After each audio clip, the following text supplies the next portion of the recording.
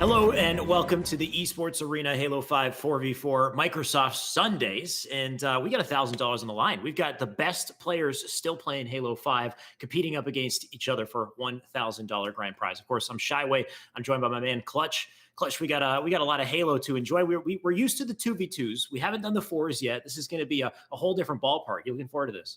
Yeah, I'm a big 4v4 guy myself. As much as I enjoyed 2v2s as a player, loved playing them and having that like duo experience and being forced to Right. use like that solo and uh, just gameplay with somebody else is a real special thing. But 4v4s is where my passion is. So super excited to get back to the 4v4 realm for Halo 5 because it's been years since we've had kind of an opportunity to cast. Hell yeah, I can't wait for it. I know we are almost ready to jump into the match, so let's see if we can put the matches, the format up on screen right away, and take a look at what we're going to be looking at. Of course, 4v4 double elimination, $1,000 down. Do we have the maps that we can put up on screen so people can see no maps though? So we're riding blind here.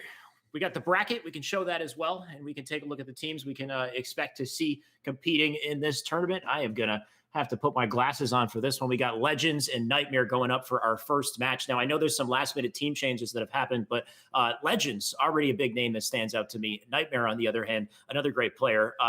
What do you think, Clutch? I don't think we have the full rosters yet, so we might have some surprises coming up here. Yeah, it doesn't give me too much information to just look at the bracket here. I want to see what players on which teams. I think we'll see a lot of familiar names here. We're going to be hopping into game one of this series, so we're going to be seeing a lot of familiar names like Legend, like Shady, Shabby Dagger, people that have been competing in these twos for weeks and weeks, and already a flag is being run as we opt into the game. It's going to be car one, and it looks like that cap, all four dead for Blue, and this is actually the end of the game. 3-0. And a very dominant game it was from Legends, and not even an opportunity to really hop into it and see any of the action. But I think that almost is a representation of how quick that game was, because, I mean, 2 minutes and 56 seconds, just scored 3 flags. Team Legends is here to play. I'm not sure about Team Nightmare. In case you guys were wondering if Halo 5 is a faster game than the previous titles, I think that confirms it right there. That was about a 5-second game we got. That's a nice and quick. We can move on to the next. Yeah, we didn't get a chance to check it out. It looks like it was a dominant showing on the side of red here. Of course, you can see these names up on screen. Legends. I don't know. I believe Legend is the original one.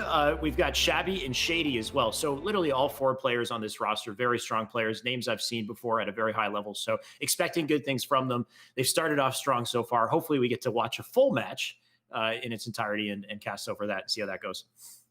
Yeah, absolutely. I mean, running this stuff from home during these COVID times is pretty difficult. So we have an opportunity here to jump into game 2 and get y'all some actual gameplay. But game 1 was pretty much a wipe with 2 minutes and 56 seconds to just be the time limit of it with 3-0 on Truth Flag. Truth Flag can be a quick game type, but typically not that quick. So I think this Legends team is really going to run away in game 2 as well. I'm looking forward to seeing some dominant, some gameplay out of them. So hopefully we get a little bit of that action here jumping in. Yep, should be kicking this one off shortly. Find out how this goes, of course. Yeah, I just want to see these boys play. Just looking at that roster on paper looks excellent, and Plaza is really going to show us just the depths that these guys are willing to go here. We've got DF Psychedelic on stream kicking things off, and he's going to fly into Yard to start.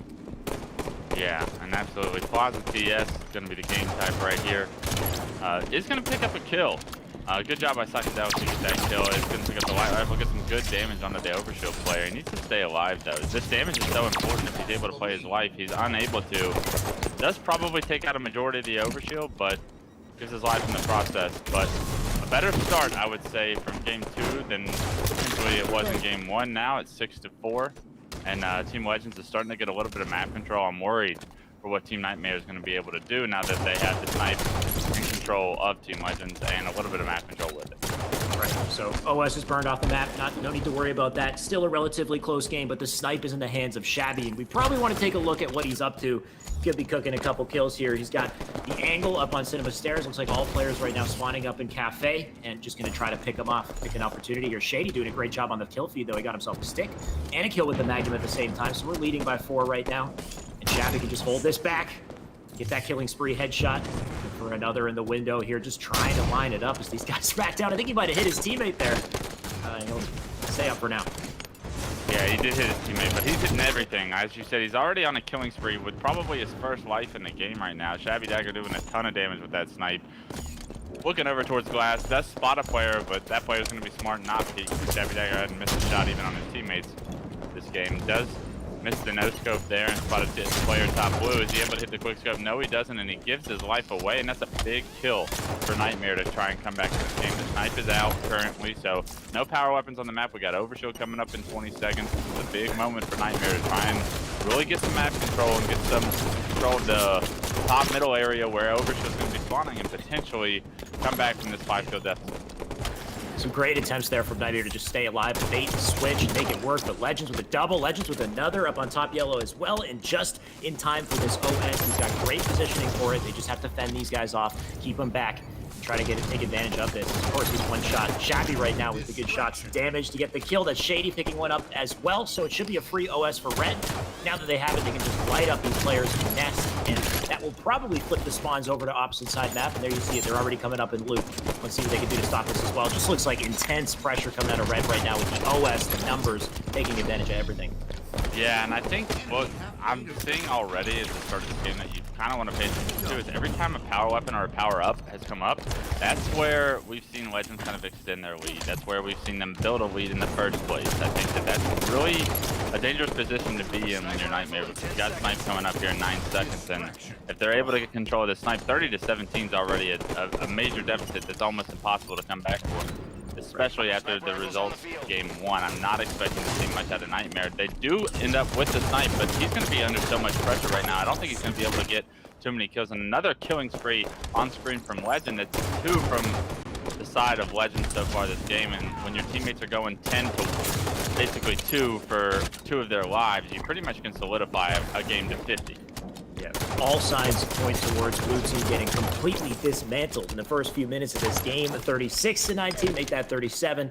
Legends with a nice kill as well. They got all the high ground spots on the map. It seems like they're so quick and they're so ready to capitalize on these new spawners.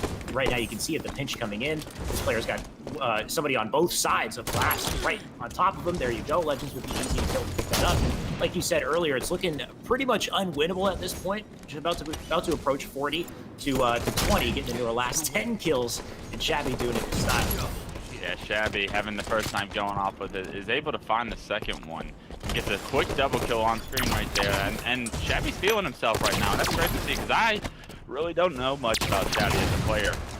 Got to see him play in the 2v2s a few weekends, and he had some good performances, but I'm always interested to see how that, those performances can translate to 4v4. So that's where the big money is in Halo. That's where my passion is, and the ultra competitiveness is in Halo. I think is the 4v4. So it's always great to see some of these 2v2 players that can shine in 2v2s come out in the 4v4s and replicate that kind of a performance.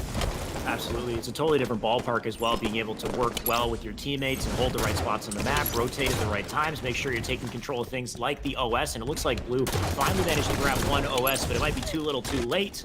Just 4 more kills remain. It seems like they're getting their footing a little bit here. Nice little bait and switch happening. He's going to fly in the yard. I don't know if I agree with that play from Benji, but it looks like it's all but over anyway.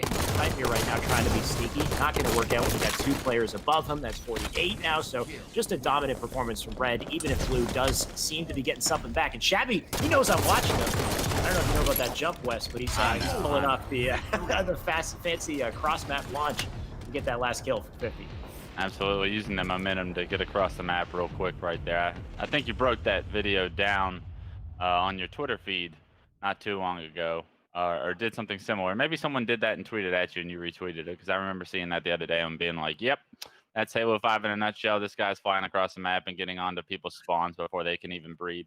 So great use of it. He's got it in his kit, and he didn't really need to break it out that game, but it can become a major use later on when the competition gets a little bit like greater and you need to be on top of people in a very important moment in a very important game, that thing's going to be very useful to get across the map quickly to like help with Right. rotations and spawn kills. So it's great to see some of the unknown players be able to have that kind of movement that we saw from Frosty, that we saw from Shotzzy throughout all of the Yeah. World Championships in Halo 5.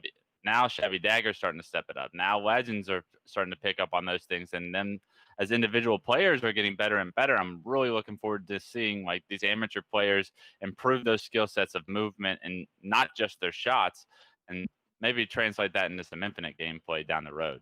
Yeah, I think if there's one thing that's changed the most significantly from Halo 5 leaving the circuit to now, it's the movement. Just incredible the stuff that we've learned and mastered in the past 2 years. And now apparently we got a whole nother year coming up. But I heard in my ear earlier, we might have a replay, a sniper replay that we can show on screen. And if that's the case, let's see what we got here. Shabby here up on top mid. Oh, yeah, he gets that beautiful headshot, and he's going to back out into a double as well, making it look so easy. Shabby, honestly, probably the star of the show in this game. And you said you don't know too much about Shabby and how he plays so far, but it looks like he's trying to make a statement early on here. Yeah, absolutely. And he just happened to be the player on this team that got the snipe both times. I think that all Sure. of these guys are very solid. I've watched all these guys play in these 2v2 tournaments. I feel like Legends, Shady, all these guys have competed in a weekend or two. Legends is pretty much in every single one of them. So it's good to see that, like, even when Shabby gets a snipe, he can step up and make those kind of plays that can really separate the difference between his team and the team that they're playing. It's Right. so important for a good 4v4 team to have everybody on the same page and for everybody to be capable of going off when they're given the opportunity. What I'm curious to know is how will these skills translate up against a stronger team, right? A team that's at their caliber, and will we see those types of snipes? Will we see that same kind of dismantling essentially that we saw in this past series? That's what I'm looking forward to seeing. Of course, these guys will move onward into the bracket. I believe that would end our best of 3. It was a quick one for us. We caught the tail end of the Truth CTF game. They're going to seal it out with Plaza and move onwards, and that means we're going to be right back very soon with more Halo action. So don't go anywhere.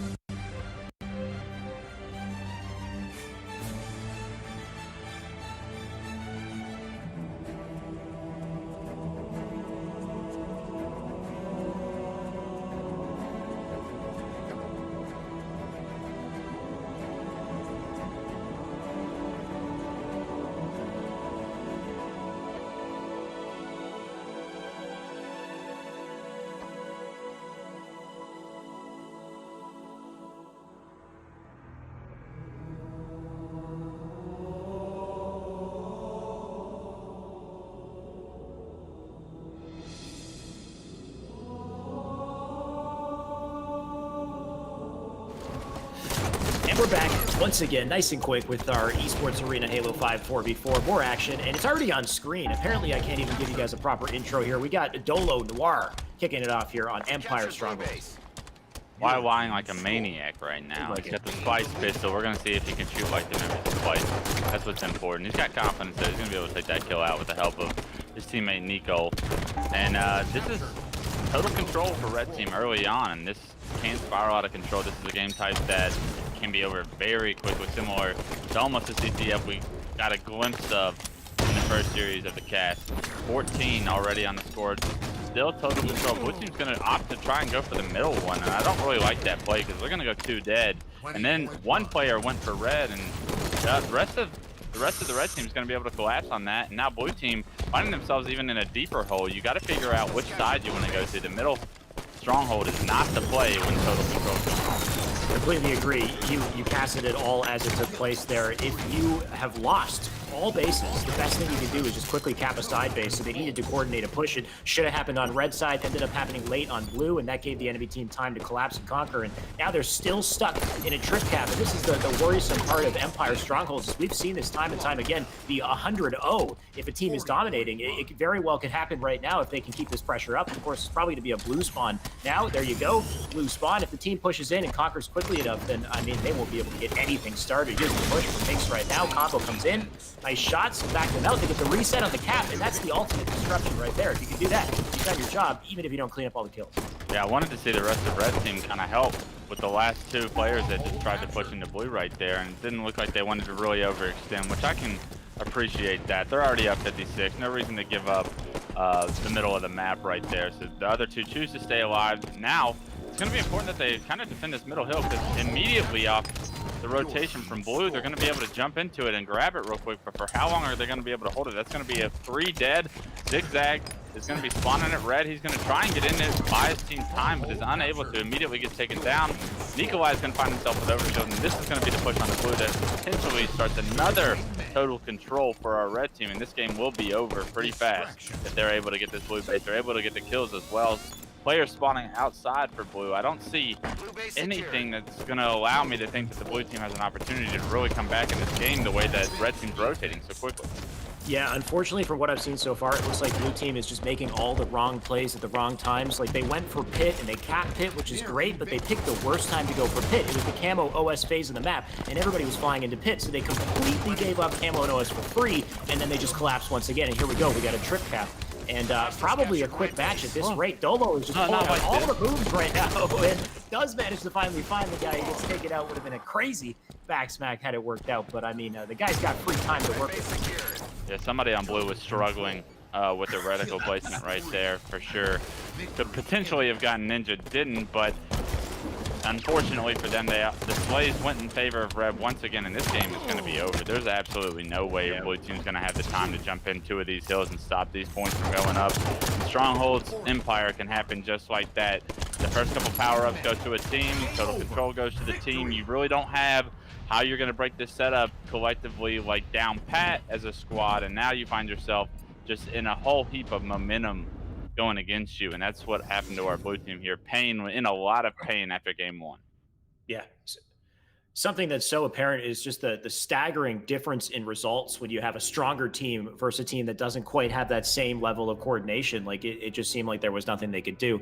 And I mean, I said it once, I'll say it again. You got to be so coordinated on your decisions as a unit, right? If you spawn up, it's a trip cap, go for that side base and do it together. You can't just have, like, at one point they'd send 4 guys in the side base and only 1 or 2 people might stay. And then they all kind of jump out at the same time. And next thing you know, it's the moment that the enemy team is collapsing. All they have to do is get 1 foot in there, and then they just reset it. And it's just time wasted. So it seemed like they were always kind of, they would do the right thing for a second, but be thinking of the next step and then not fully commit to the step that they should be committing to. And then, you know what I mean? It just all falls apart like dominoes. So unfortunate situation for blue there. They still have a shot. They still have a chance. We got another match coming up, of course, but Empire Stronghold is not a good look so far.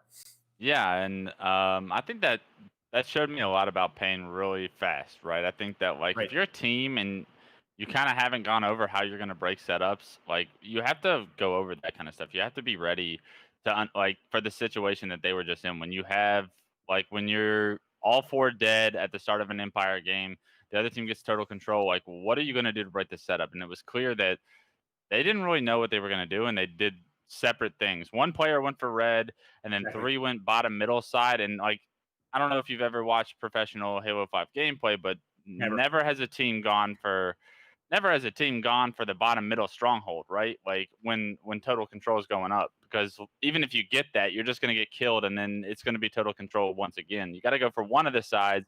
They were unable to really implement, like, that simple of a task, and I think that tells me a lot about how this team's not really ready to play against a team like we saw in the other squad. I think that, like, that team showed, like, complete composure. They even gave up the 100-0 dream by going for the camo and the overshield. They got the camo and the overshield, and they immediately trip capped, and like right after they got the power ups and got the slays. Right, I think that shows me that they're more focused on the power ups and power weapons. I think that things that are important and things that they're going to win them games. So very strong showing out of Velocity in game 1, and it shows me that their heads are in the right place as far as how to win games and how to close out.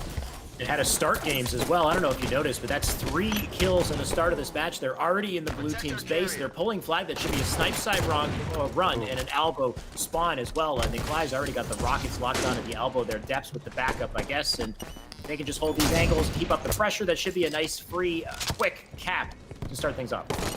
Yeah. Blue team starting off right how they started off game 1, right? All 4 dead, and they were unable to get out of the elbow situation. I mean, at that point, you're kind of at a loss for the first cap because the other team has rocket, snipe, every power weapon at their disposal. They have map control as well. You're funneled into an elbow situation on Coliseum.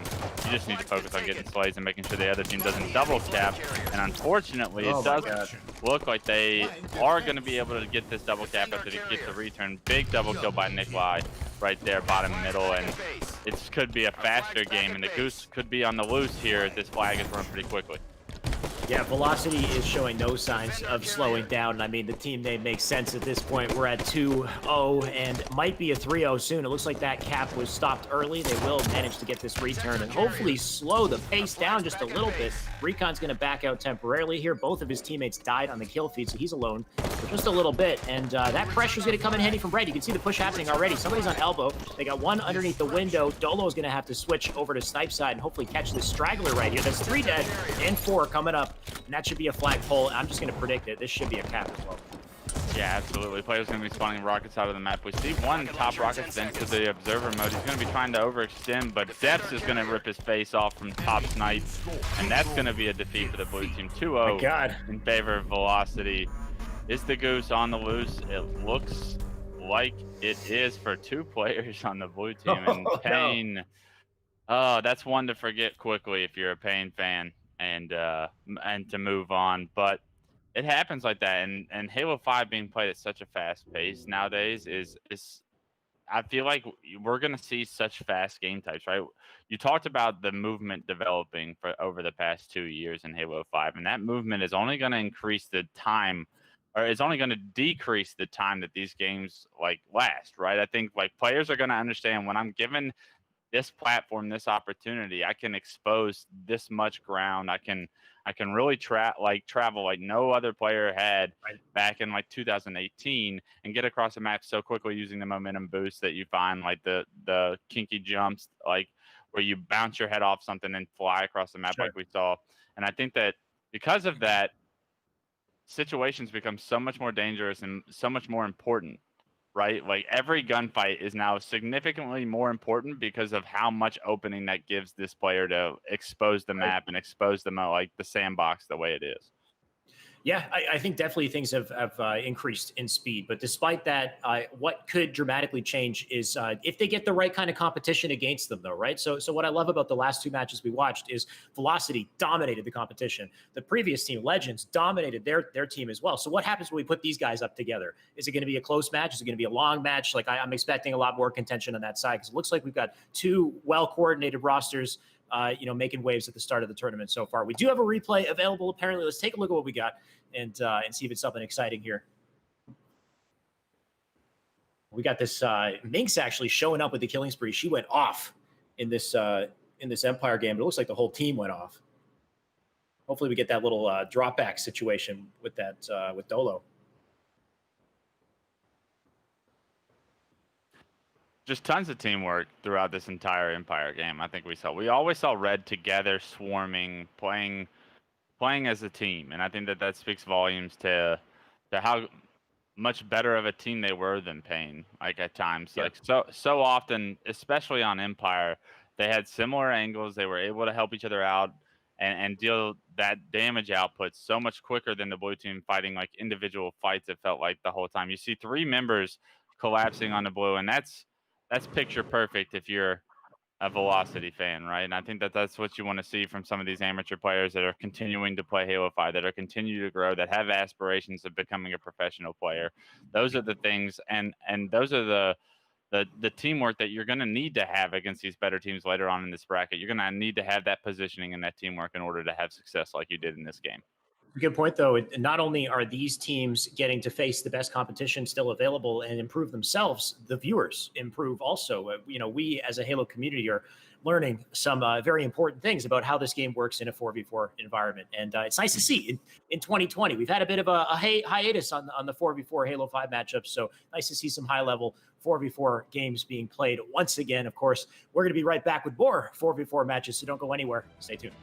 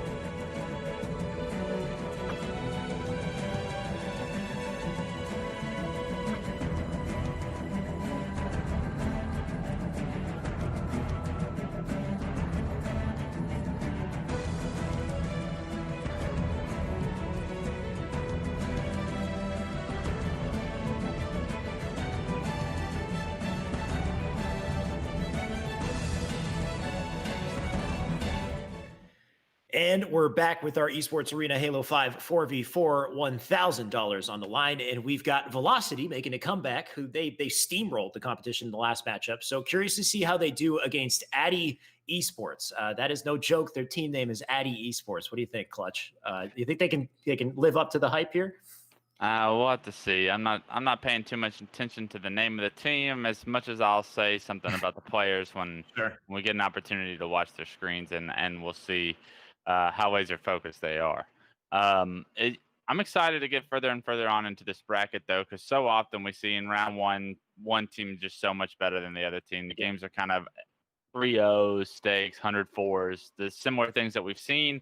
And then as the competition progresses, the games start to get really good, and the competition and the individual skill gap closes and is much tighter. So looking forward to just continuing that progression throughout the bracket today and seeing what these teams are really going to bring to the table when maybe some rivalries start to form and maybe some people that potentially compete against each other often in random and money eights and whatnot play, and who's going to come out on top in those. And I think that we're going to be jumping in here to Strongholds on the rig, and this is one of my favorite Halo 5 game types. It's got the camo. It's got the it's got the camo. Yeah, I had to think about that for a the second. railgun and the shoddy. Yep. I love the railgun too. I think that it's just a great sandbox mix that Halo 5 really introduced, and so often we saw so many top players throughout the Halo 5 circuit, like Frosty, make so many plays with the railgun, and I think that that's such a special treat to watch. So hopefully we're able to see some laser-focused railgun shots here out of both these teams. Velocity, we know they're playing very well, but how is that Esports team doing? It does look like they're going to be doing pretty well so far off the start. We're going to have a scatter shot, getting control evasion as well. It does look like, though, I believe I saw a player from Red swoop in and grab that camo. 3 dead for Addy Esports right now, and Velocity picking up right where they left off last series in control. Does look like Velocity has control early on, but I'm very happy to see so many recognizable names up on these rosters here. We got Kolik, GNS, Rampkins, and Samaritan. All 4 of these players, very talented players, so I'm expecting this to be much closer than the last series.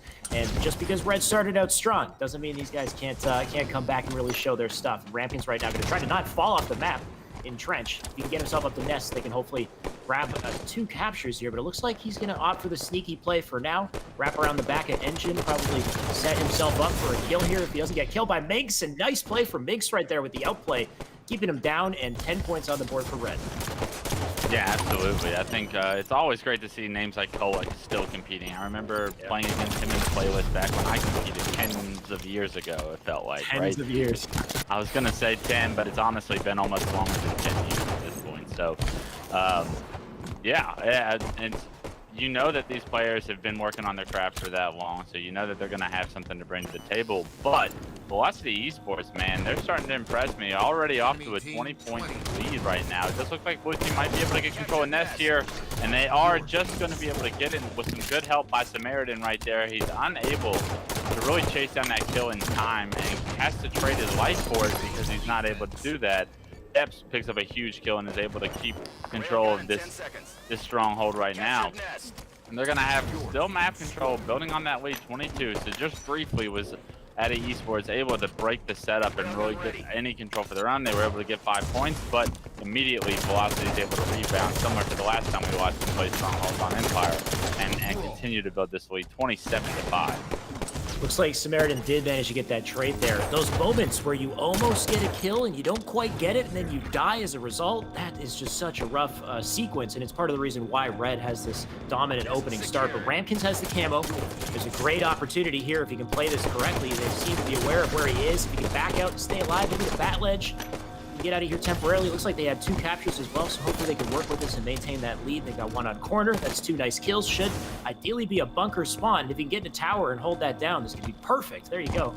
He doesn't jump in a tower, though. He's going to back down temporarily, grab the shoddy, which could be very helpful, and then try again here up on tower.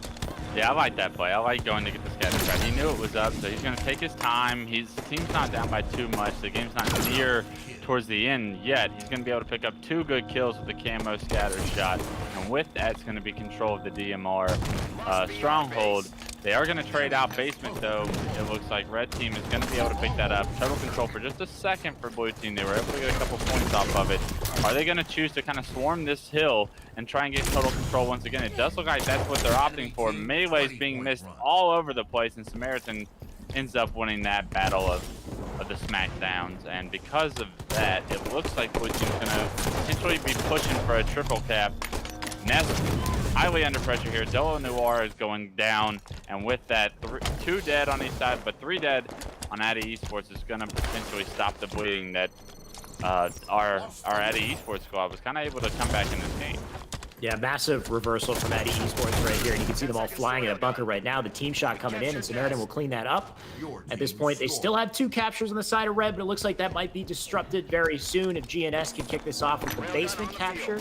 He's got a pesky spawner above him to worry about. We'll see how far he gets before he backs out. An interesting play. He's going to go for the 2-man slay here. It'll reset the capture, but they can get a quick capture on basement at the same time, so I like how this is going. The coordination for blue right now with perfect timing as well. You can see Kolek is set up to grab that camo. We'll see who actually goes and gets it. While they're preoccupied with VR base, they've got the camo, they got the rail, and they're getting map control as well. So this is a great little sequence here coming out of blue team.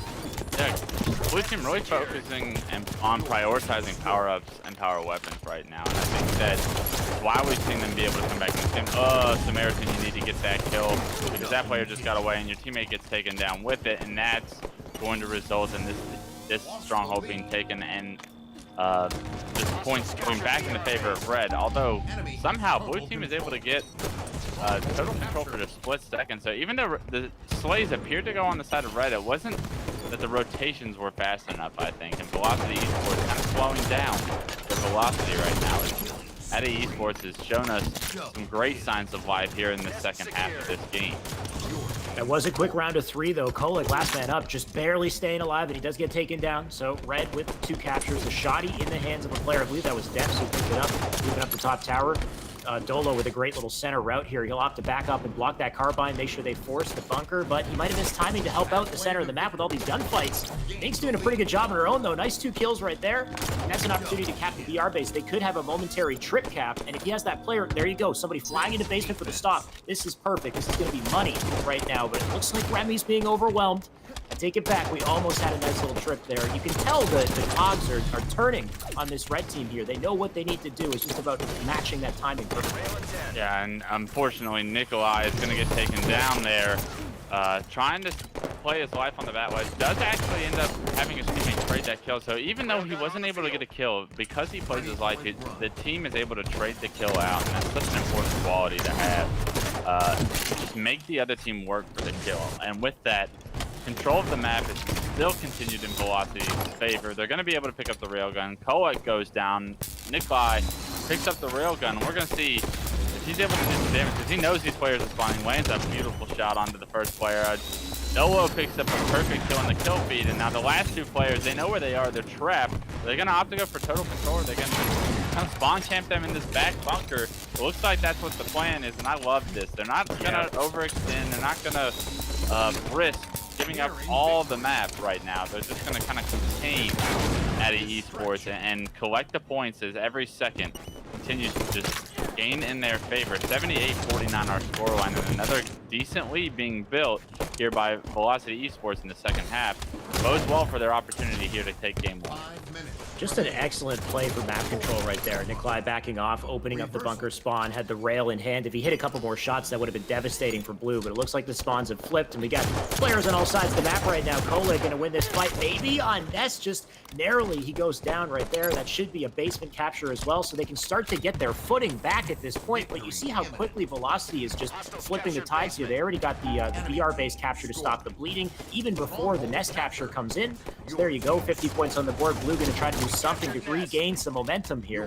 They're going to have to hold on to their numbers. They're going to have to make sure they win these 1v1s, and got to make this shot. He counts here. He can't seem to get the kill. He does finally. He'll back him off for now. If they can hold on to these points, they can start some momentum. Wasn't pretty, but he got the job done, and with that, could be the opportunity that Addy Esports needs, but it doesn't look like the rotation was fast enough from Addy Esports, and they still only had 1 stronghold with all that going on. 93-55, they're going to have to make a play now. Samaritan's forced to try and win a gunfight, but that player's out of dodge, and he has no idea where that player went. And because of that, Samaritan, you just had 10, 15 seconds where really nothing was done. And 98 being on the score, like, you had to go somewhere. They are going to be able to get this nest cap, though, in the very last second. How long will they be able to hold it? You need to see blue team members on the observer screen flying over to this nest and stopping this from happening. But at the same time, Basement gets captured as well by a player on Velocity Esports. And overall, Total Control just really dominant from Velocity Esports, and that was a much closer game than I think the scoreline really resulted in. But Yeah, all in all, Velocity Esports' strategy and their rotations just seem to be on top of the ball, and with that, a lopsided score in game one. Great strategy once again by Velocity. You saw them almost faced with a lot more adversity here in this series in the first game, but they were able to overcome that adversity time after time, and with that, they're able to collect that first victory on the map. yeah, and that's the thing. It's really a team versus team kind of result here. Is just the amount of I guess teamwork synergy that we saw on Red. It was just a little bit more so this time around. But when you put these players on paper, the individual skill of these players, somebody like Kolek, who we had mentioned, Samaritan, a great player as well. Like everybody on these rosters, very talented, but when it comes to this 4v4 matchup, how can you coordinate? How can you, overcome this adversity? And we definitely saw some great team plays, especially opening up the bunker spawn, backing off, focusing on map control, and just lighting them up when they're just, trying to get out of that really difficult spawn point. And a couple unfortunate things on the side of blue that hopefully can get cleaned up, like Samaritan, who we pointed out a couple times, had so many clear, like close shave opportunities where he just barely couldn't get the kill and ended up dying as a result, or needed to make more use of his life, get up into tower, get to a power position, and kind of miss the timing. So little things like that can have massive results when a team is playing so well together and capitalizing on every moment. Yeah, that was such a veteran play with that railgun to just back up and not overextend, and to really show composure and to understand that, like, hey, we're winning, everything's in our favor. Let's just control the game from there. And instead of getting greedy and going for a clip or going for kills that potentially could have resulted in like a loss of a power weapon and the change of like the tide and the storm in that regards, he really played it so well. And with that, that shows me that they're trying to win. They're not trying to embarrass their opponents. They're not trying to like create a montage for the viewers. Like, they're more focused on what is the right play? Let me make that. And with that, I think shows a lot of composure and shows a lot of almost like veteranship from some almost rookie players, I will say.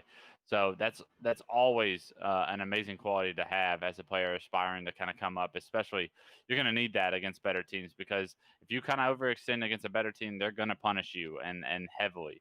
So looks like they learned that lesson probably earlier in their careers than most. And with that, we're going to be jumping into game two, and I expect to see very similar play styles here in game two. I loved what I saw once again out of Velocity Esports.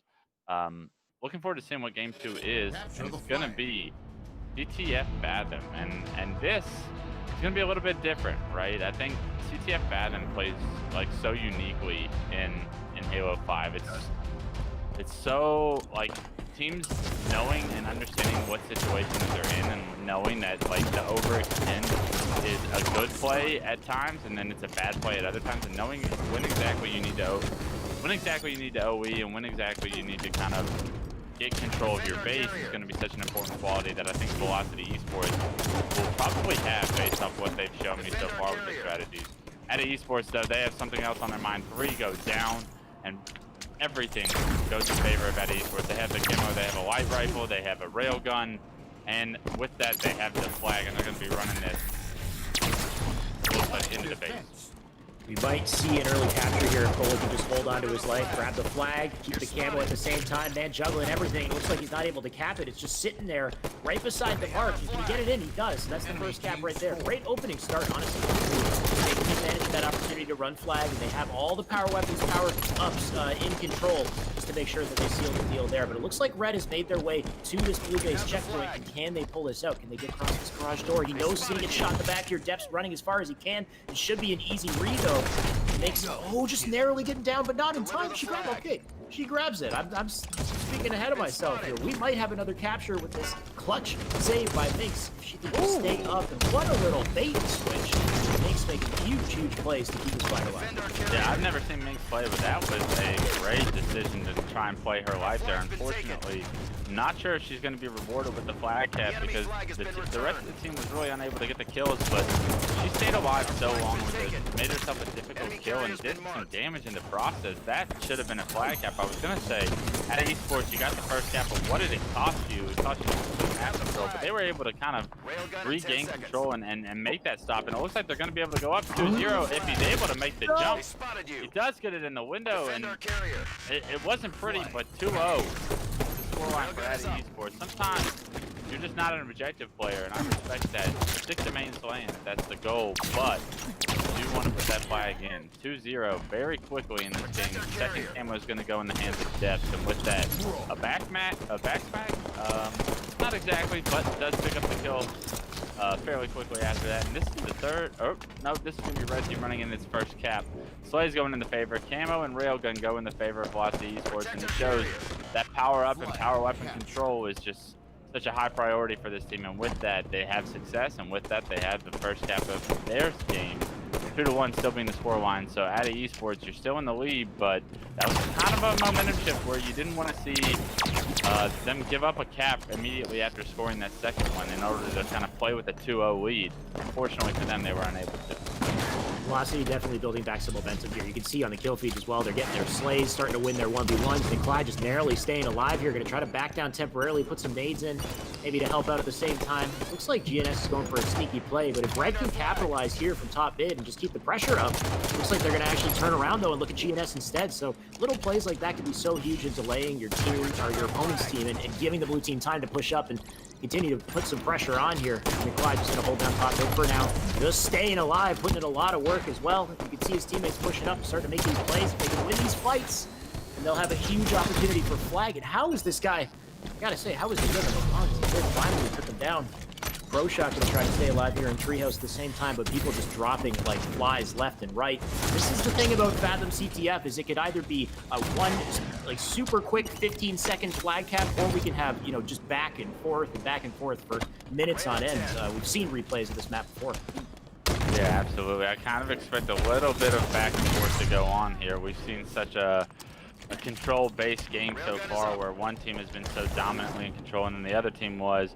Minx kind of got a sneaky play going, does get caught in the back, but a huge reversal, and somehow she's able to turn that around in her favor. Minx has been playing out of her mind, and a phenomenal job of getting the flag out, but the rest of Addy Esports is going to immediately turn their heads and focus on her. You got to wonder where Minx's team was there in order to kind of take advantage of a situation like that. They were not in position to run that flag, and with that, Minx goes down, and Depths loses the railgun immediately after. This is a very dangerous spot for Velocity, knowing that Addy Esports is collapsing on the base. Great job by Minx to play her life once on spawn and able to help Nikolai get a big kill on the player pushing into the flag. Now they're going to be looking to get top mid control for that. There's a power weapon down up there. Nikolai turning, and I swear that's the third time in a row we've seen Velocity down shots in a fight, turn it around, and if those fights continue to happen, we're going to see Velocity Esports tie this game, and the flag going in right now. Desperation nades coming in from Addy Esports. Are they able to get the kills they need? It does look like they were able to get 2, but is the return in?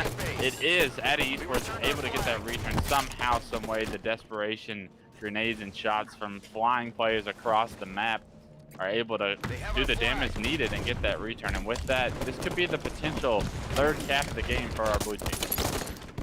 From what I can tell, blue team actually playing on the back foot a bit now, though, right? They managed to just narrowly get that return, but the pressure is on from the side of Red, and Depths is continuing to apply it. You can see him getting these nice shots into Courtyard. There's just this last player up on the elbow here. If they can clean that up and get this capture, we could have a 2-2. You can see the flag right beside the pedestal here. One will fly in and get it, so that's a tie game right now, and just complete reversal on the side of Velocity, seeing way more pressure from these guys, way more coordination coming out of this halfway point of the match. And if you're Addy Esports, is not what you want. You want to dismantle them. You want to get them off their game and start winning these 1v1s. Kolek gonna kick it off here.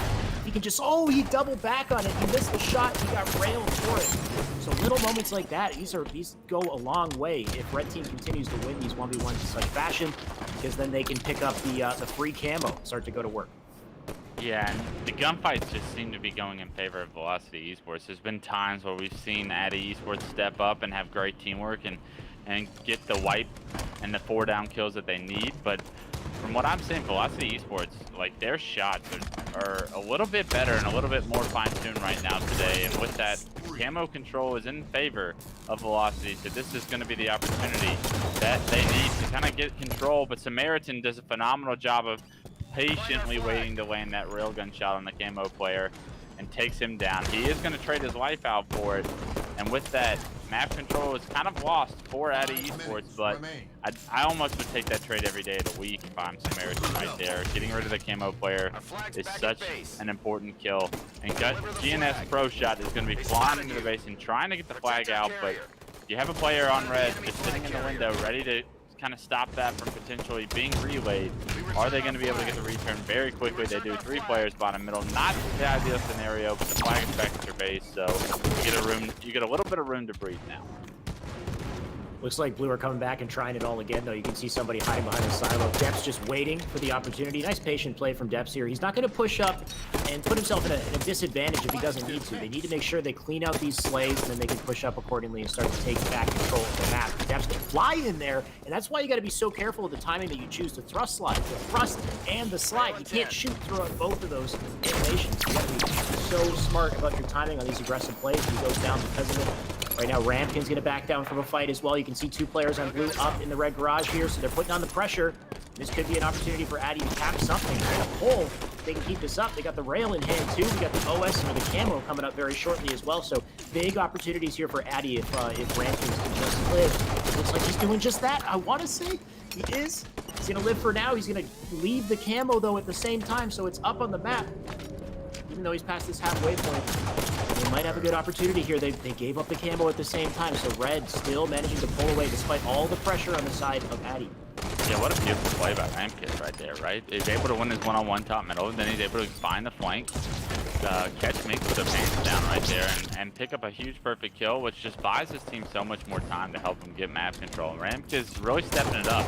It's crazy how fast we saw some of these caps go in early on in this game, and then now we've kind of slowed it down, and no one's willing to take the same risks and overextend the same way that they were earlier on, because we're now 2-2. Every mistake is going to be punished, and with that, we're potentially going to go into overtime here. Next cap will win, and it looks like Blue team has map control right now, but I don't know for how long, because Dolo gets the kill top middle, gets the second player to no shields, does pick up a second kill. Is he going to be able to find a third? Because he is. That's going to allow the rest of Red team to really force themselves into the base of the Blue team, but it doesn't look like that's going to be able to happen. He does trade his life out with that third kill, but it almost took too long, right? Everybody else was able to come off spawn that he had already killed, and Red team, yes, they have a little bit of an opening here, but I don't believe that they're going to find the opening that they need, but huge kills come out of Samaritan in order to kind of decide this push, and that's going to be 3 actually by Samaritan right there. So Red team really had an opening to collapse on the base. Samaritan said no, picked up 3 kills, and with that, map control is still wavering on the hands of both teams. 2 minutes left. It's wild to see how fast this match was at the start. I think we had a flag cap in the first minute, maybe 2 minutes, and here we are, a long-term brawl getting down to the last 2 minutes of the game, and we're stuck at this 2-2 scoreline. Players just dropping left and right, no real semblance of map control or any kind of full coordinated pull that gets past the halfway mark. It just seems like both teams are so good at slaying and so good at getting these returns and just keeping things in play. So we got one long match here. If they can just get this rail player, that might be a good opportunity for the Blue team here. Kolek with the spring thrust to top catwalk. You gotta love that movement because it gave the camo just slightly faster, taking full advantage of that skill gap in Halo 5, and I love to see it. Let's see what he can do with camo here.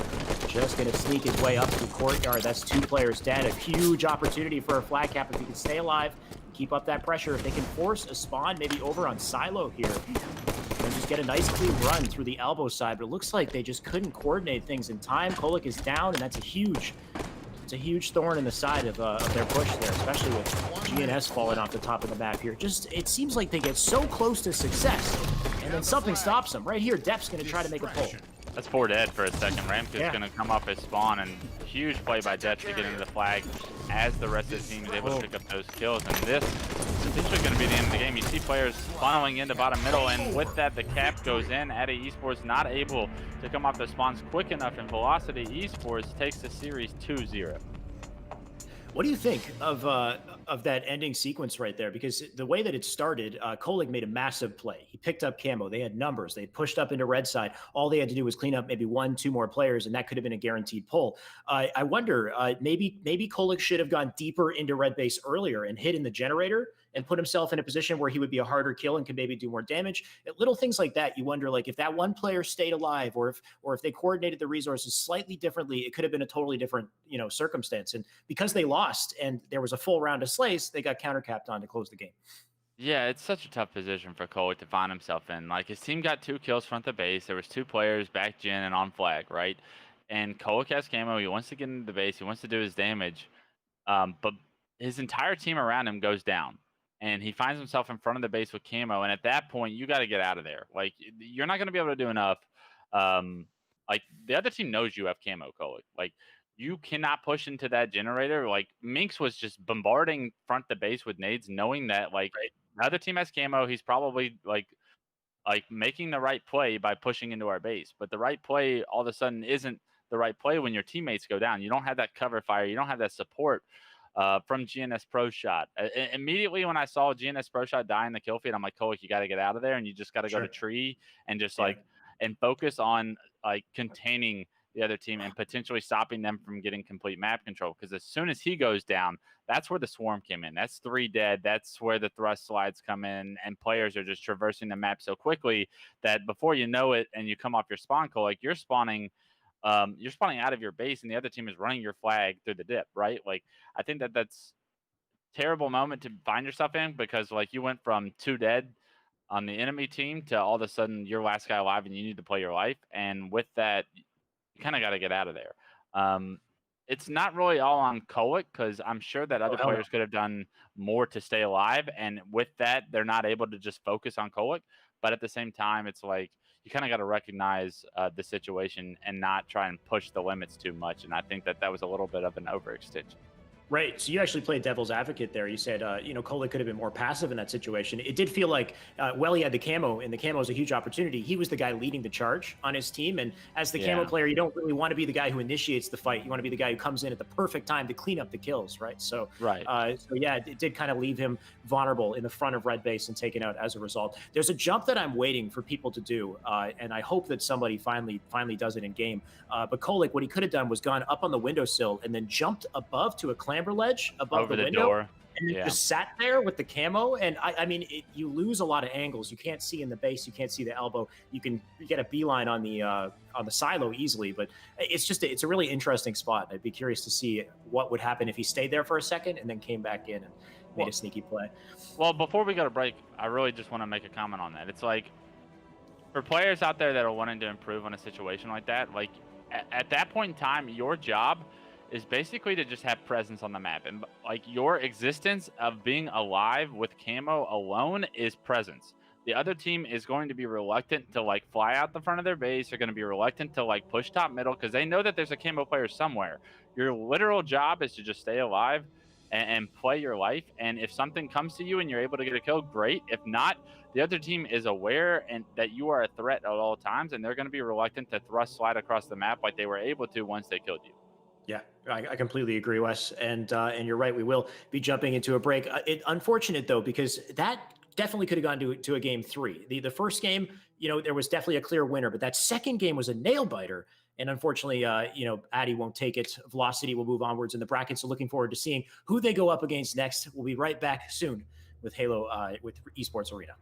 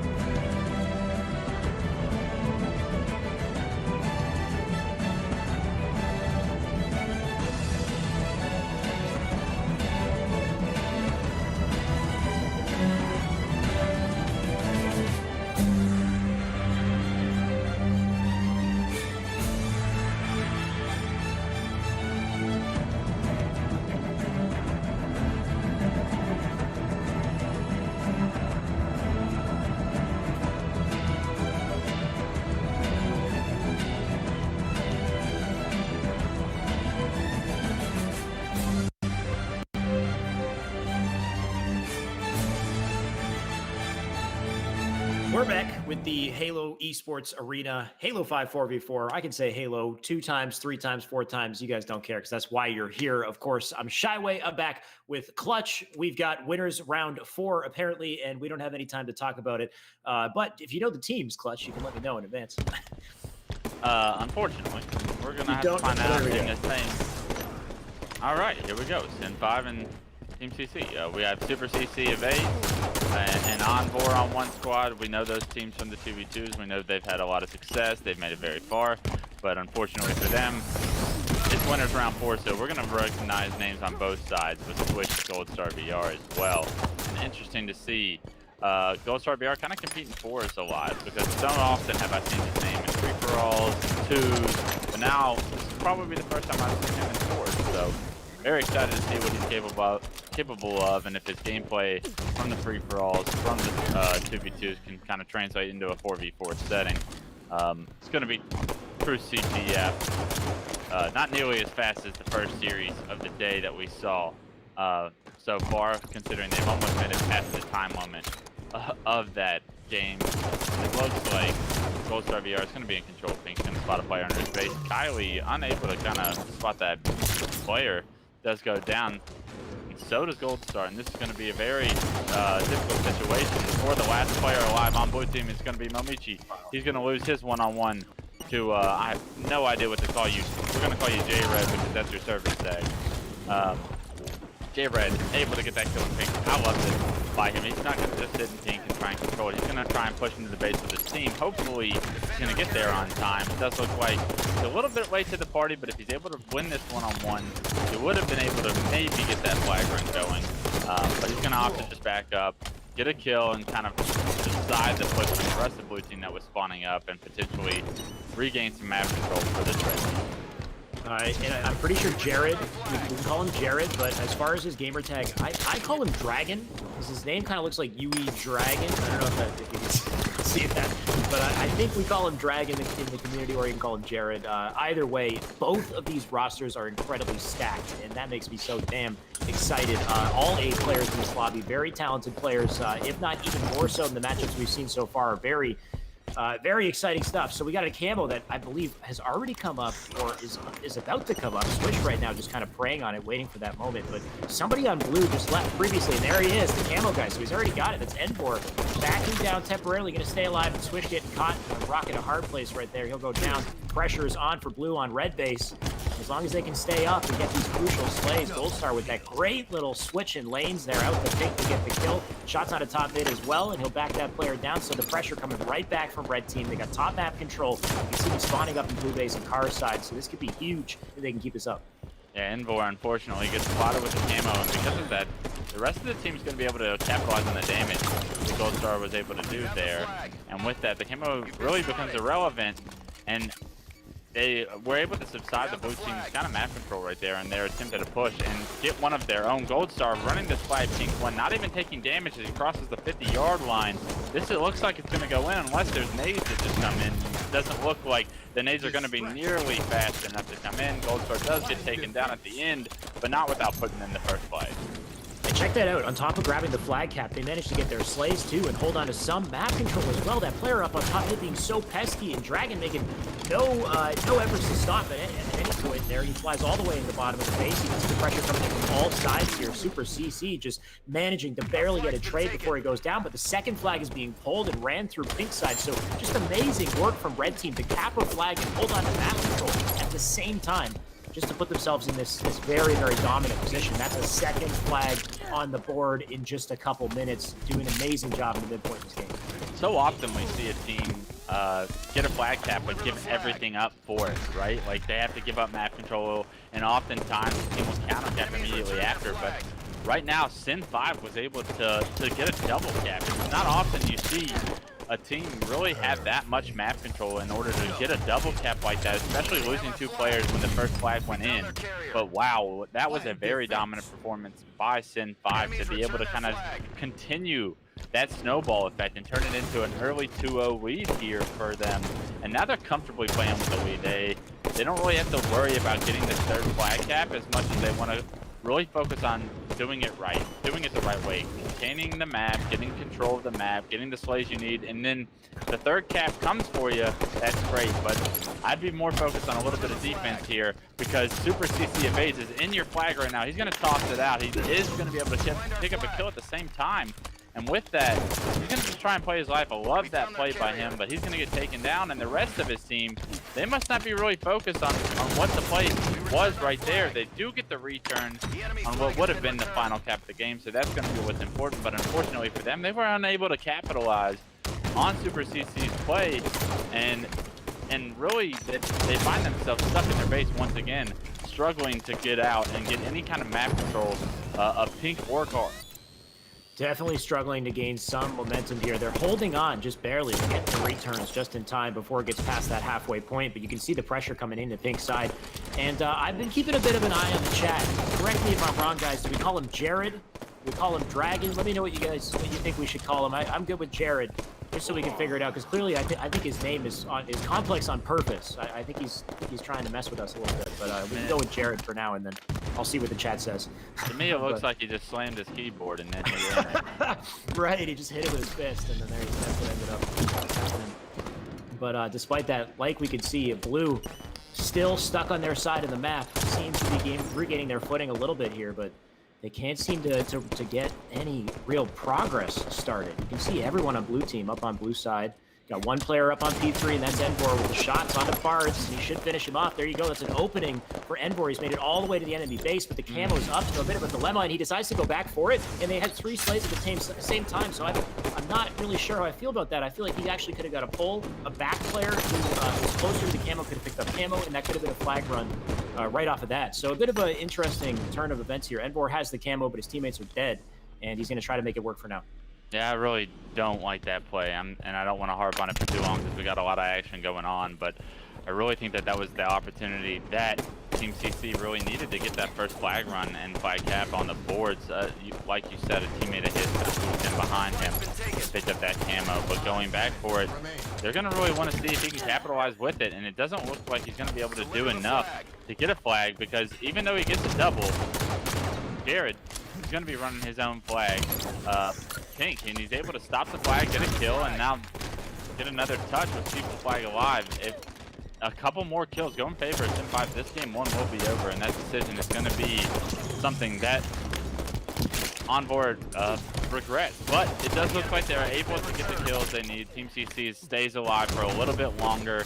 2 down. Are they going to be able to get a third and potentially a flag grab? It does look like with a nice fly-in slide from Firebird right now, and picks up a double, but Kylie, last player alive, is able to get that oh-so-important kill on the player that potentially was going to get that first flag pull. They know another player is top their base.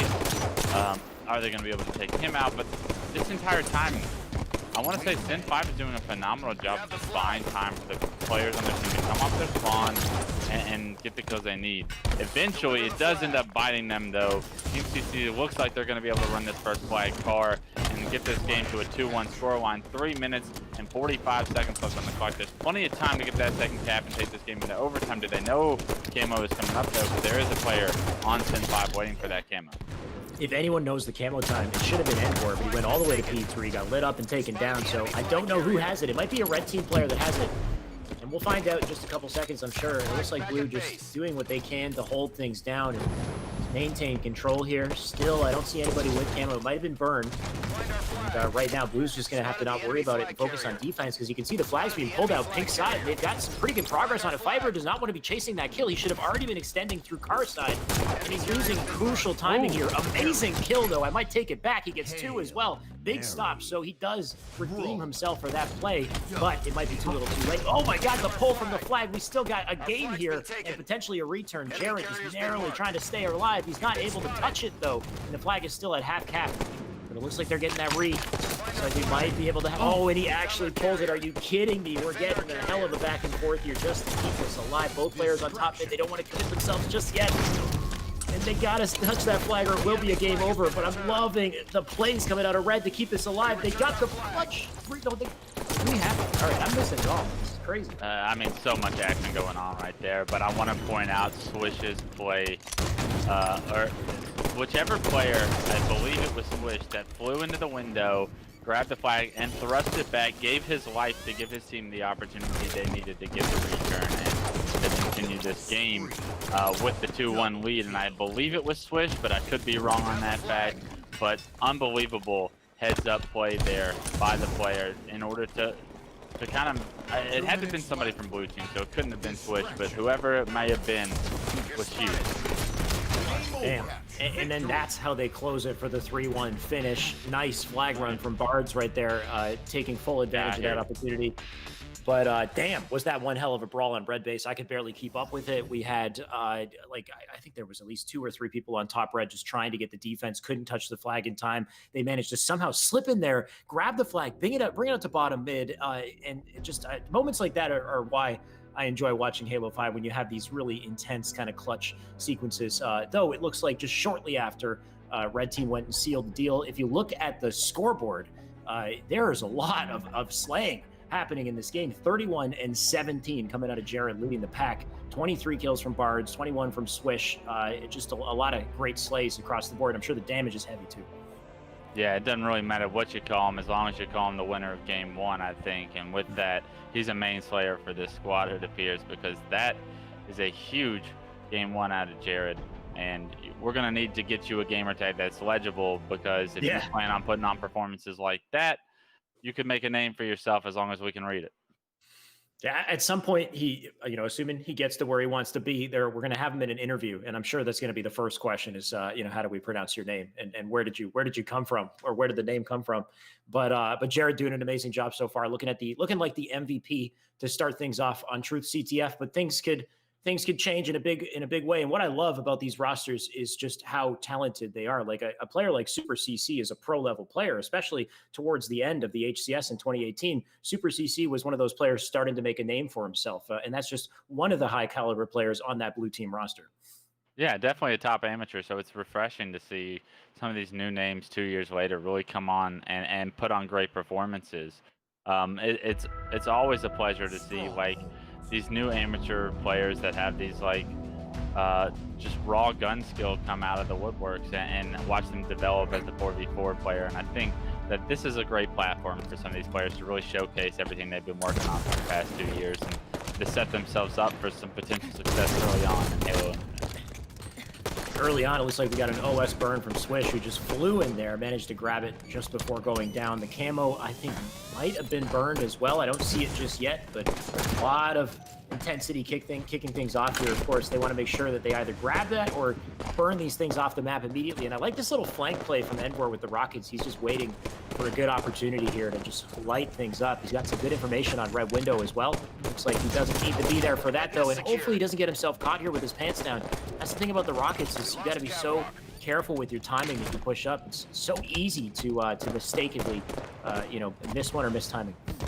Yeah, I'll be very interested to see how Onboard plays this, right? I love that he's not immediately going for the stronghold. He's more focused on getting the slays and not dying with these rockets. He wants to make sure that he's not just putting an indicator over his head when he steps into the stronghold. He is able to find the camo player. Firebird gets the kill, but not without the help of Onboard, and that's a great rotation from Onboard. He went from all the way underneath Red to across the map into the stronghold, and he's gonna continue to rotate that back to Nest.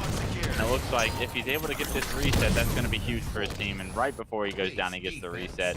Great plays from Envoy here in game 2 to try and take this to a game 3. You're gonna need performances like that consistently though, because this is gonna be a long one. It absolutely is, and you're right, it's so smart to prioritize the slays and make sure you have numbers so you can get those easy captures and easy map control, and right now that's exactly what Swish is fighting to regain. He's got players on the bottom of the map here, so it's a good opportunity coming in. He's got Jared with him for the help as well, as long as he keeps up that pressure and stays alive, but he can't. That's a big kill up on top catwalk. They'll hold on to that capture for a little longer. 21 points already for blue team, so starting this off real strong, but you can see they're all kind of trapped on spawn on blue side, and UEG is making this hell of a flank here. Nobody knows he's here. That's 5 nice shots for the first kill, another for the double, and this should be an easy capture on top cat as they get themselves the OS and the camo as well. We got to pay attention to these. Yeah, it's very interesting to see who gets control of these next overshield, camo, and rockets. It does look like Momichi's going to have the rockets. He wanted to wait on the overshield, but he's not going to risk losing the stronghold. The overshield's already gone. And with that, those rockets are going to be enough to do the damage that they needed for Super CC to come in and pick up that double and get the reset on the hill, which is the most important quality, because now you're able to not have to stand still in that stronghold and you're able to rotate quickly. It does look like Red's team was able to come off their spawns and immediately jump right back into it, and a triple cap somehow goes in their favor, even though the kills went to blue. I would say that's a poor job of like rotating almost, because once you see that double kill come in from Super CC, you would think that the blue team is about to jump into a situation where they're favorable, and they are able to come off their spawn and immediately get the kills they need to get Nest control, or top catwalk control, I'm sorry, and they're gonna control Nest at the same time. So Red team having total control for maybe a couple seconds, but not enough to build any substantial points to try and come back in this game. And I love what we're seeing out of blue team. The pressure is always on. Envoy is always in their face. Jumps out of the window, stays alive, and now he's just going to end it. I love this because, yeah, Jared, you know he's there, but you're no shield, so you can't really fly out like that. You know he's going to be able to finish you, and Envoy really being a thorn in the side of Sin 5 right now for a long time. That was a well-played life by him, and with that, 43-16 our score. Something I've noticed from Envoy is he really knows when to drop out of the action and get himself a nice sneaky flank. And every time he's gone for it, it's just, return the favor in spades here. And Firebird trying to challenge that fight. He's unable to win it, but despite that, his team still got the full trip cap on the board here. It looks like they got the reset on top cat as well. And Jared trying to do something here on Red Nest to stop the bleeding, but the pressure coming in, he's going to have to hide temporarily here. Just get this capture to slow things down. The OS camo coming up shortly as well. They want to make sure they grab these if they have any chance of coming back. And it looks like he's just a little bit too late. 2 melees come in, and he will go down. So most of the OS burned, and the camo up as well. So I think that might be a blue team camo grab and OS. We might have ourselves another trip cap with all of these power-ups and power weapons on the board. Yeah, we're seeing it all in the hands of blue. The rockets, the OS, the camo probably as well. Things looking kind of rough for red team. They got all the control. Yeah, we've seen so much power weapon control from blue team so far in this game, and I think that that's exactly resulting in the scoreline, right? 64-22. I think that, like, how many times have we seen blue team with rockets, with overshield? Looks like they've kind of given up camo a few times, but they've been able to take down that camo player without giving up too much and eliminating any of the damage that he was potentially going to do. So great job by blue team to kind of set themselves up for success here with their strategy. And with that, 71-22, it does look like red team's going to be able to get catwalk and Nest, and they're looking to go for total control here. They got the players collapsed on right now.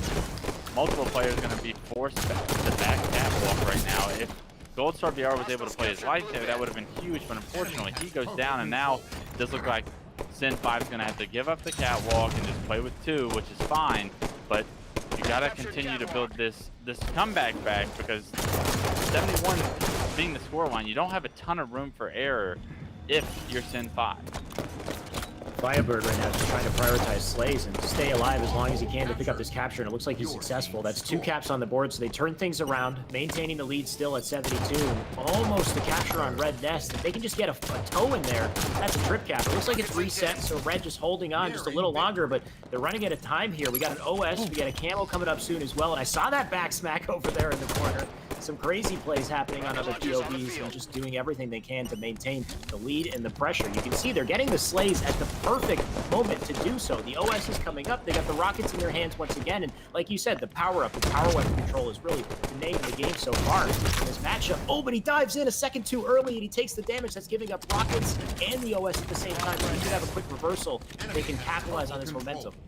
Yeah, but it looks like total control is going to go in the favor of Team CC right now. So even though they gave up the overshield and they lost the rockets, they have complete map control. So Sin5's going to have to act quickly, and they are going to be able to try and push Catwalk right here. But the overshield goes out, and this is going to be game over.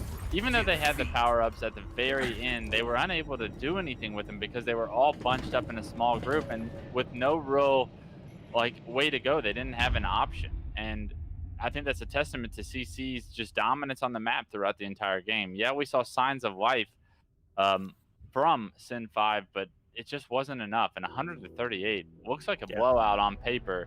And I think that just tells the story. Like I said, the power up and power weapon control really going in the favor of Super CC and the team. And with that, they're able to tie this series up. Just amazing plays all around from Blue. I think it started with Envor and his flanks that he did to just kind of get behind enemy lines and disrupt things. And then just, the power weapon control. It's not just the fact that they grab the weapon, but it's really just considering power-ups and power weapons as a significant phase of the game, right? Like your entire team needs to not only be ready to grab them, but just focus on staying alive and being up for the moment when it counts. Because what really seemed to happen is they would die in that crucial moment. They go down and it just, they'd end up giving it up for free as a result. And on top of the power weapons and power-ups, and we haven't seen too much of them just yet, Super CC does an amazing job of collecting nades on the map as well. And that's something to really pay attention to. And I don't think we got to see him much in this matchup, but I've watched his gameplay on this map before. And what he does is he has this hyper awareness of the grenade spawn locations, and he makes an effort to slide past them as he tosses nades at the same time. So you'll see him just use his nades and pick up two more in a location that he's aware of, and then use those, pick up two more nearby. And it's like he's got endless nade supply. If you make just take full advantage of all those opportunities on the map, you can gain so much from it. Yeah, those are subtle things that top professionals will always do, right? You'll always see players taking advantage of the entire sandbox that's given to them on the map. With grenades on a map and a game type like Strongholds right there, you're able to kind of just launch your nades and pray that if the other team is getting catwalk control and you're able to get some good damage with those nades while picking up more nades, you're able to just output so much more damage than anybody else on the map with those grenades. And with that, I think just becomes that development thinking of how to utilize the entire sandbox that's currently on the map, and to your advantage, and to put that damage output out there. So phenomenal job, and I like that you pointed that out, because I think that that's something that a lot of top players do that no one really talks about. Right. But it's a very subtle skill. Yeah, it's something you can actually plan the way you navigate the map around it. What he would do is, because nades spawn all over the place in that map. They're in front of the two generator things that you can punch the barrel and the generator goes up in front of the base. There's two nades there. There's two nades on the bends as well, and then you got the plasma nades inside blue base. So you can really slide, grab those nades front blue, toss those out, slide into blue bend, grab two more on blue bend, toss those out, go into blue base, grab two plasmas as you push through the window. So they're literally littered everywhere, and as long as you have hyper awareness of where they are and you grab them at a good time, you can take full advantage of it. But we are about to jump into our third match. We are getting down to a game 3, so finally we got a series down to the wire here. Looking forward to seeing how this goes. Awesome. Regret Slayer is going to be the game, and Overshield going to be the important power up on this map. Are we going to be able to see Team CC really prioritize that Overshield and gain control of it, or are we going to see Sin5 change their prioritization and figure out a way to stop Team CC's kind of dominant power up control that we saw in game 2? That's going to be this early storyline for me. This battle bottom middle at the start is going to be so important for one of these two teams to kind of get momentum and potentially a lot of map control and get some heavy slays in their favor. I think we're going to check out some replays here before jumping in game 3, it sounds like. So looking forward to seeing what we have to see here. Hopefully some game 2 highlights, because I know that there were a bunch of them. Yeah, here we have, speaking of nades, Envor with 2 beautiful bounce nades. Remember, when you bounce that nade off the floor, it starts the explosion timer the moment the nade interacts with the ground. So you get an earlier explosion right into Red Nest. It was perfect. There's Jared with the beautiful flank, too. Jared pulling off a great flank up on top catwalk, gave them an opening for a capture, but unfortunately, they couldn't really get too much off of it. Here it is with Envor once again. If you want to thank you for that little replay. There are all those bounce nades. 3 of them, actually. You got a teammate behind him throwing a nice one as well. And stuff like that will just completely disrupt captures and give you so much in those crucial moments. Yeah, absolutely. I think something that almost every strongholds will capture is like how important your grenades really are. Because if you're able to land some good located grenades, you're able to stop the enemy team from basically capturing that stronghold for a period of time, or weaken them to where you're able to like finish them up with your guns. I think that like that's such an important quality to have, is good grenades on a game type like strongholds. And with that, we saw Super CC and company really take advantage of some of those situations. But we're here in game 3.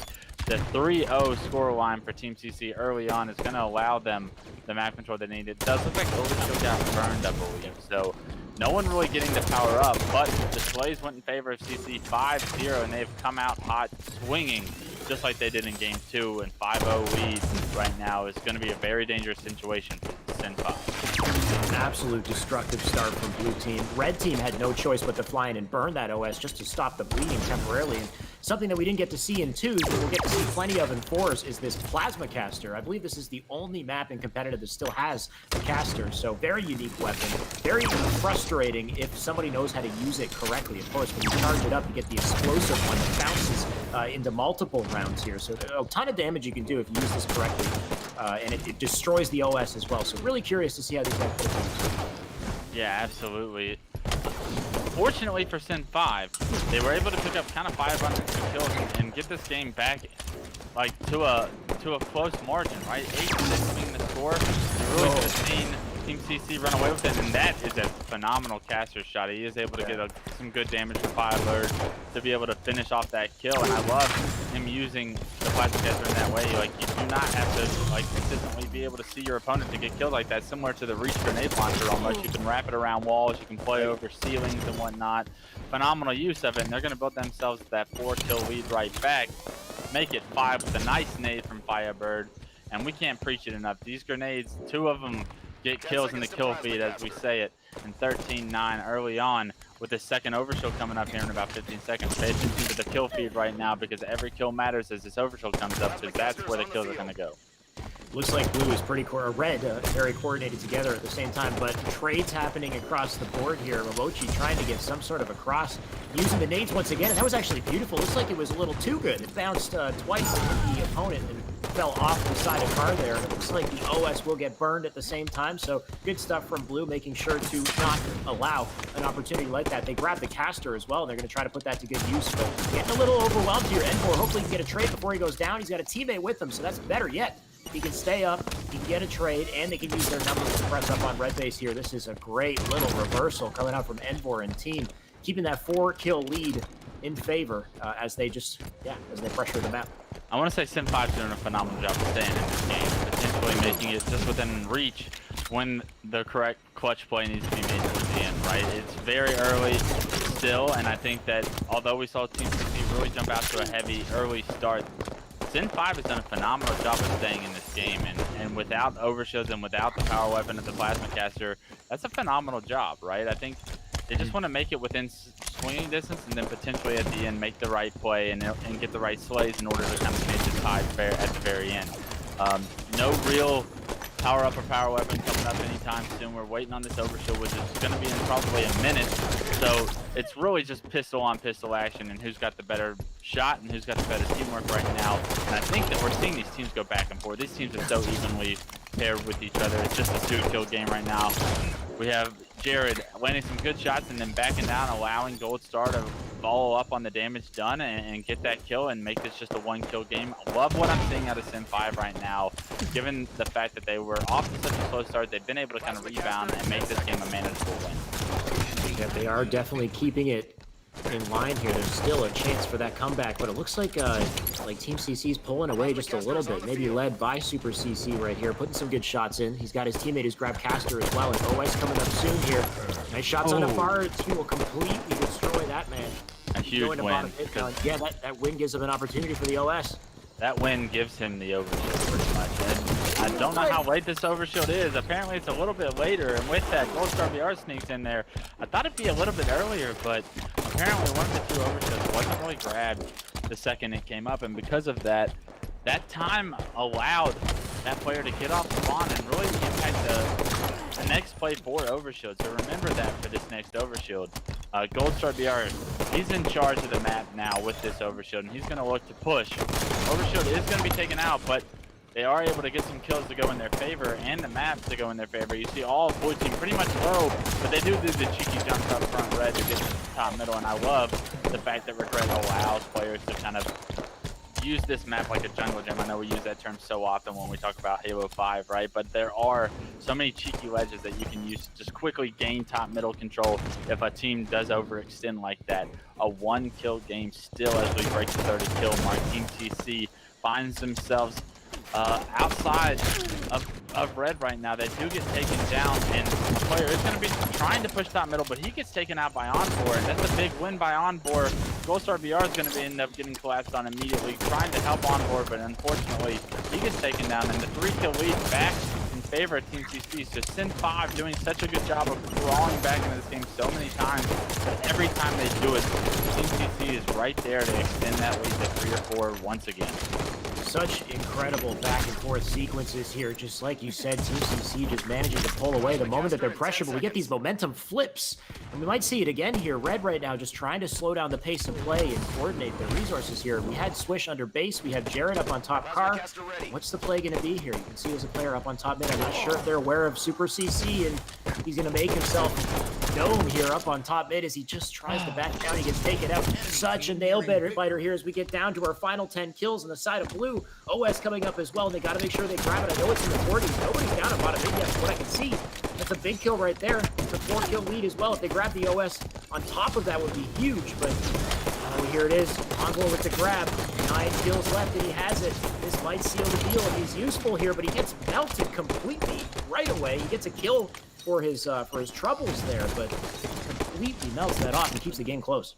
Yeah, phenomenal job by Envour though, because one, yeah, you got the overshield and it got melted away, but at least Sin 5 didn't get that overshield. Your team still has the lead. You've been able to play with the lead this entire game. It's a 2-kill game right now, but keeping the overshield out of the hands of Sin 5 is the goal there, and Envour accomplishes that goal.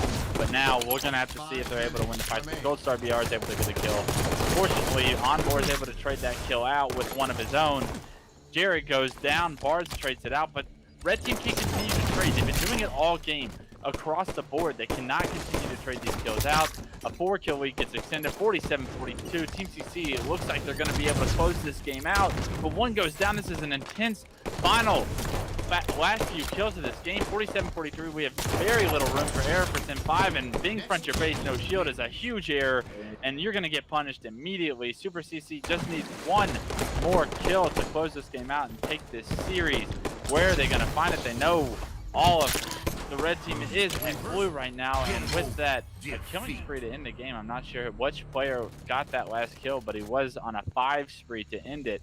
And when the game is on the line like that and you win by 6, that 5 spree really made the difference. So whichever player that might have been, it's probably Envour with the 16, 11, and 6 performance in game 3. Yeah. Huge performance by him. He was on top of the overshields the entire game, it felt like, and it was just enough to get them that win. Unfortunately, though, taking a look at the stats, you have to point out Swish 5's 3 and 15 performance, and not one that he's going to be proud of and one that he's going to want to take back. But we all have those games in our career, so head up, and you just got to be ready for the next time you have that kind of an opportunity, right? The true story is Envour's performance here, and I think that Team CC moves on, and they look good doing it. Yeah, unbelievable plays from Blue overall. Just managing to maintain the lead that they had. They would get so close to just losing their momentum. You saw it from Red. There were points where they were completely turn it around, slay out the entire team, have map control, be set up and ready to get more slays. But somehow Blue would just weasel their way out of that situation and find their way back into map control, continue to maintain the lead. Like I said, so unfortunate from Swish. With that 3-15 scoreline, it makes you wonder what his POV looked like, because I know Swish is an amazing player, and sometimes, especially on a map like Regret, you just have those games where it seems like everything you do, whether it's an aggressive play or a passive play, is just the wrong decision. It's just Right. poor timing. Like you fly out on one life, and oh look, you're getting crossed by 3 people the moment you spawn, or you decide to play passive because you died too many times, and because you played passive, you miss a crucial opportunity, and then you die because of that. So it seemed like Swish was caught in a bit of a unfortunate vortex there, and curious to see how that would have gone down. But regardless, extremely close game, extremely close series, and the best one we've had so far. Yeah, absolutely. And I think that those teams, if they played again, it could go either way, right? And I Definitely. think that that's a reason for Five to keep their head up, right? I think that they can always come back, right? I think that that series isn't going to define Switch as a player. We've seen him compete in the twos, Right. and we've seen him play very, very well. So um, he'll just have to make up for it in a bigger game later on in his career, right? And I think that you've seen even the best of players have those kind of games. So no real reason to dwell on that. But on four is the talking point that you want to bring up, right? Sure. 16, 11, and what 5 was it? Something like that. I believe I And was it Momechi. Is that how I say? Is Momichi, or I should Mamichi Momichi? Yeah, had, he was up there too. but he also had the death, so he pulled like an APG where you go like 17 and Right. 16 on the Slayer, which is a really important play style Okay. because like if you go 17 and like 16, that might only be a +1, but you were probably in so many Right. engagements A that lot of damage. affected the rest of the engagements that were going on. So you probably got a kill, did damage to a second, Right. and then died. And because you did damage to the second, you really opened up the map for your team to be able to get that kill. You opened up the map for a player like Envor to get a kill without having to die, right? So I think that there's always room for that player to exist, and that's such an important role. So we didn't get to see a lot of Momichi's screen, like you said, but I think that like just looking at the stats there, being in that many engagements and still going positive is phenomenal. And I think that that's really where a chaotic game that was so close was decided, was probably on his screen. Yeah, definitely worthy of praise. So that will end that matchup. Of course, this is winner's side round 4 that we just watched. So the team that lost Sen 5 is not out of the running. They were an incredible team, and I think they've got a lot of potential going onwards in the series. So looking forward to seeing how they make their way through losers bracket, and looking forward to seeing what this winners team goes up against. We've still got the EU talent on the side of Legend and Shady and Shabby. So some really good players over there, and I'm curious to see how they're doing as well. But of course, we will jump into a quick break. So don't go anywhere. We'll be right back very soon.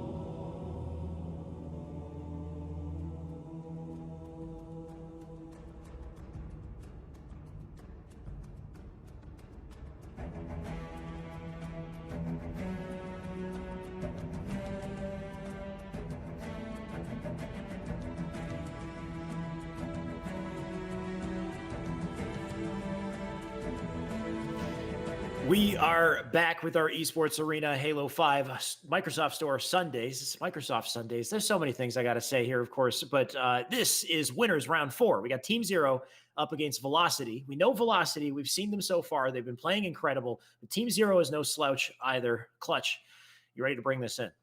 Yeah, absolutely. Velocity has impressed me today so far. So looking forward to seeing like how they do continuously when they play better teams, right? I think that's Right. it's gonna always tell the story. It's like it's always telling to watch them just bash teams that like we can tell that they're better than, but when competition continues to grow throughout the bracket, like can you play with the same composure? Can you play with the same strategies? Like are you going to be able to have the same individual skill? So taking a look at the bracket here, we got CC waiting on the winner of this series. We just saw them advance in that close, narrow 2-1. But Team Zero versus Team Velocity.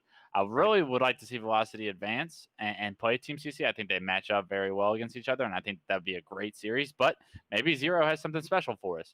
Bunk 4 and Liga del Mal it has advanced, and for our sake, I hope Liga del Mal does not have a bunch of confusing names. Oh, okay, because that's a mouthful to say as a caster. Yep. So no shame on them as players, but the team name choice is difficult for me to continue in a sentence without taking a short breath after it. So we're going to be hopping into game 1. It's going to be 3-3 already on Regret's Slayer, and the player's going to be top middle. He's going to be no shield. The Carbine's not going to be able to take him out in the hands of Death, but Nikolai right there to finish him off, and 4-5 for holding the score line. And we saw a lot of great things from Death, but unfortunately, not great things right there. But Dolo Noir right there in order to pick up the double kill right behind Death,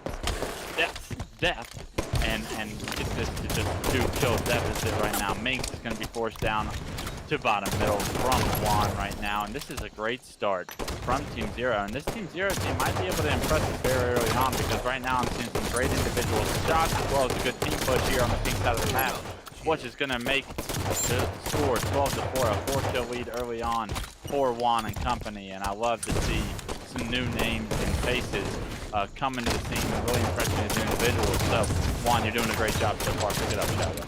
Yeah, Juan absolutely doing a destructive job kicking things off here. 15-9 on the scoreboard. And something I was worried about with Team Zero, looks to be so good so far, but something I was worried about was when the team signed up, I believe they locked themselves in with just Neurotical and Simply Fear Me. Juan and Devil Dog were not on the roster, at least not on the roster I had on my paper, coming into this, so I believe they're last-minute additions. Now, both of these players extremely talented, and we're seeing their gameplay right here, especially coming out of Juan in the start of that game.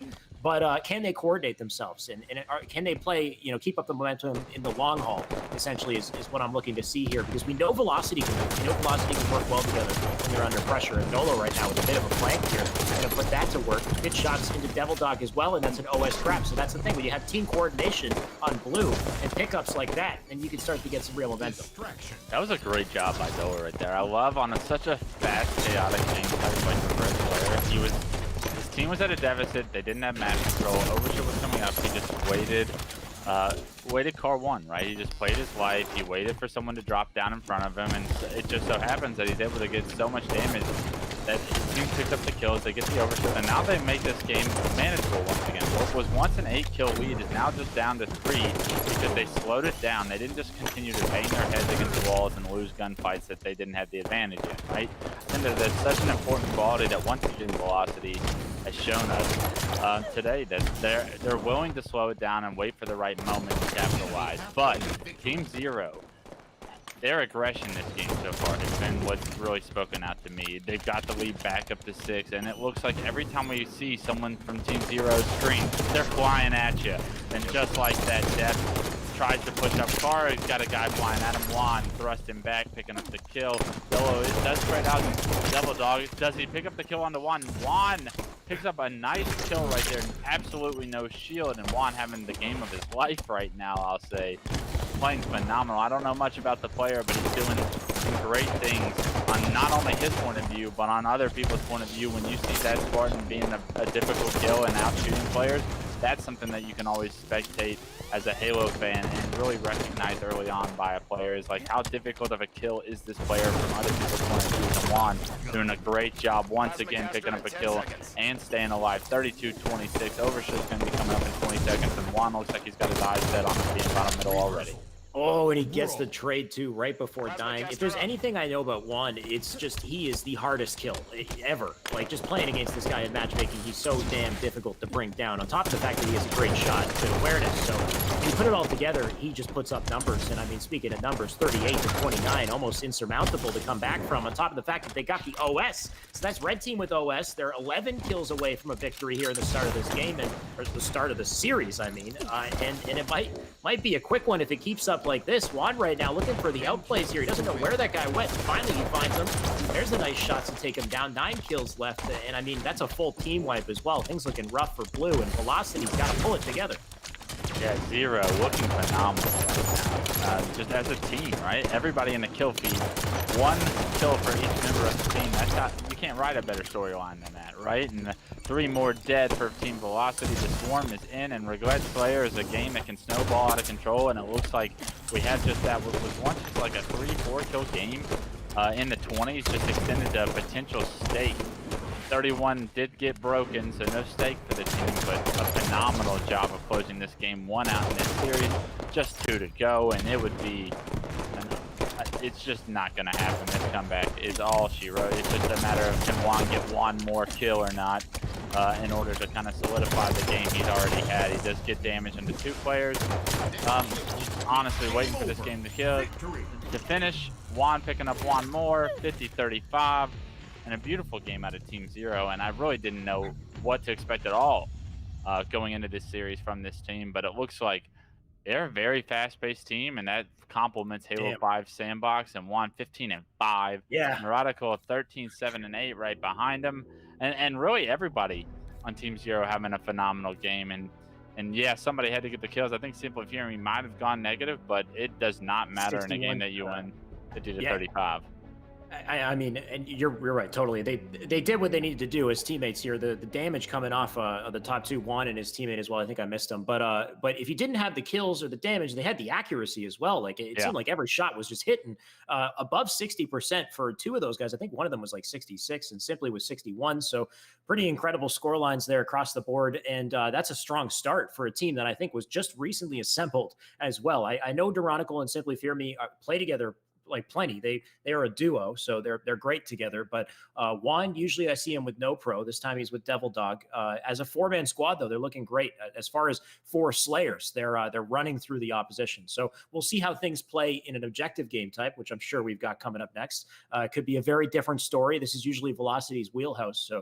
So I'm looking forward to seeing how that one plays out. But really, really surprising start to kick things off, even just in the very, very end of that game. I talked about Juan being such a hard kill. It's his ability to escape and to know when to get back in the action as well. He went down to 1 shot, he backed down on Car, and then he had the presence of mind to immediately re-challenge, knowing his teammates were distracting. He could just retake that angle even without his shields and still get the kill he needed. So little things like that. It's just he's doing so well.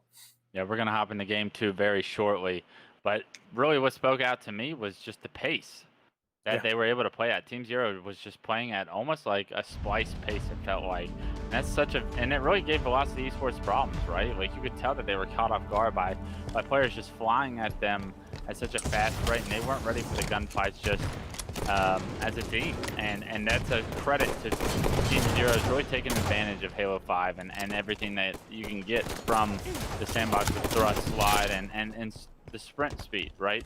I think that's such a special quality to have as a team, and you're going to have a lot of success if you're able to play that kind of a play style as a team, as a unit. And with that, we saw a very dominant performance again from Juan, doing a good job of getting the scatter shot, and now he's going to try and play his life here. Knows the other team got control of the stronghold, but he doesn't have to rush anything. He's just going to slowly play it. He's got scatter shot, picks up the 2 kills, and then I expect him to hop into the hill. He's unable to finish that 1 player. Does he choose to kind of jump into this thing and give his location away? It looks like he is, but that player doesn't know he has scatter shot. That's just taken down, and with that, this could be a potential total control moment, but blue team comes off spawning Carbine, and eventually take Juan out, but not without Juan doing a ton of damage and a ton of distraction, right? And the rest of the team controlled the inside of the map. So now they've got themselves up to a 10-0 lead. It's all the little things, man. Just seeing Juan sit in that perfect position behind the box there, and it just put him at this angle where Depths did not see him immediately coming into basement, and he had first shot. And just little things that he does to put himself in the perfect spots, and get the perfect timing. And Clyde trying to do the exact same right now. He'll clean up that kill, push up through the camo here, and try to help out with basement. It looks like they got the reset as well. So Blue Velocity showing some signs of life here. They got 4, now 5 points on the board as they fly over to Nest here. If they can control this outside portion of the map, they can get a lot done. Depths right now push it up, do some damage, whipping the melee. That's not what you want to see. He's going to go down. That keeps those players up, and they might have a numbers advantage coming into this challenge. Fear Me with the kill as well. So that's a nice little reversal here. They might have an opportunity for a capture. They just got to make a commitment to one side or the other. It looks like they haven't quite thrown themselves at one, and Clyde just doing so much work living up here on Nest right now. Yeah, and a great job by Nikolai to secure that Nest. And now total control for just a moment here for Velocity. They don't really need to focus on holding total control as they do as to holding Nest right now, and a phenomenal job by Minx to stay alive and get that kill on the player in Nest, and that's going to allow the opening that the rest of the team needs to push. Minx is going to also have in her mind that she wants to push herself. 2 players just fell off the map though, and that's going to be a huge blunder for Velocity, as Team Zero is now given the opportunity to play a 4-on-2 because I don't understand how that happens. I guess Camo was up and players were going for it, but I mean, you got to stay on the map or it's not worth it, right? Somehow, Velocity still in control of 2 of the strongholds after such a big blunder, but for how long? Thankfully, the other players have played their roles pretty well. Specifically, Dolo, who had the railgun, but that's quickly been transferred hands. And Fear Me now has it, of course, as a player up above him. Unfortunately, he missed him on his way down to basement, but didn't miss that guy. He'll take him out. He's just narrowly staying alive here in the trench as well. He's got 2 shots left. We'll see if he can put him to work here. There's 1. Looking for a second here up on Carbine. Can he get him? He's going to have to back down temporarily, but that player's 1 shot. That is a nice kill, too. So simply Fear Me just going off right now. He'll talk to Nate with a Nest to keep that player back and just firing it on all cylinders. Can he win this fight? That would have been massive. But they take him down, and that's just a good time save right there. He's wasting a lot of time of Blue Team getting these disruptive kills and putting himself in such an annoying position for the enemy.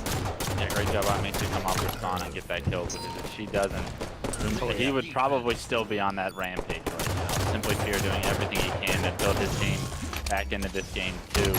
Minx does try to push Nest right there, gets taken off, and Simply Fear has in mind that he's going to try and help Juan over here, try and get basement and potentially go for total control. The player is going to spawn over there on barrels, and somehow something is going on down there that should not be going on.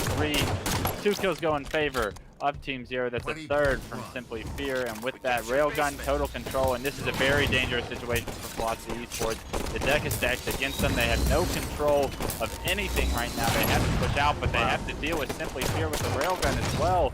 They are going to try and push top Nest, but Simply Fear says no to the first. They get the reset on BR. 1 player tries to sneak out. Simply Fear denies that. They know they're going to be spawning Carbine now. A great rotation by Simply Fear. He needs to stay alive with the railgun though.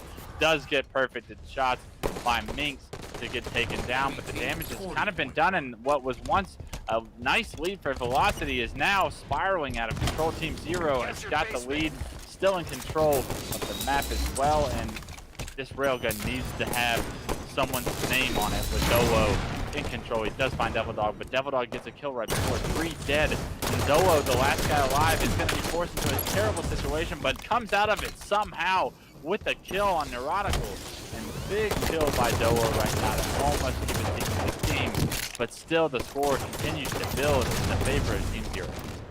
What a matchup so far on Rig, I gotta say. The survival instincts from these guys on Team Zero is just ridiculous. Just the way that they can just weasel their way out of these situations. I saw Juan playing Ring Around the Rosie on basement for what must have been like 30 seconds, just being such a nuisance. And here he is once again in our screens. He'll toss it into Nest. He can't get that kill, so it looks like that is a capture. They're still on the board, but he'll clean that kill up nice and quick. And Juan just a force right now. He's a total force on the map, and they can't seem to stop him, man. He'll go back up into Catwalk here.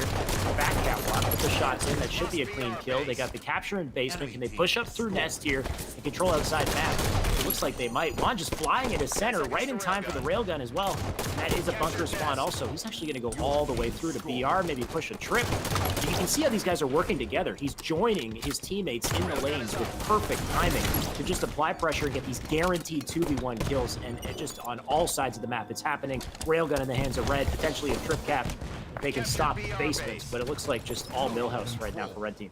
Yeah, absolutely. We're seeing a lot of the pace similar to what we saw in Regret Slayer come through right now on Empire or on Rig Stronghold, right? I think that it's a replicant state of how they're gonna play how Team Zero's play style really can show off. I think that like the pace is just throwing Velocity Esports for a loot. That's all 4 dead in the kill feed. Mink's gonna spawn outside by the carbine and is gonna be able to pick up a kill. But this game is over. Strong, like 2-0 in the favor of Team Zero right now.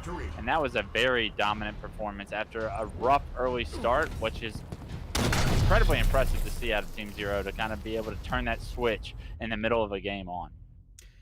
That was unreal to watch at the end there. I don't know if you saw that kill feed, but it was just like shotgun kill, railgun, grenade, like just over and over. There's a different power weapon and a different tool of destruction taking down the enemies. And it seemed like they couldn't breathe at the end. Blue team literally could not breathe, whether it was bunker spawn, carbine spawn. Red team was, players like Juan were in these perfect spots at the perfect timing. So it seems like they're a team that's been playing together a lot longer than I think they have. I think they've just recently got put together, so everything seems to be looking great on the side of Team Zero right now, and I wonder what that's going to mean for them going forward, because I'm pretty sure that's a nice quick best of 3 series right there.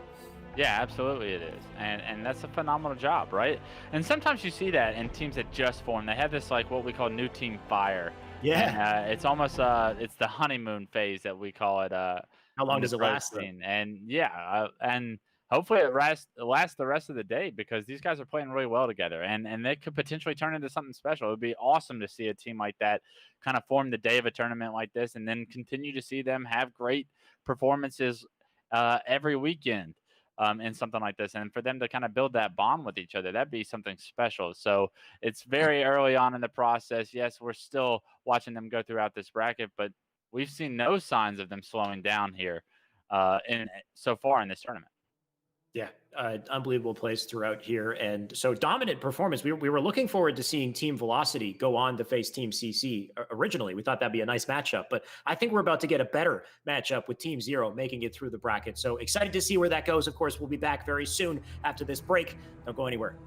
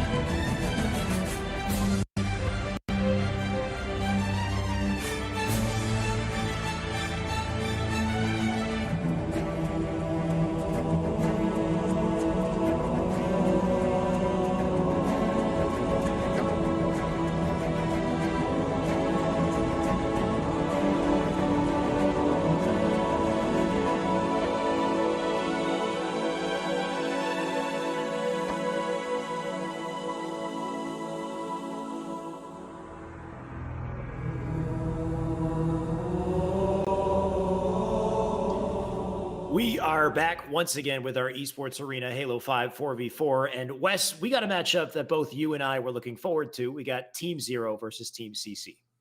Yeah, absolutely. I'm excited to continue to see Team Zero play, and if they're able to kind of perform at that speed, I'll say, Right. continuously, right? I think that they did it 2 games in a row, which was a surprise to me. I thought that it would almost just be like a Regret Slayer style of gameplay, but we saw it replicated on rigged strongholds, and I think that bodes Yeah. well for their opportunity to kind of take advantage of how fast they play and how that throws teams off. So Team CC, a team we saw narrowly get to this point, are they going to be able to kind of deal with that kind of pressure continuously, and or are they going to break like we saw the previous team do in the series before? So super excited to jump into this series, and looking forward to seeing a lot of these new names just continue to impress.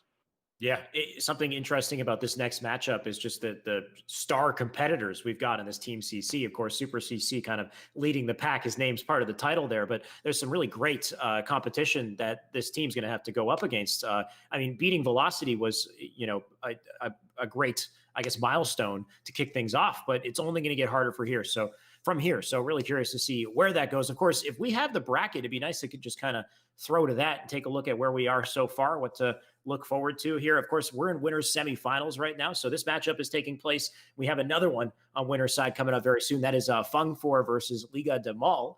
And we'll be checking that one out next, I believe. Of course, the winners there will move on to winners finals. We're going to stick with winners up until we get to the losers finals. And then I believe jumping into grands to close it out. So a lot of matches still to go in today's tournament. If you're just tuning in now, you picked a great time to do so. We are just about to jump into our match.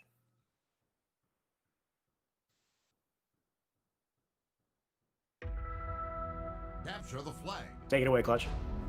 Yeah, looking forward to seeing true CTF. This is a game type that can be played at a very fast pace, similar to something that we've seen Regret Slayer played by Team Zero. So very excited to kind of see how they start this game off. It looks like Super CC's teammate's not going to be playing, and that's going to be a red flag if you're a fan of Team CC right here. It does look like Firebird's able to kind of make up for it, but player may not have spawned in or may not be there, and with that, they're going to end the game. They're going to go to a replay, I believe. Makes sense. Wait for this player to come back, right? I think hopefully no one's beginning strats were given in that first thing, because as a competitor, you can kind of point out like, hey, last time we saw Firebird do this. Like, what are we going to be able to do to kind of counter that and get this early camo in our favor and kind of get momentum rolling for us? So if you're a smart team, that's what you're talking about. But you also need to think about changing whatever you did, because the other team's probably having the same conversation. Yeah, I think so. As far as these starting strats go, I guess you would try to keep an eye on whether or not they send a guy car side, or if they do like a 3-stack on pink and 1 top mid, because sometimes you get that where they go heavy for camo, but if they leave car open, then that's the potential for one player who goes car to just flank all the way through, get into the enemy base right off the bat. So a lot you can do with that, and some good things to take note of there. Unfortunately, blue team, who was either missing a player or had somebody AFK, wouldn't be able to take note of all those things. So might give Red a bit of an advantage coming into the CTF, but I'm sure that's not going to change too much. The better team will reveal themselves. Yeah, absolutely. And to your point, wow, here we go. We're getting baited right now. Another 0-0 scoreline as we hop into game 3 Tight battle soon of the series. Something must be going on technical wise, right? I think that's always going to happen when you're running tournaments. At what point do we start pointing fingers? Online and whatnot. At what point do we start DQing players and whatnot? Right. And then we get the angry ones in the chat afterwards, I'm sure. Absolutely. You see it so often that with tournaments running online through this COVID experience, we're always going to run into technical difficulties.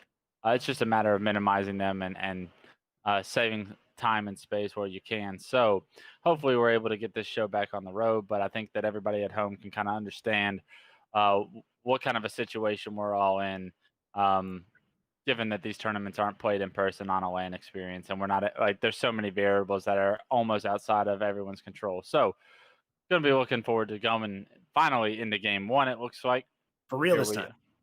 Oh, No, I this is think, gonna be a or it's a replay. I'm replay.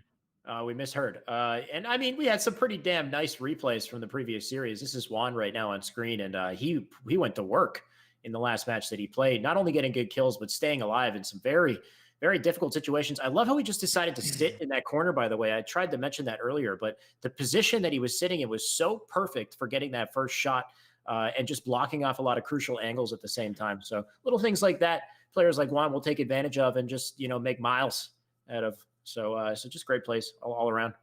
Yeah, absolutely. I think Juan really spoke out or really stood out to me in that first series that I ever saw him play, and I think that I will always remember that as a caster. I think the viewers will always remember that series, and hopefully he continues to compete in these tournaments as well as like future endeavors and pursues a competitive career, because I really saw a lot out of him that was impressive. And I think that that's what these tournaments really give a platform for. Yes, there's $1,000 on the line today, but there's also a lot of recognition and a lot of opportunity to make yourself a name in these things. And I think that Juan has done a good job. Minx has also done a good job herself of playing very well today. So let that be a lesson to everyone that's sitting out and deciding not to compete in these, that you could potentially compete in these and have some success and put on a performance that that will be noted, and you will continue to build your own brand. Finally, now we're starting into game one, though. Sorry to cut you off. And this is going to be a camo push by Envor and company, and it's going to be a successful one because they took down the Juggernaut and Juan, and now it does look like Devil Dog's going to burn the camo, but 2 kills go in the favor of Team TC, and now it's going to be a 2-on-2. Yep, Envor's just going to look to defend the base to kick things off here. Playing it slow and steady. Should be aware of the presence of P3, and he wasn't. Simply Tierney with the first shot, but he does win the fight, but goes down shortly after, so that's a trade. You can see the pressure coming in from red into bottom blue already. That's Devil Dog on the bottom of the base looking to make something happen here. Juan in tow as well. We've seen some amazing plays from Team Zero in the last series, and it looks like they're already starting to cook, kicking this one off early, but that flag's not going to get far. Juan's going to have to play his life as long as he can and keep up his pressure, while you can see players spawning up in car bubble trying to get the cutoff here. Yeah, huge kill onto the flag player that's going to delay this flag run, which was a potential first cap. Super CC is going to try and get the re, but did not know Juan was there. And with that kill, Juan's going to be able to continue this flag run.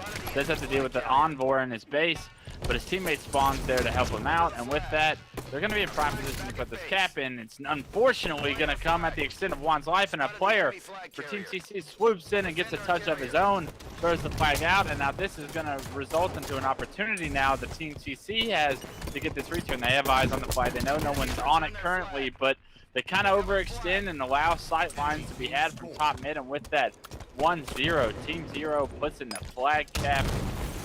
An opportunity there for Team CC to clutch up and get that return, but nobody really got the kills they needed to in order to get that return, and with it, Team Zero comes out 1-0. It was a great effort from Blue just to get that defense in the last second, but you got to love the play from Juan getting the flag in the first place. A low-level player, mid-level player would have not thought to hide under blue base for that period of time and come out with the perfect timing to get the kill and then pull the flag. They would have thought they had the opportunity for a flag touch right there. And it's little things like that, the patience from these players, the plays from somebody like Super CC just narrowly surviving there, getting the double kill at the same time. Of course, he's down now. Juan with the damage as well. These guys do not go down without a fight. They'll take your shields at the very least before they go down, and just testament to a great player. Camo should be up as well, by the way. I'm not sure if somebody grabbed it or if it's been burned. Either way, the pressure's on in the red base. Firebird staying alive, his teammate coming in to help him out. This should be a flag pull, but he's getting stuck in the lift. It looks like Firebird's going to opt to take it instead. That should be a car bubble spawn as well, but those players from car have already pushed across the map. You've got one of them destructing in blue base. He's all alone, though. So great opportunity here from blue team if they can just keep up this pressure and not lose any unfortunate lives here. Juan, the only person alive to get the defense. He's not going to live much longer. That should be a guaranteed cap. Just don't fumble it. Here we go. I think we got it. There we go. Oh, not wait. just yet. And then, oh my no. God, a player does swoop in and throw the flag out. He's unable to get the return. And 2 players trying to decide which one of them is going to go for this return. And they are going to be able to secure that one. And a great response, flag cap by Team CC. I think it was very telling that immediately after Team Zero scored their first flag cap, we went to Super CC's screen and he went on a killing spree. And then we went to Firebird, and he went on a wingman. Like, that shows me that they rebounded very quickly and that they're individually playing well, and that this is going to be a great series, right? Because very easily could they have just had the snowball continue to storm against them from Team Zero, but Team CC responded with 2 basically killing sprees of their own, and with that, they were able to tie this game up. It does look like they're able to pick up a couple of more kills. The flag is already pulled. Team CC doing a great job of not allowing these players to get an angle on the flag player. Envor picks up a kill. Super CC picks up a kill. Juan is going to be forced to kind of go back to his base and give up the cap. 2-1, another perfect kill for the killing spree by Envor. That's a 3rd spree in a row we've seen from players on Team C, and now it looks like the individual skill of Team CC is really starting to shine, and with it, they've been able to come back down 1-0 in this game and get a lead of their own, up 2-1 now. Envor is looking like an unstoppable force, and of course, as I begin to say that, he does get killed, but he was just living and living. Just the presence of mind that he had at the start there to not return his flag and just fly across pink and put pressure on red. Like, he knows whether or not he has timing to take advantage of certain opportunities, and I mean, he's capitalizing perfectly. And right now, CC has the camo as well, so whatever opening was created here, CC took advantage of it. Let's see what he can do with it. Right now, he's just going to opt to control P3, and I mean, it's looking pretty great so far. That's a double kill. He push up across Pink Street, get some shots in, maybe a late triple, but it looks like he misses it, and he's backing out, but he will get taken down. Simply Fear Me will get that kill, and that's camo off the map, and just gonna stay in this game a little bit longer here, but the pressure from Blue is looking immense right now. Yeah, and it's ironic, right? We saw Team Zero have so much pressure throughout their first series, but I always questioned, like, would they be able to do this against a little bit better of a team? It looks like Team CC has that in mind as well, as they've been able to kind of keep that same similar pressure onto a team like Team Zero, and now these styles are starting to clash, and we've seen CC so far kind of come on out with the upper hand. Team Zero still in this game though. It's still fighting for map control right now. Still plenty of time to come back. 6.5 minutes on the clock. There's no reason to kind of desperate or find any moment of desperation, I'm sorry. But Neurotical is going to be forced to kind of win this one-on-one, which he's unable to do. And there's gunfights that I feel like we saw Team Zero win in their first series that they're not necessarily winning anymore.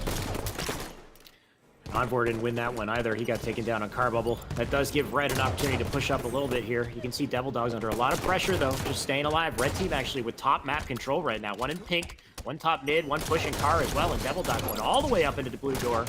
He gets taken out. Neurotical right now trying to get some sort of a stick, and he does. Huge melee lunge right there from Super CC. Gets him the kill and the trade before he goes down. So the defense right now coming up from Blue is exactly what you want to see if they want to keep themselves in the lead here.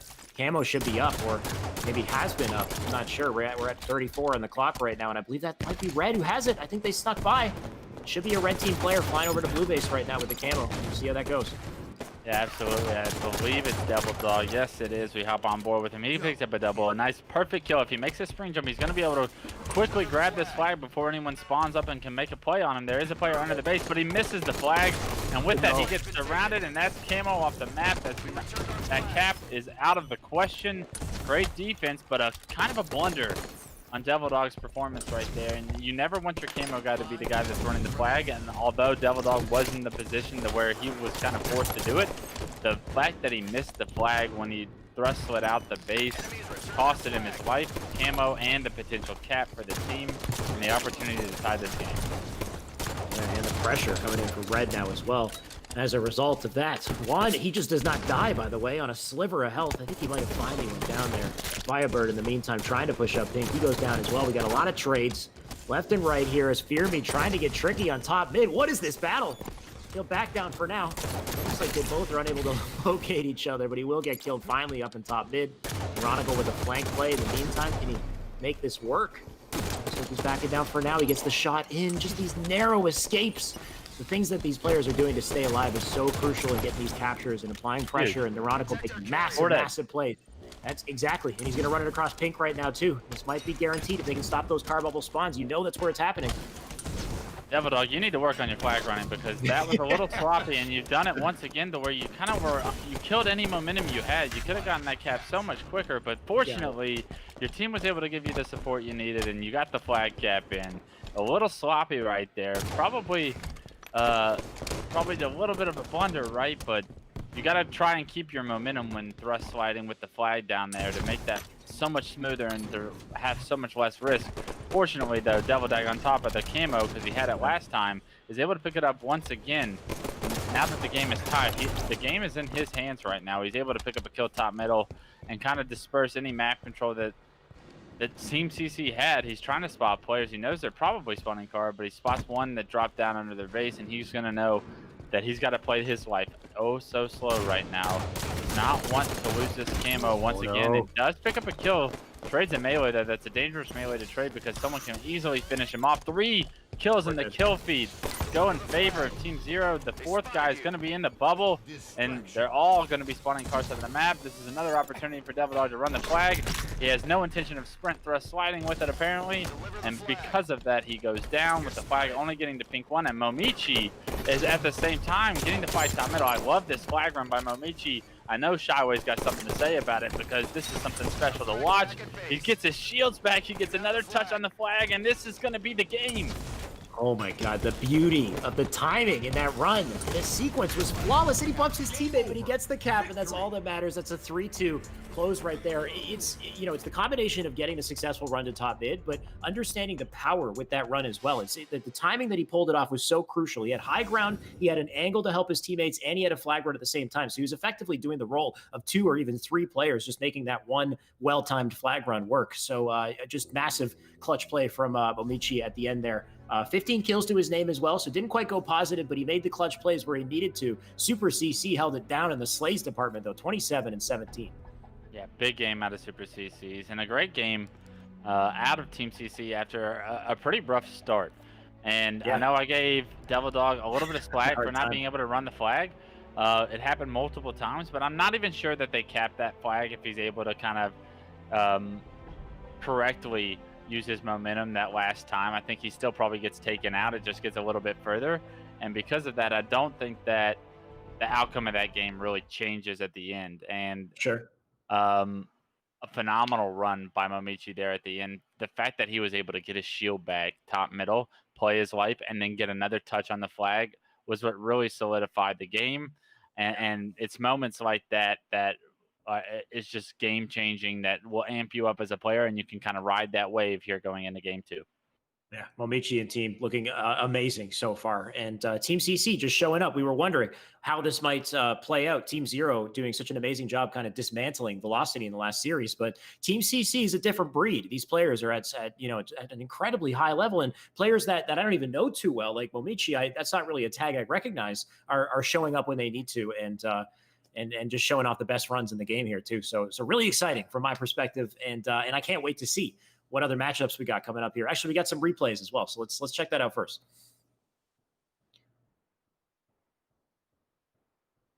Here it is from One. So this was that big play from One, honestly, where if we had gone back a couple seconds before that, we would have seen that it looked like he had a free opportunity to pull that flag, but he took that extra little bit of time to go under blue base and wait for the perfect moment to get the flank, and then grab flag, and he got the clear run after. So just a really good presence of mind from some of these players. They know when to make the plays. They know when they have crucial timing they need to take advantage of. There was a moment with Envor where he decided to not return his flag and just fly. I think this is the flag right here. He gets these 2 kills, and then immediately following the kill, he doesn't return his flag and just runs through pink side. I think this is it. Why? Oh, okay, we're not going to get to see that one. But there he is on red base now. But it's little timings like that where you know that if you just wait a couple seconds in blue base, then you're going to miss an opportunity that you wouldn't have otherwise. Yeah, absolutely. It's literally the inches in life that will decide a game, and it's taking the extra time when you know it's the right play, and then it's also taking advantage of every second when you know you have a very narrow window to make that right play, right? And I think that we saw Team CC really capitalize in some of those moments throughout this game, and it made the difference in the end with a 3-2 scoreline and a phenomenal game 1. If that bodes anything, if that tells anything for the rest of the series, I'm very excited to hop in here to game 2. We're loading up right now.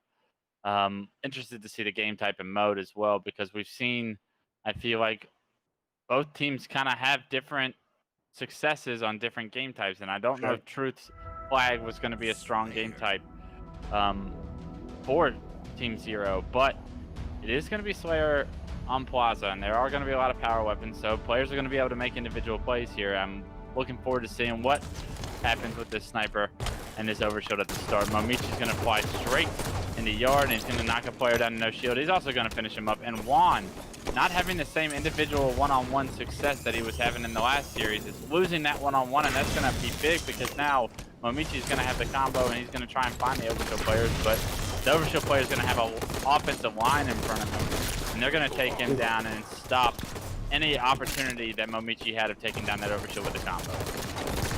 Juan trying to redeem himself right there, and I think he might have done it. The POV switch last second, but I believe he got that kill. And Ironical just staying alive. He's such a nuisance. He does get taken out, though.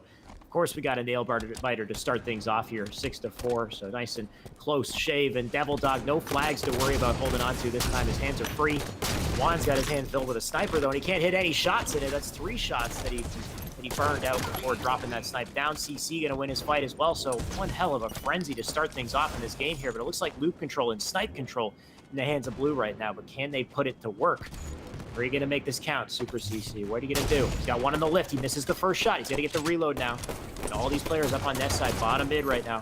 I love that CC's not gonna give up his high ground. He's not gonna give up his positioning. He's gonna try to get the most out of this. He can't seem to land a snipe just yet. He's getting a lot of pressure on him. Nice body, but he'll go down. Yeah, nice body, but no one's there to finish it, and because of that, no one's really able to take advantage of that damage done. Super CC's lost the snipe, and no damage really done with that first sniper. I want to say Juan didn't really get a kill with it. Super CC didn't really find any success with it, and it's resulted in the snipe basically being out of ammo. I know Juan has it right now looking at the observer mode on our screen. I'm not sure how many bullets are left. It's just going to be one. Juan with one bullet is going to miss that one, and with that snipe not really having too big of an impact, which could favor Team Zero as this game continues on.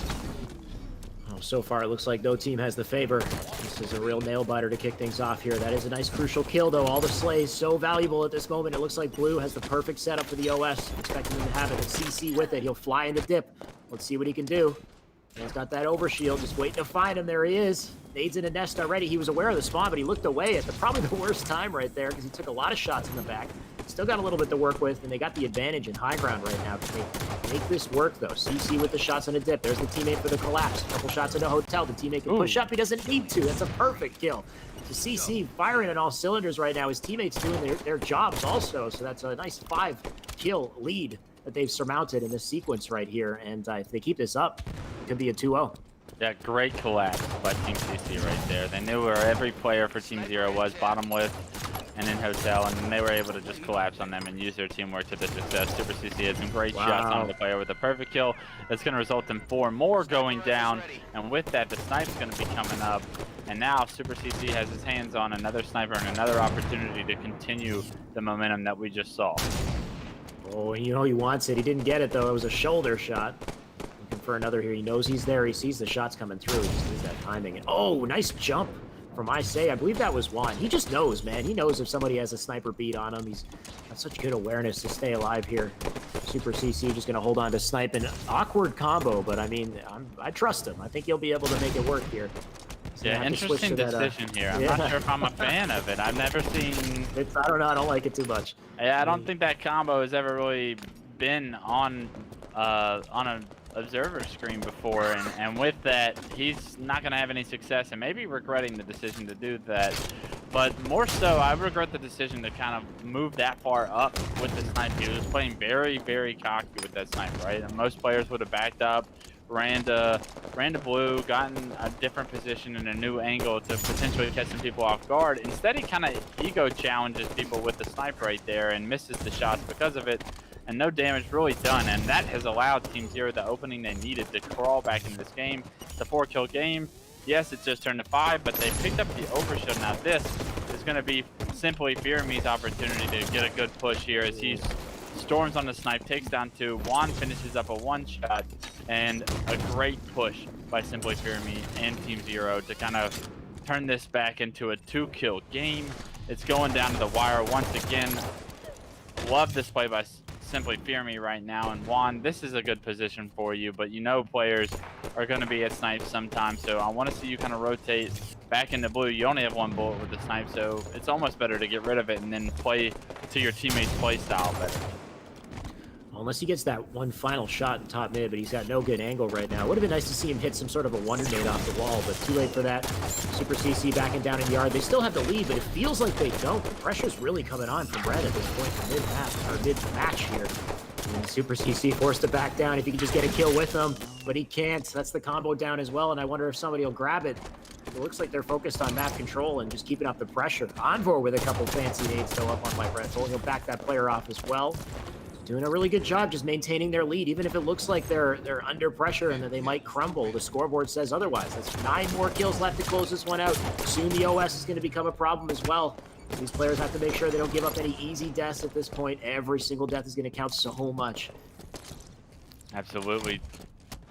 Team Zero cannot continue to trade kills and cannot continue to go 1-for-1 with these kills, because this 7-kill deficit is actually starting to climb against them as Overshield's coming up. It's almost like they wanted to play for Overshield, but Team CC has no plans of letting them kind of slow this game down. They are going to be able to pick the snipe up, and that's going to be in Momichi's hands.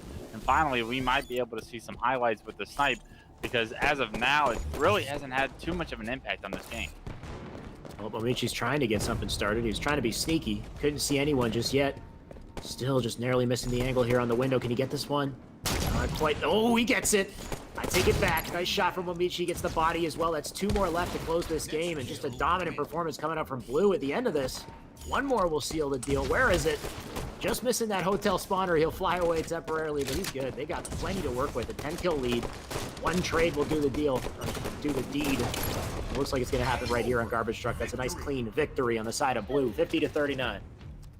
Yeah, great series by Team CC. I really thought the Team Zero's pressure was going to continue after the first series we saw them play on broadcast, but Team CC was able to handle it and almost able to use that momentum against them, right? I think that we saw some great things out of everybody on Team CC. I mean, CC goes 16-6 in another very important Slayer, and I think CC has been playing phenomenal all day long, but Momichi having another strong performance there and really picking it up where he's left off. And that's going to be, you said this is a name that you don't recognize. This is also my first time seeing Momichi, and he's playing extremely well with a 12-12 and 9 performance, doing a little bit of everything to get his team over the hump. Yeah, it just seemed like even when they were under pressure, Blue kind of stayed together. They got the slays when they needed to as well at the crucial timing to get the OS or to get the sniper. And despite the fact that we didn't see any crazy kills with the snipe, nothing too incredible this game, it seemed like Blue controlled it more often than not, though. You had Momichi with it. Juan had a nice little stint with it, though. Unfortunately, it didn't quite turn out too well for him. But overall, I think that ended up being a 2-0 right there on the side of Blue. That was a nice, confident return. From, why am I blanking on the team names? I keep doing this. Team Zero lost it. CC wins it. Oh, congrats to them. All right, and I guess we will jump the break. We got more Halo coming up very soon, so stay tuned, guys. Don't go anywhere.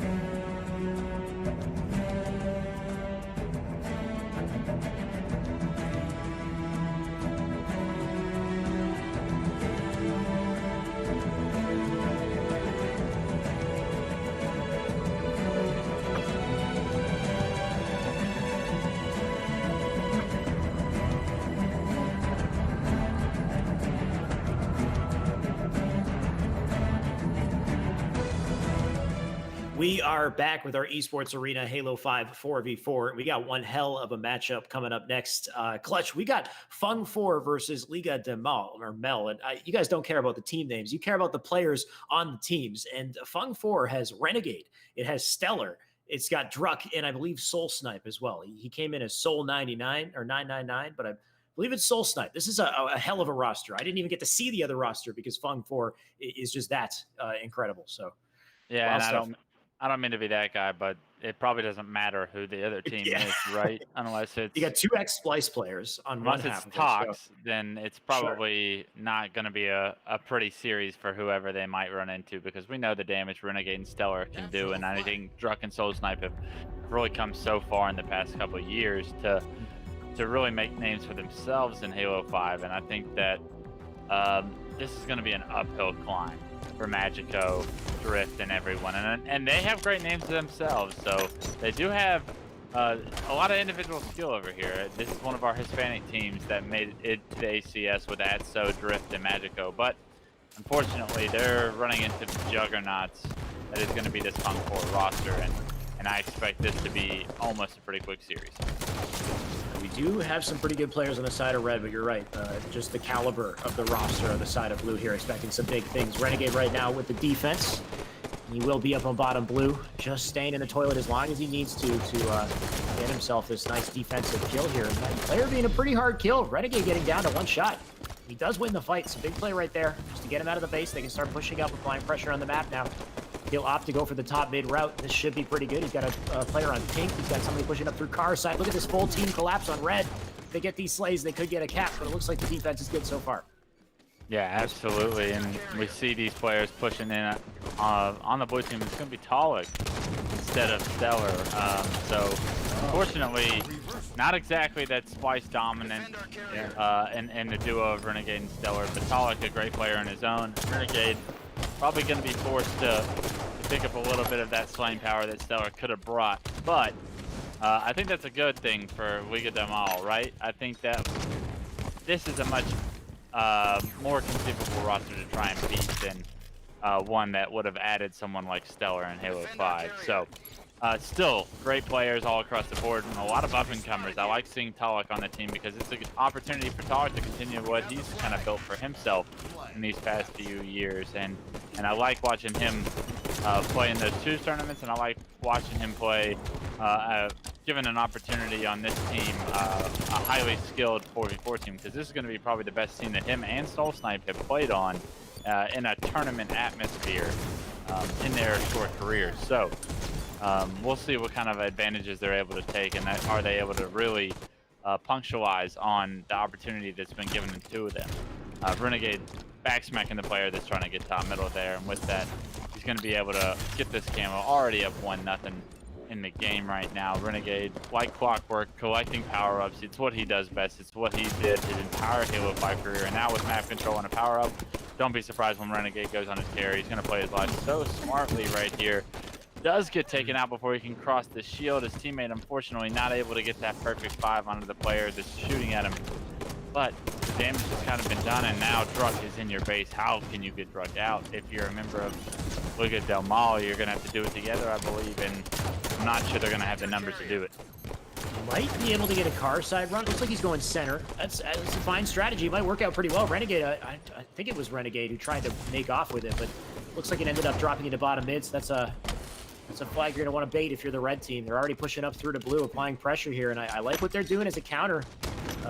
John, do I call him Pelugot? I don't know how to say this one. This one's going to be tough. But John right now with the backsmack onto the John on the Renegade. He'll take him out. There are the shots for the kill for the double. And it should be an easy re right now. And some good defense here. Give themselves maybe an opportunity to get themselves a counter pull. There's Pelu once again. He will get taken down. Good run from him so far, but not enough to get that flag. Yeah, I don't like how we just saw Liga de Mal in such a favorable position right there. And they didn't go for the flag. He didn't have faith that his teammate could just get the re without getting taken out. And because they're not able to capitalize on getting those numbers dead and getting that flag pull, they had to basically get another round of slays before they could get that flag pull. And that's almost like asking too much when you're going up against players like Renegade and Druk, right? Like, you need to capitalize on every kill. You can't expect to overslay in situations like that. You need to be able to play the objective and get the kills at the same time and have faith that your teammate's going to get the read there. And because they were unable to do that, they were unable to get that flag run. And now it does look like they do have an opportunity here with the flag in the bubble on the side of Fung 4, but they're not going to be able to bring it in. And this could be the opening that Liga del Mal needs, because Druk is in the base, or Atso is in the base with the flag and is able to put it in. So a little bit of a stalemate flagship kind of a play favors Liga del Mal, and they're able to get the slays this time around that tie this game up. Great little comeback here, returning the favor, getting that capture, keeping things tied 1-1 right now. Atso doing a good job. He's got the camo in his hands as well. A little bit of time left on this also, and hopefully he can put it to work here. They just got to get that re and push up. I feel like they're losing some really important time right here on their side of the map. And there you go. Blue's already pushed up through Car. They got the pressure onto Red. That's a flag pull as well. What's he going to do to counter this? Keep pushing up. They can try to get some sort of a counter pull in the meantime. Overextend themselves. Just going to have to live in this fight with Druk. And it looks like Drift managed to get the kill. It's good so far. I mean, as long as he's up, he's a presence on the map. He's a nuisance in stopping this flag capture as well. He's got to live here. That flag's at a really important checkpoint. You know Druk's going to want to seal the deal on it. Looks like he's been taken down. That should be a guaranteed cap, unfortunately. Nice try by Atso, but actually John in the base ends up picking up a double. That's 4 dead, and John's going to be able to get a flag around his own. And I love this by him. They're going to be able to run this flag out the window, and unfortunately, it's a little bit slow, but they do get it across, and he's not taken down before he gets it all the way to his pink side. Are they going to be able to get these plays on the players pushing for the return? They do get the first one. There's 2 players jumping in the window, so it's going to turn into kind of a free-for-all right now, and the re comes in, and Fung 4 gets it, and is now currently running a pink. This is pure chaos. But Liga del Mal with another almost opportunity to steal the lead away from Fung 4 in this game 1. Pretty unbelievable plays from Liga to counter these situations and almost get capped on, but clutch up against a team of this caliber. I mean, they're still staying up. They're still putting on the pressure. Magico looking to win that fight. He'll opt to back down and goes for the re-challenge, but Renegade's ready for it. He'll win that fight. That's the camo up. This is a crucial moment to stay alive here. I love this gameplay from Renegade, putting himself in such a great spot to stay up. Camo's still on the map. Somebody's going to have to make that dive for it. It looks like it might be Druk. No, it's Atso right there. Ooh, he's just backing off. He lived. He actually managed to get away with camo, and that's huge. He could put this to work. If he plays this correctly, this is huge for his team. Absolutely. I love what I'm seeing out of the guys on Liga del Mal right now, right? They're going toe-to-toe with some of the best players in NA right now in Halo 5, and I love seeing how far Atso and Drift have come. Back in 2016 World, or back in 2018 Worlds, like they were playing at a very high level, and they made it to the World Championship and did a phenomenal job competing there. And Atso pushing into the flag has everything about winning on his mind right now. Does try to get the pull and is taken down immediately, but what we thought could potentially be a lopsided series, it looks like Drift and Atso have really stepped it up and have really brought their A game in order to kind of weather the storm that Fung 4 is throwing at them. That being said, though, Fung 4 is able to put in the second cap throughout all of the chaos, and finally one of the flag goes in, but not without a ton of struggle, right? Did you expect this kind of back and forthness between these two teams? I definitely did not, but Renegade right now is doing crazy things to stay alive. Finally, they put the man down. He was going for some insane jumps right there just to put himself in a good angle, and Magico trying to get something before he dies, and it looks like he didn't get that stick. Pressure's still on in red base right now, and despite how well Liga is holding on, I'm worried that they might start to lose that momentum here. Great stick from Solstice, just staying up. He'll get taken down, though.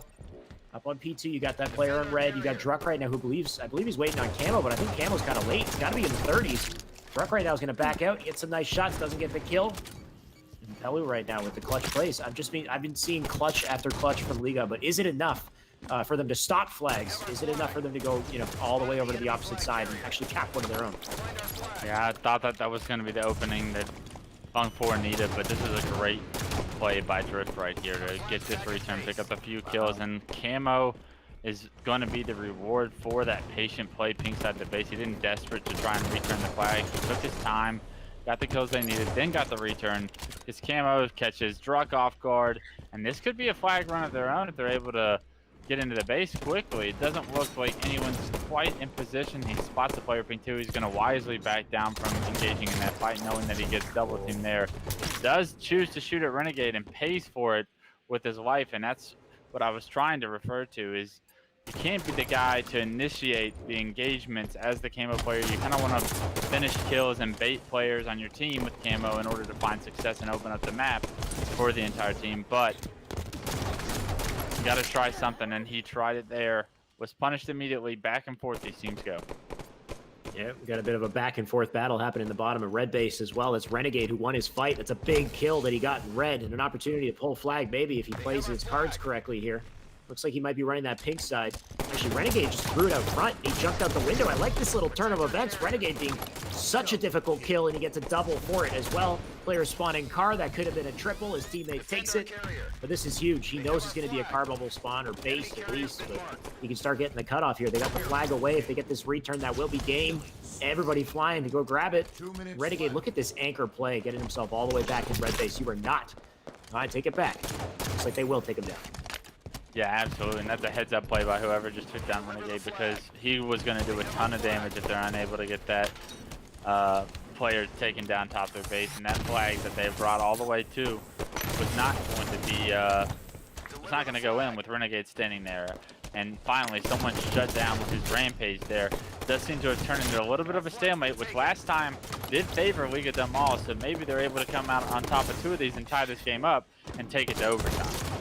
Looks like it might just happen. We got it right there, 2-2 on the board. An unbelievable performance here coming out of Liga, who's just holding on. I don't know who got the camo. I think that might have been a red player who managed to get themselves the camo once again, so we could have a huge play from Liga right now. Atso on the bottom of the base. He's going to change lanes over to Car. I think that might have been a blue player who died with camo. I don't know if you spotted that. But it might be burned. And Solstipe right now just trying to take advantage of this pressure and get himself a nice cross-map kill. Can't just yet. Back and forth for these guys. We got 1 minute left before we jump into overtime here.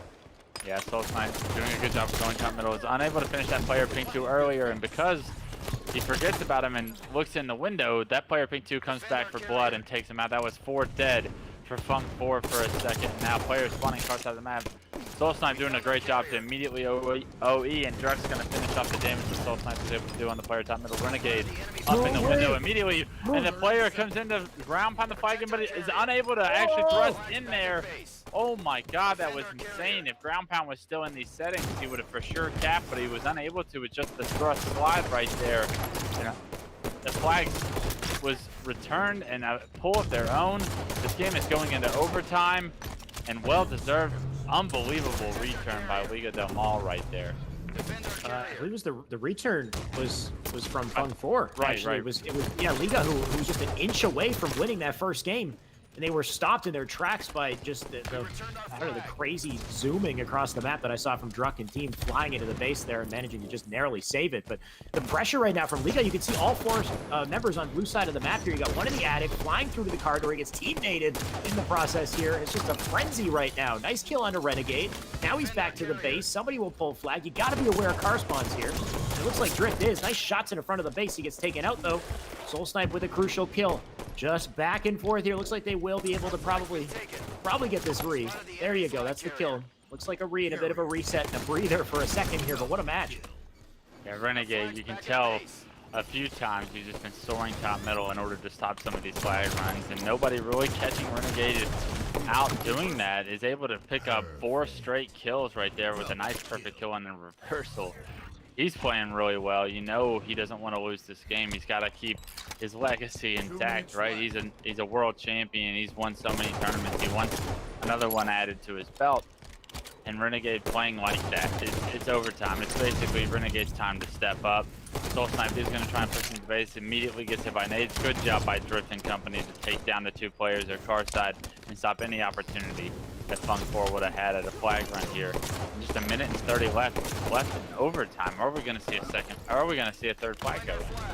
There's definitely potential for a replay here, and I did not expect that to happen, but let's not speak too soon.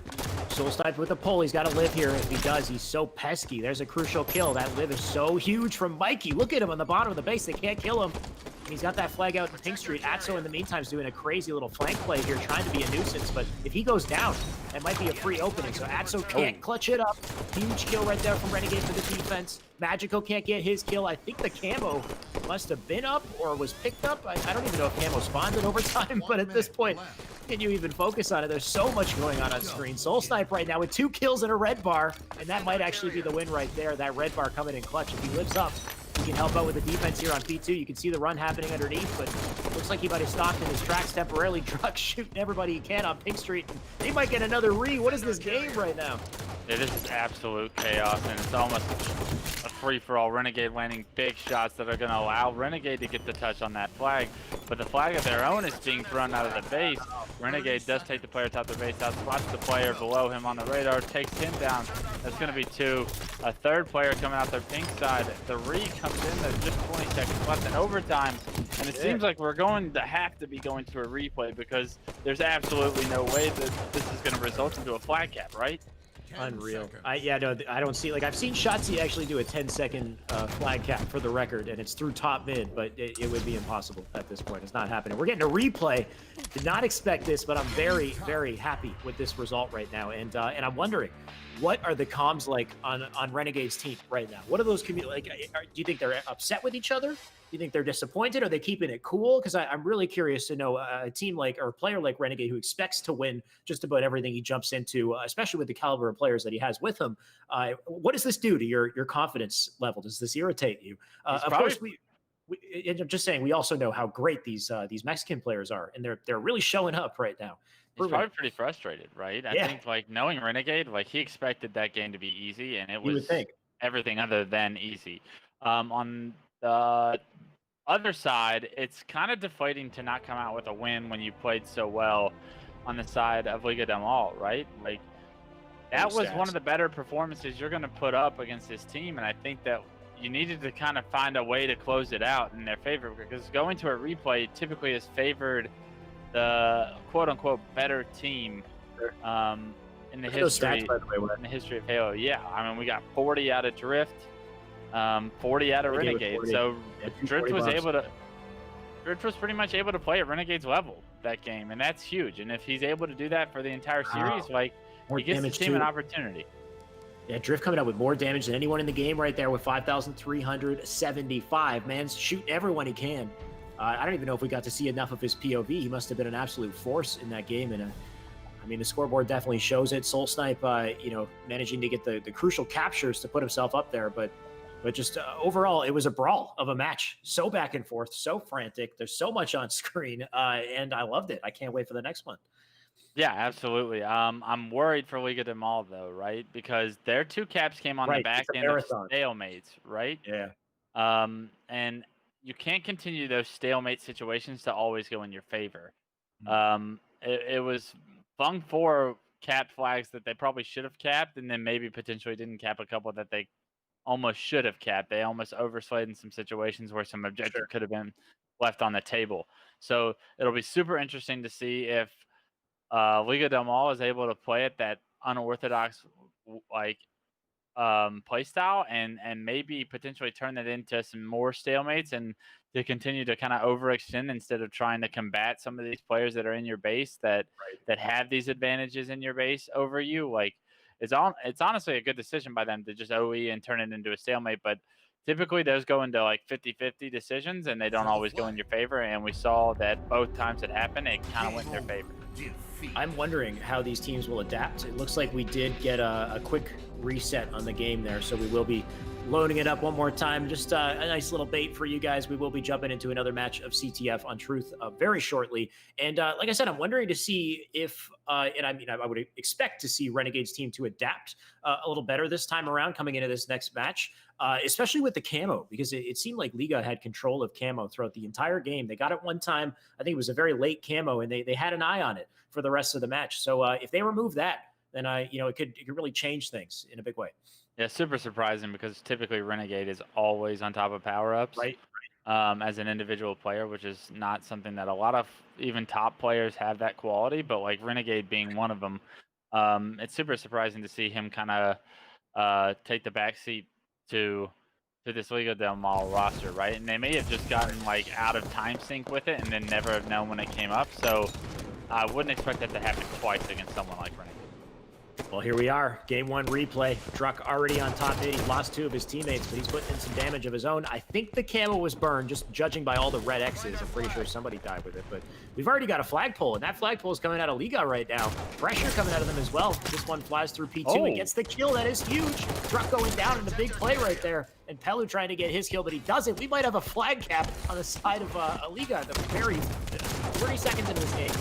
Yeah, absolutely. Only Talik has something to say about it, but 3 players are going to be top right, so that's going to be Atso putting it in. And finally, I mean, it took, what, 18 minutes, and we didn't see a stereotypical normal flag cap out of this Liga del Mal roster, and then immediately in the first minute we see one, and that was a great performance by them to get that out. But what did they give up in the process of getting that flag cap? It looks like all of them trapped atop their base. Funk 4 was able to get the slays they needed. Now they get the flag rotating around Pink 1, and although Renegade does go down, it looks like Druck is going to be in position to kind of get this kill, but Druck not getting that kill is huge because now Soul Snipe is unable to get the touch, and this is going to be a dead flag run. Nades do come in, and a couple kills go in favor of Funk 4, but not enough to kind of change the outcome of that, and Ats is going to secure the return right there and watch a couple of nades. That was a phenomenal job of Liga del Mal, not only getting that first flag cap and really showing some early dominance, but also showing the stopping power of stopping that flag cap that, in my opinion, should have probably been a 1-1 game. Wes, we were worried about whether or not Liga would be able to withstand this onslaught here, just the marathon that is these 2 matches back to back. But so far, Liga's the one in the lead. They got Funk 4 on the back foot here. Talik just dropping down on the bottom of the map. He gets taken out. We got Magico with top map control here, looking to collapse on these players pushing up on red. It looks like Pelu does the trick. Drift with another as well. An opportunity to push up here, and I hope they do it. Drift just looking to get that last straggler in the bubble. I don't know if he's aware of it just yet. There he goes, tipped off. That's the kill right there on the Druck, and if they push up, keep applying pressure. We got some great things coming out of Liga at the start of the game here. Yeah, absolutely. And I'm going to go ahead and say it. Druck's having a really hard time, it looks like, right? I think there's been at least 3 times already in this game that Druck has kind of been caught off guard. Like, there was the time he was sitting Peak 2 and he had to jump on Magico, and Magico ended up winning the 1-on-1, which basically secured the cap.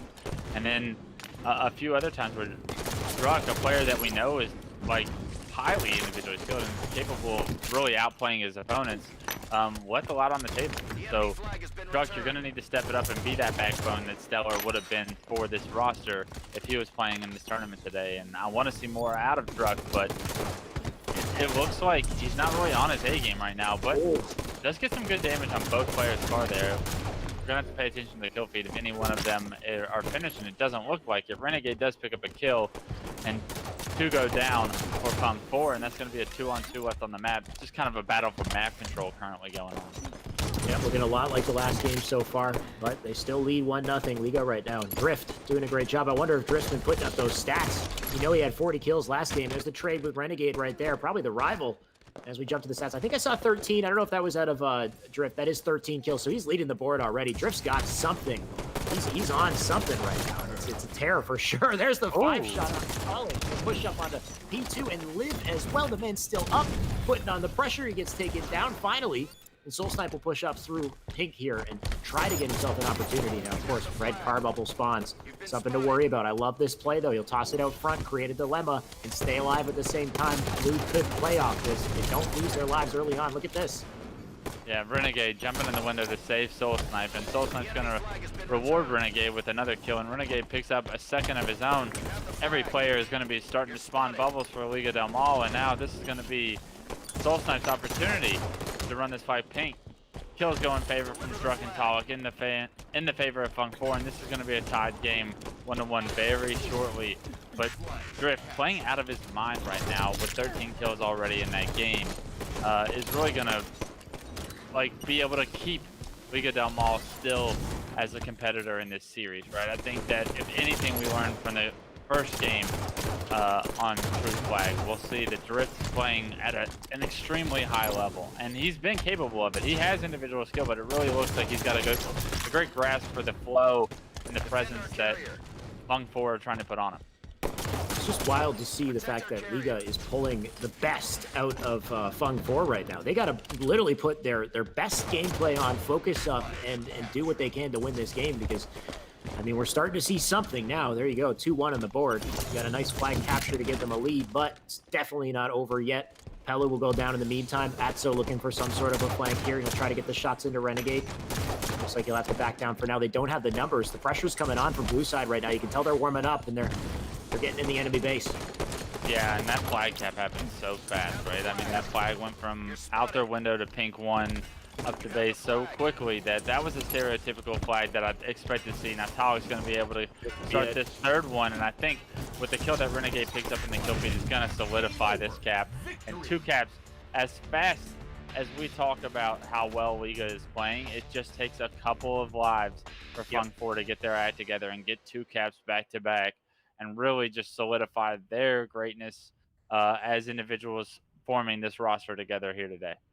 Halo 5 in a nutshell is one good opening, one good round of slays, and that could be it. That's really all you need for a nice clean flag cap, especially with the movement these players can pull out. But those last 2 flags came out super quick. Everything up until that point was incredible, though, just back and forth nonstop, consistently denied in all their plays, both sides denying each other. So we got one hell of a brawl of a series so far, and hopefully it stays that way.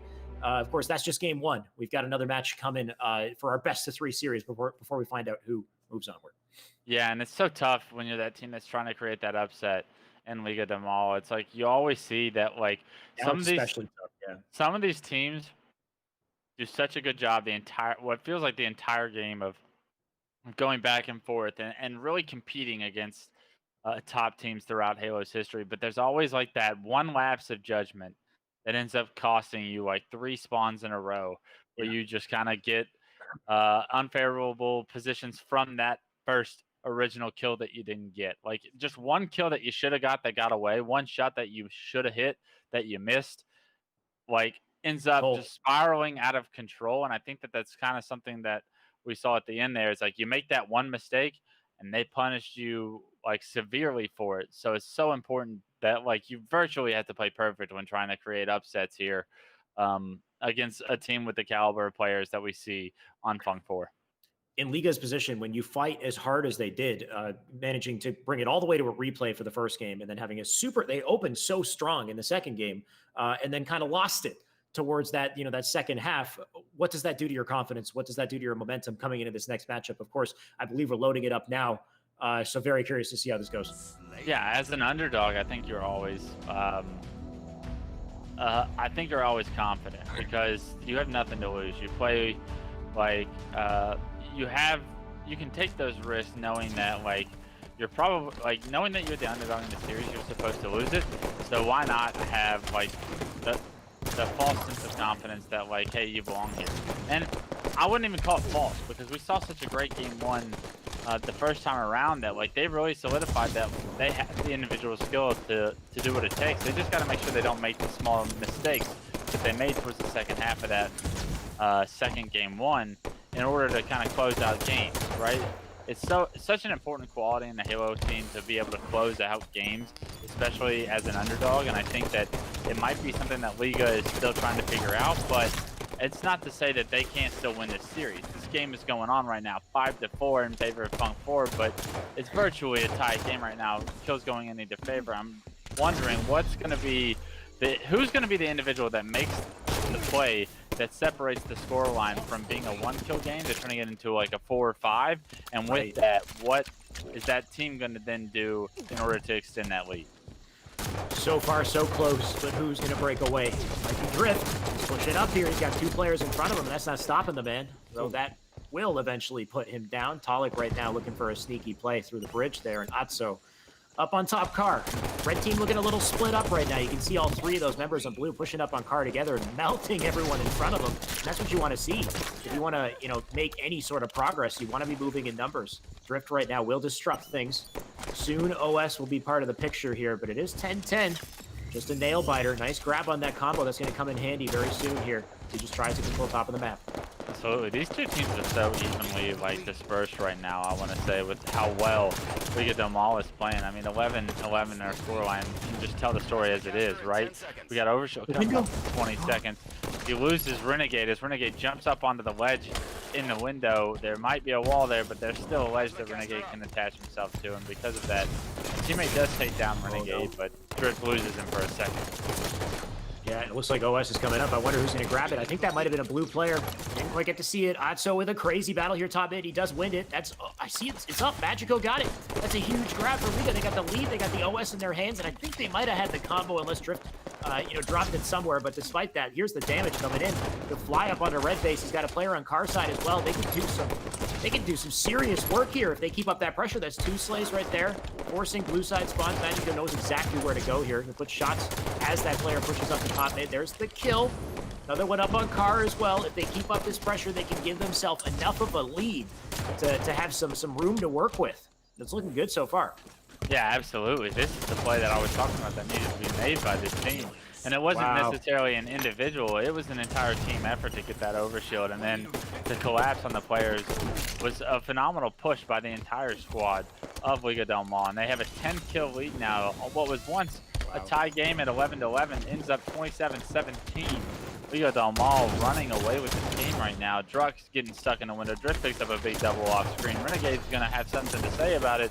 But no, he can't pick up that kill. And now he's got to deal with Atso. And Atso lands a beautiful shot onto him and takes him down 30-17.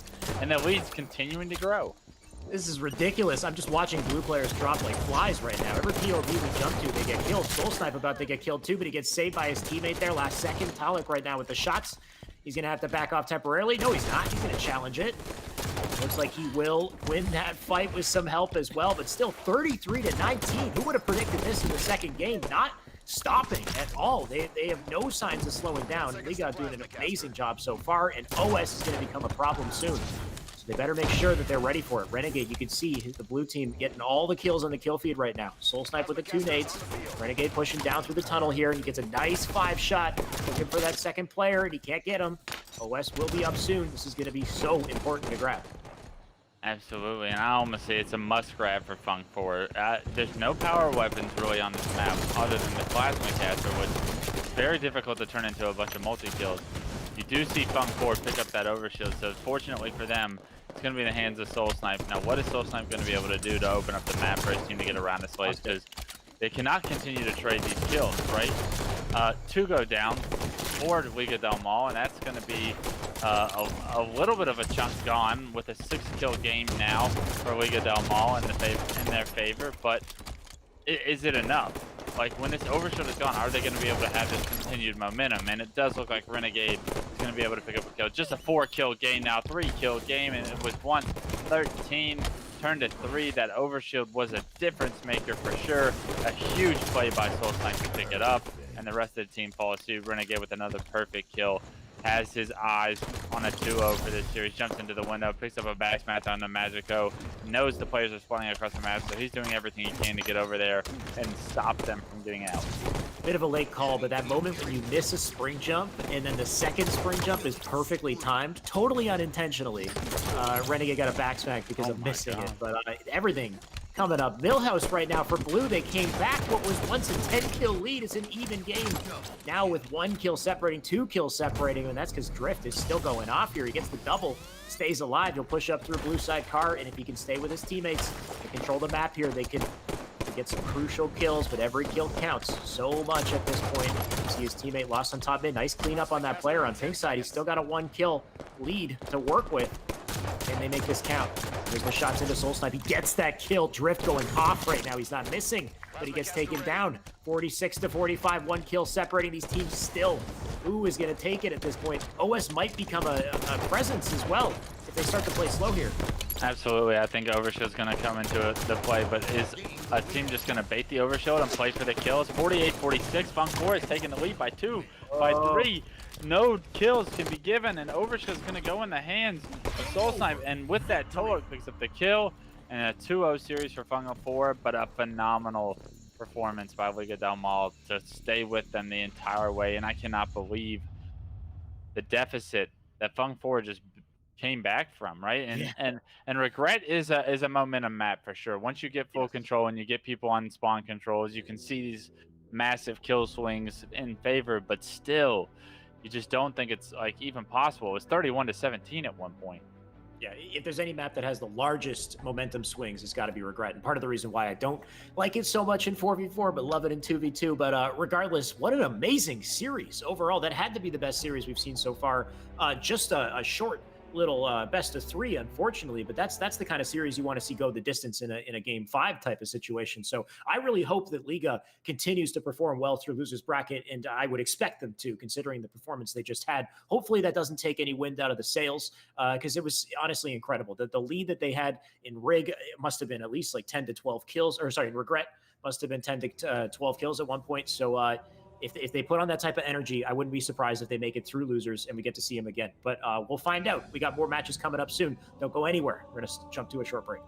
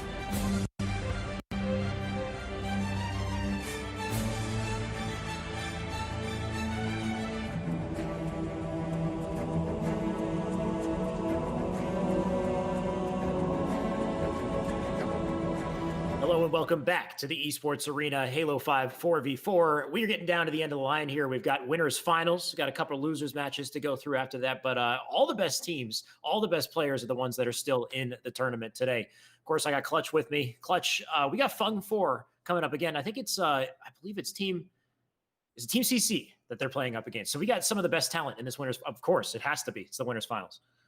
Yeah, absolutely. And Fung 4 really picking it up towards the back half of that game too, and showing what they're capable of. Even being down 10 kills, they're able to come in and win in a very solid fashion. And Team CC had a great series in the series before this against Team Zero, but I really think that Fung 4 individually are going to give them a little bit more trouble as just like gunfights and individual skill is concerned. So very interested to see if Team CC will have the same teamwork and the same like poise against a team like Fung 4. And I'm also interested to see if Fung 4 kind of gets their act together a little bit and plays a little bit more structured and together, because a lot of what we saw in the first series with them on stream was right. A lot of individuals making plays, but not really together. Yeah. And I wonder how it'll turn out. You know, of course, we're going to find out in just a second with Team CC, because these players obviously are very great on the roster, but Liga surprised us, honestly. And I would not be surprised. Well, now I would not be surprised if they continue to make their way through losers and we get to see them once again. So I'm wondering, was it so much that Fung 4 was not playing as coordinated as they could have played, or was it just that Liga was that powerful that they were able to disrupt them so much? And we're going to find out in this next game coming up. Of course, we're about to jump in.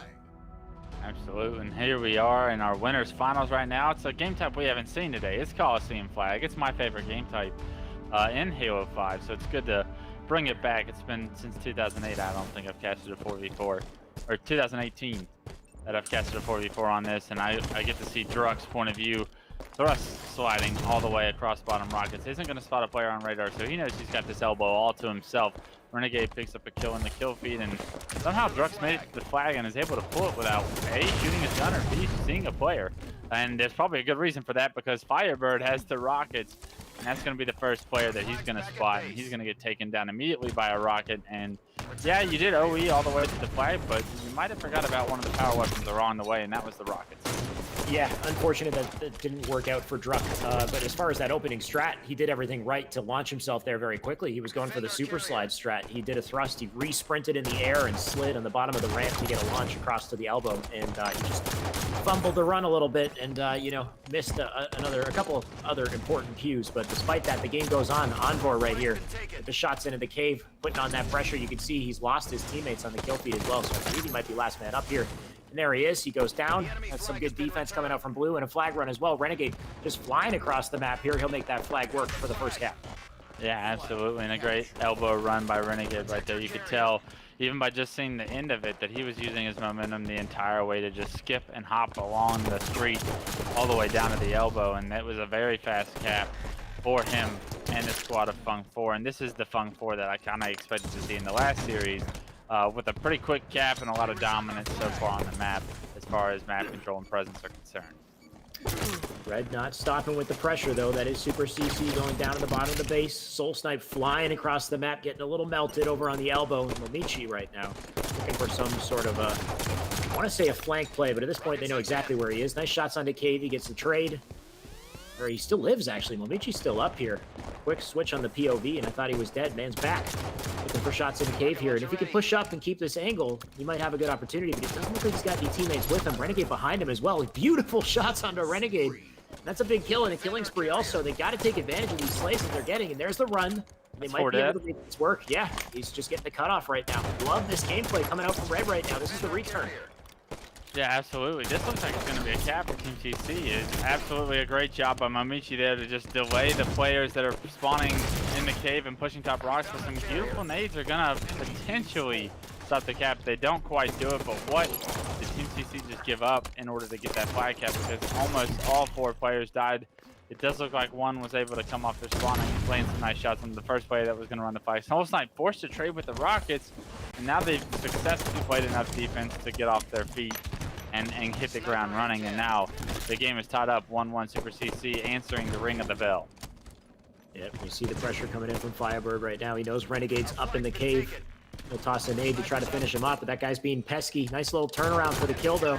Shots into Renegade as well. He'll have to back down. He's got pressure coming in from a flag carrier, so maybe he could do something to get some sort of re, but you know Renegade's going to try to take advantage of that. Somebody gets the snipe. That's Renegade. There's some nice shots here. He's got a triple and a killing spree, but he will drop that snipe for Red. And I don't... Oh, that is a flag cap as well, so huge play from Renegade right there, getting the triple, and Soul Snipe cleaning it up.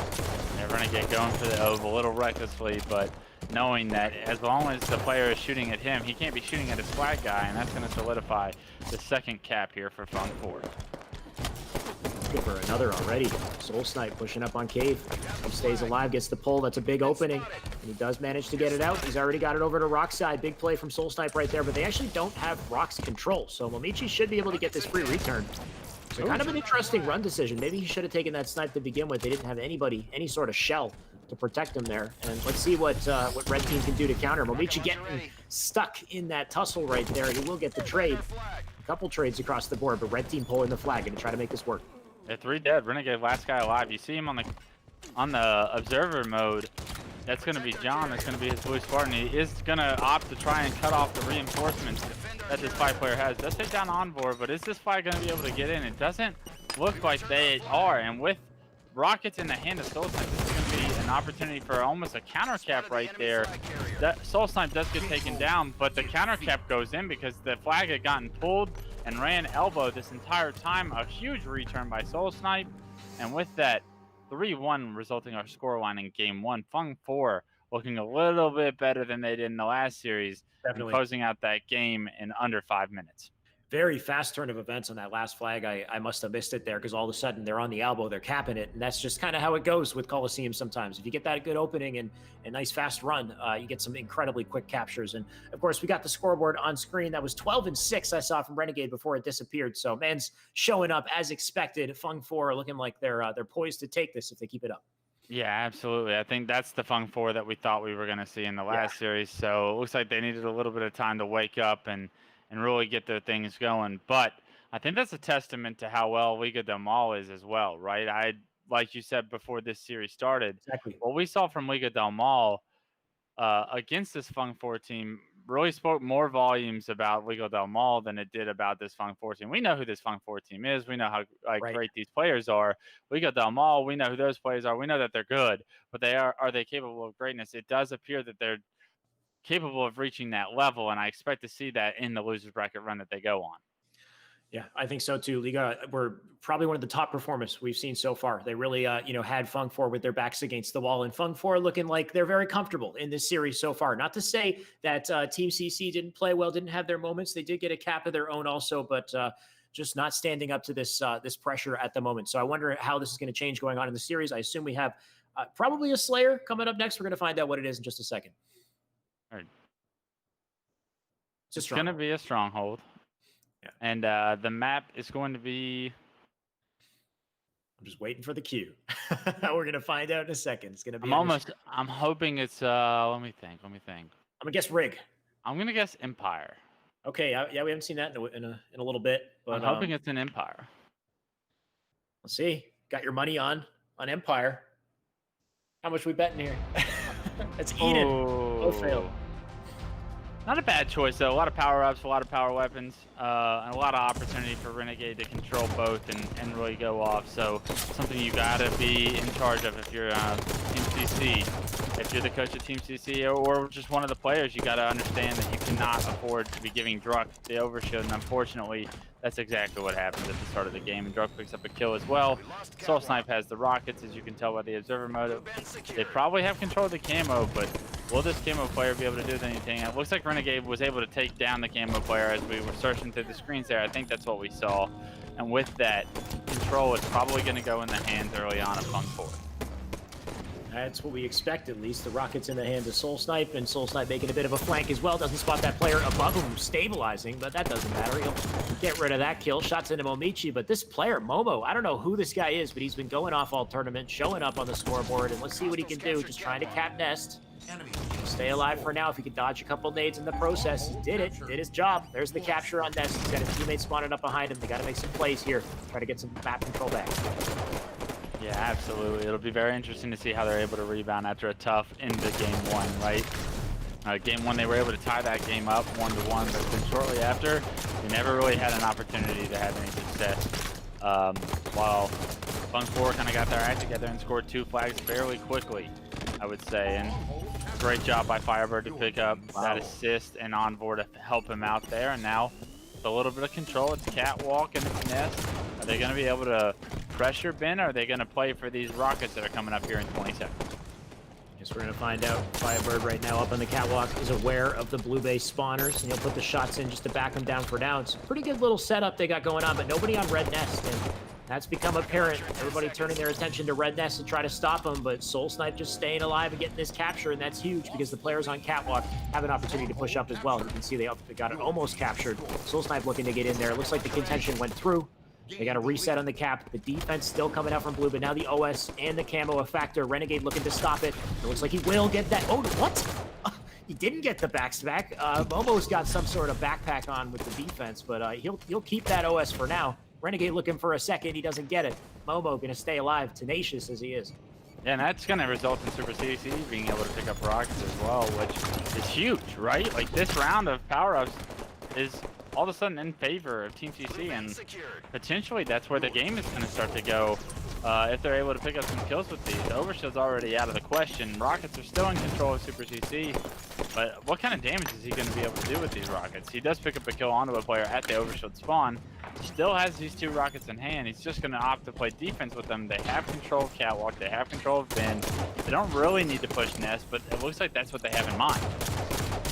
I mean, yeah, especially the timing of the push. If you can get that red catwalk spawn and then push through to Nest, it's the best case scenario. Red catwalk is a horrible place to be spawning. Looks like they didn't get anything, to be honest. Looks like blue team managed to have their way with top catwalk, keep Nest at the same time, and Super CC backing down temporarily, coming back for the double kill as well, looking for the triple here. He's got 2 players up on the Nest. A lot of pressure to worry about. They got to turn these kills into captures, and I'm not seeing it just yet. Waiting for that top catwalk to be capped, and looks like they're trying to contest it, but they haven't got it quite yet. Yeah, and this is a great job by Team CC to kind of stay in this game, but I'm just wondering how long, like, can they just spin without breaking? Yeah. And these next power-ups might be the story that tells that story, right? If Super CC and the rest of the squad are able to get control of some of these power weapons again, I think they can keep this score close. But if they just so happen to go in the favor of Funk 4, that could really be bad news for this Team CC roster. And it's a best of 3, so their backs are on the against the wall right now in the winners bracket. And you don't want to get sent to the losers bracket getting 2-0'd, right? Because you know you're going to have to play this team again if you want to take that journey through the losers bracket. But it does look like Renegade's going to be able to get this camo. He does have a player to fight here, and this is a very big one-on-one that it looks like Renegade's down in right now. Momichi winning the one-on-one against Renegade is going to secure the camo. You see Druck with OS rockets, though, and that's just devastating that I believe Momichi just burned that camo with a long-range rocket from Druck. That's an incredible shot by Druck, and a quite incredible awareness to understand that the timing that Momichi is going to go for that. And with that, I think all power-ups and power weapons are off the map. Maybe 1 rocket left in the chamber, but that's not going to be able to do too much damage. And Funk 4 still in a lead with dominant total control. Funk 4 doing such an exceptional job of getting captures off of their slates. They got a trip cap right now. Envor trying to stop that from happening, but will he? You got a player up in red window being so damn pesky. Looks like he's successful for now. They stopped the bleeding temporarily, but it's still a problem. They got to cap something. They got Blue Bend under contention, and this might be the first place to go for it. It looks like his teammate lost his fight. Envor gonna have to figure out what to do to counter this. They fly through to Blue Bend now. Bit of an individual fight happening out here in Blue Bend. They're trying to cap Red Nest at the same time, and if you get too greedy and you try to cap too much and split your resources too thin, it might not work out. Both were reset, and the 65 points is still on the board here, and that's what you don't want to see if you're red. No, absolutely not. I think Team CC is going to have to get a clean wipe very quickly and potentially get some total control going for at least a small extended period of time, right?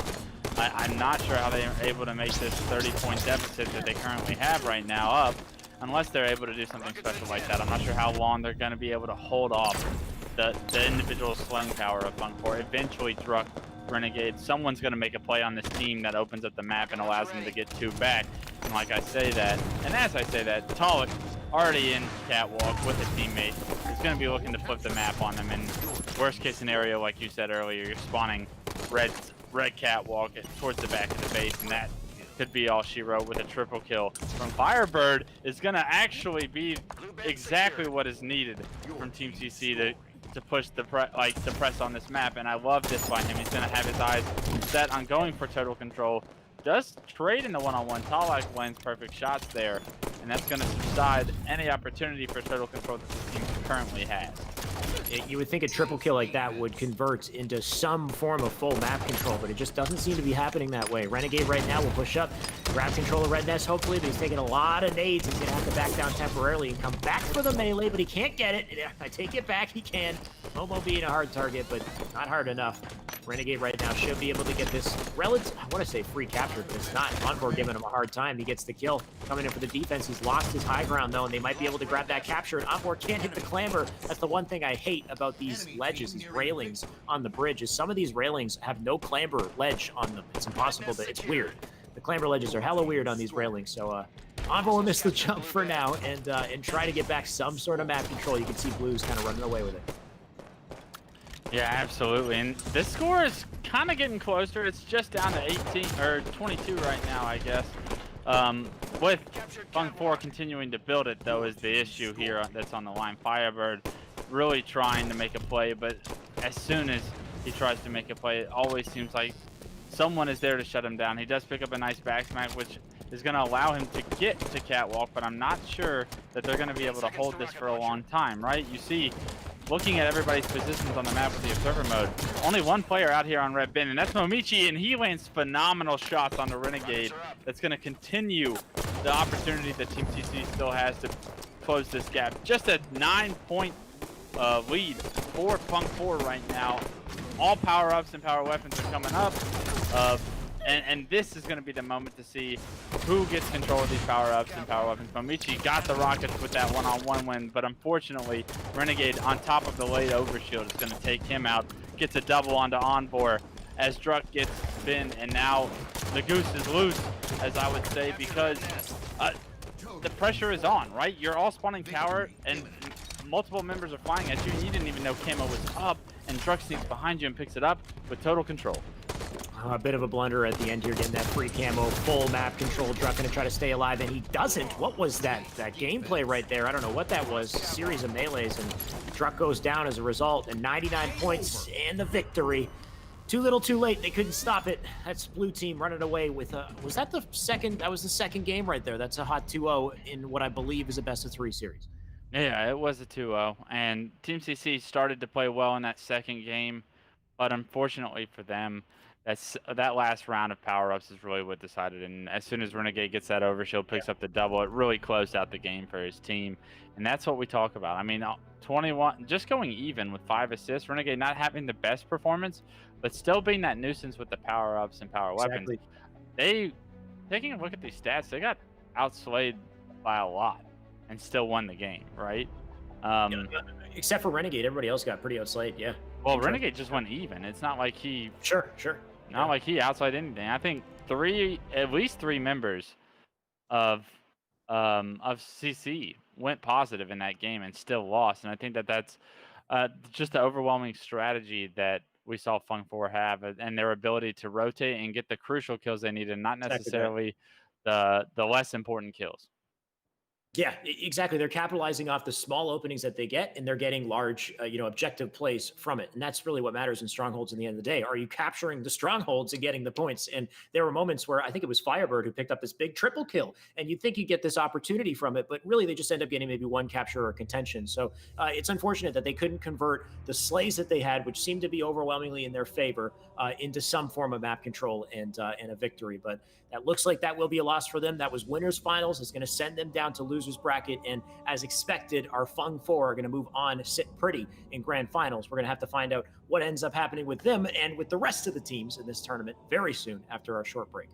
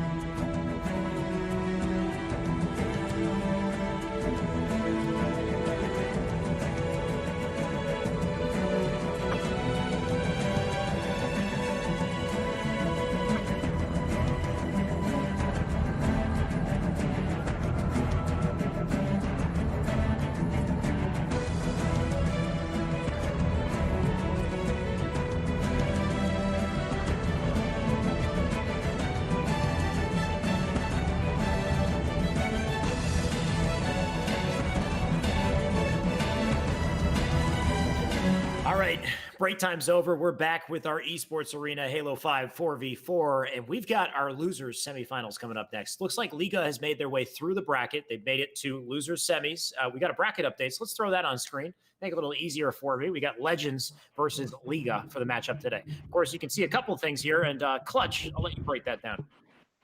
Yeah, as you know, Funk 4 advanced to the grand finals. They're just going to be awaiting this losers bracket run. But this Liga Del Mal team put up a great fight against them, even though that result was a 2-0 in the winter semifinals. And it's gonna fuel them through this losers bracket run that they've already started on. They were able to take a series 2-1 over Sin 5. Now they got their hands full with Legends.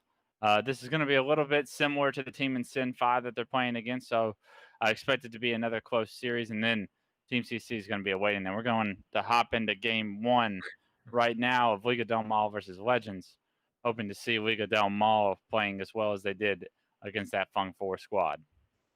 Our top representing players of Europe versus Latin America. Hell of a matchup right here in our losers semifinals. Truth CTF will kick things off. We'll find out who we'll be jumping on board with.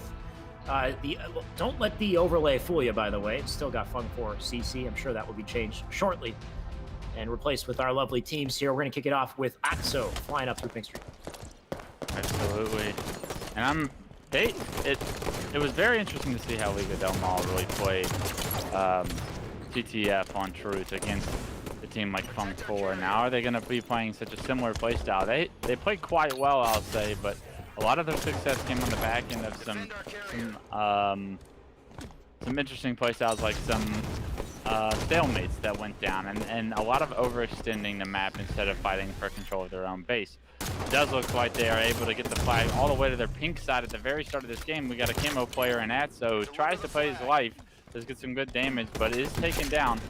The flag gets stopped right on the counterpart, and is this return going to come in? It does look like Legend and his teammate are going to be able to hop the return. Shady picks up a big double in the kill feed, and this could potentially be a counter cap. Atso picks up a double kill to match that Shady double kill and potentially stop this flag run. It'd be pretty impressive to see a 0-0 score line right after all of this chaos ensues.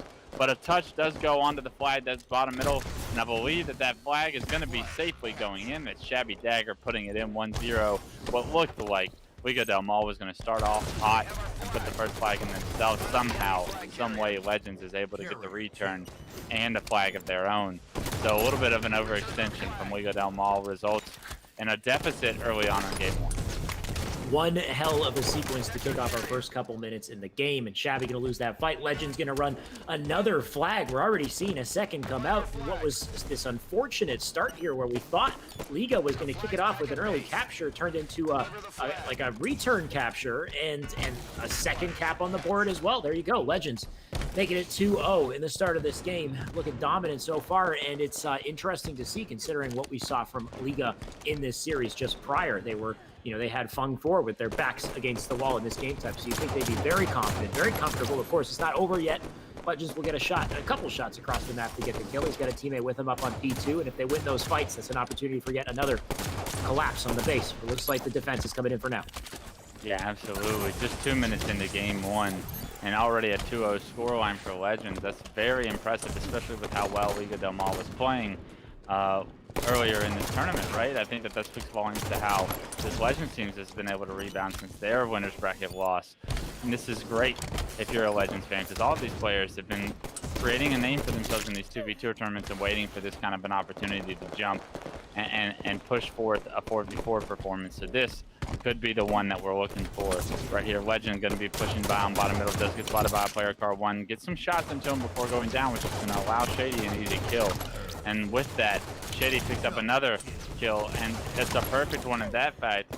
And although I believe Shady was taken down, he was able to get some map control for his team, and I think that's what we're going to see. We're going to see this game slow down just a little bit, I believe, and see a little bit of map control come out, and we're not going to see a couple of random flag pulls until someone gets all 4 dead, and it doesn't look like that's going to take on anytime soon. We got Magico pushing in pink side. I love this push by Magico, but he wants to do it slow, right? You don't want to get caught off guard and then get sent to the death screen really quickly. Does get some good damage on and is playing his life perfectly. does get flown out by right there. He's not ready for Shady to come in with the beatdown. And Shady with another double kill is going to open up the map. 2 dead for Liga Del Mal.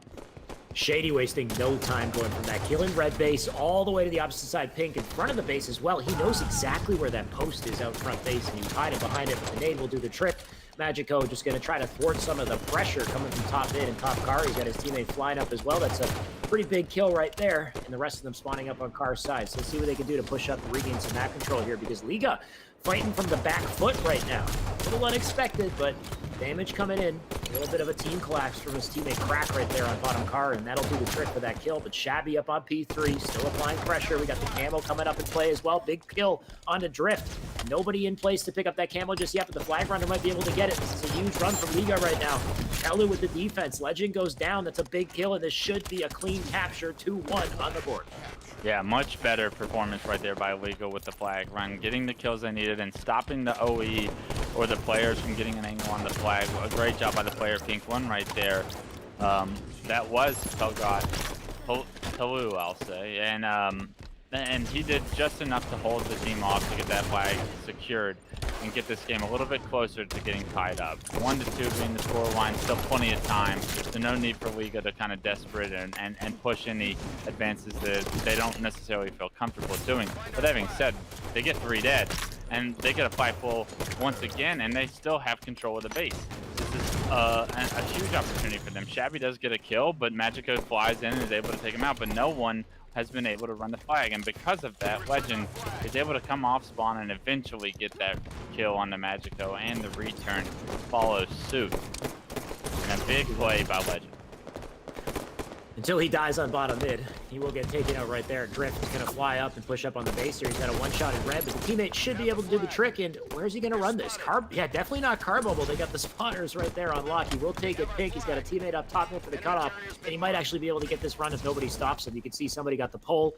It should be a quick return, and I like what I'm seeing from Liga, playing patient, slow and steady, can win the race here. Of course, this race ain't over yet. They still got to get the capture. We've seen these being defended before, but it looks like we do have a tie game. 2-2. Liga coming back strong, and it's an even playing field. I was worried that was going to turn into a big counter cap opportunity for Legends, but Liga, learning from their mistakes earlier on in the game, was able to secure that one and not give up map control as well. So the pressure's still on. Etso still sliding under the base. Now, Shabby Dagger gets caught off guard, does have his teammate fortunately with him in Legends to clear out their flag, and with that, Etso goes down. Legend right now trying not to go down. He will eventually get taken down on pink. Not before his teammate can pull flag and get it out. And Pelu, the last line of defense there, he should be taken down soon. A blue player in the base will get the kill on that player in blue there and hopefully stop this flag capture. And it looks like the camo came up and nobody grabbed it. Drift in position to get it right here. It looks like he's going to have a big advantage if he can take advantage or take control of this. He's got his teammate up in the red window. He's got pink side. Looks like they're aware of his presence, and they get the kill. That's a huge kill from Shabby to deny him right there. I mean, time after time we see Shabby getting major impact kills on this team, and I love seeing that out of him. He had so many great performances earlier on the broadcast, and now he's following suit.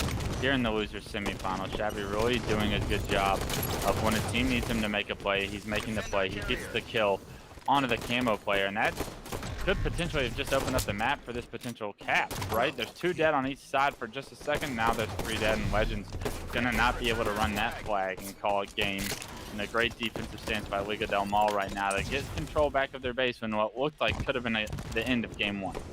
Take a look at that teammate Crack in the back of red base. That's going to come in handy later. Magico with the cutoff from the front as well. He's got teammates on pink, so this is all looking good for Liga if they stay alive and get these kills. It's a big one on Shabby. One more in the window, looking for a triple here. Can't find him just yet, but they did the damage. They got the touch. Kind of a rough spot to have the flag, though. Very baitable. You can see the damage coming in as they try to stop them, but this might be too little too late. He's got to cross the pink to the door. I think he might seal the deal here. That's 3-2 in a victory on the side of Liga. Nice comeback and a nice win. Yeah, absolutely. Down 2-0 after the first 2 minutes. That's great resiliency we saw from Liga right there, and that was so impressive to see them rebound after that early rough start. Absolutely, and the scoreboard can tell a bit of the story as well. I mean, like you said, we had a very dominant showing in the start of that game with Legends team. Right now, I just see flag returns and captures. I'd like to also see some slays. If the man running the show can cycle through it a little bit, give us some more info here. But there we go. 25 kills from Atso showing up in that game. I don't think we got to see enough of them, but man was really pulling it off. You can see some good slays across the board. Overall, it looks like it's definitely in the favor of blue, but pretty close shave between both sides here. Good damage, good slays throughout.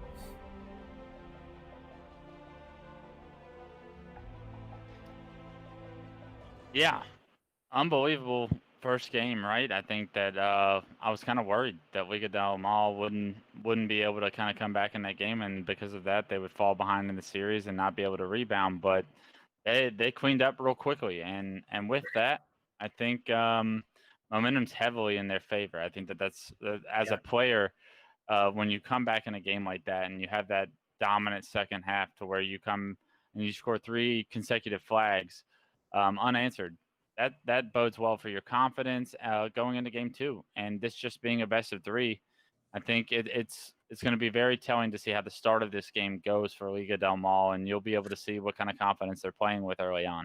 Yeah, that's definitely the thing with best of 3 as well, is you make a strong statement, you get some good momentum early on, and that really could be all you need to take you through, because you only need the one more game. So not a lot of adaptation time, but I guess the results will depend on what kind of map game type we got coming up next and how comfortable these teams are at playing it.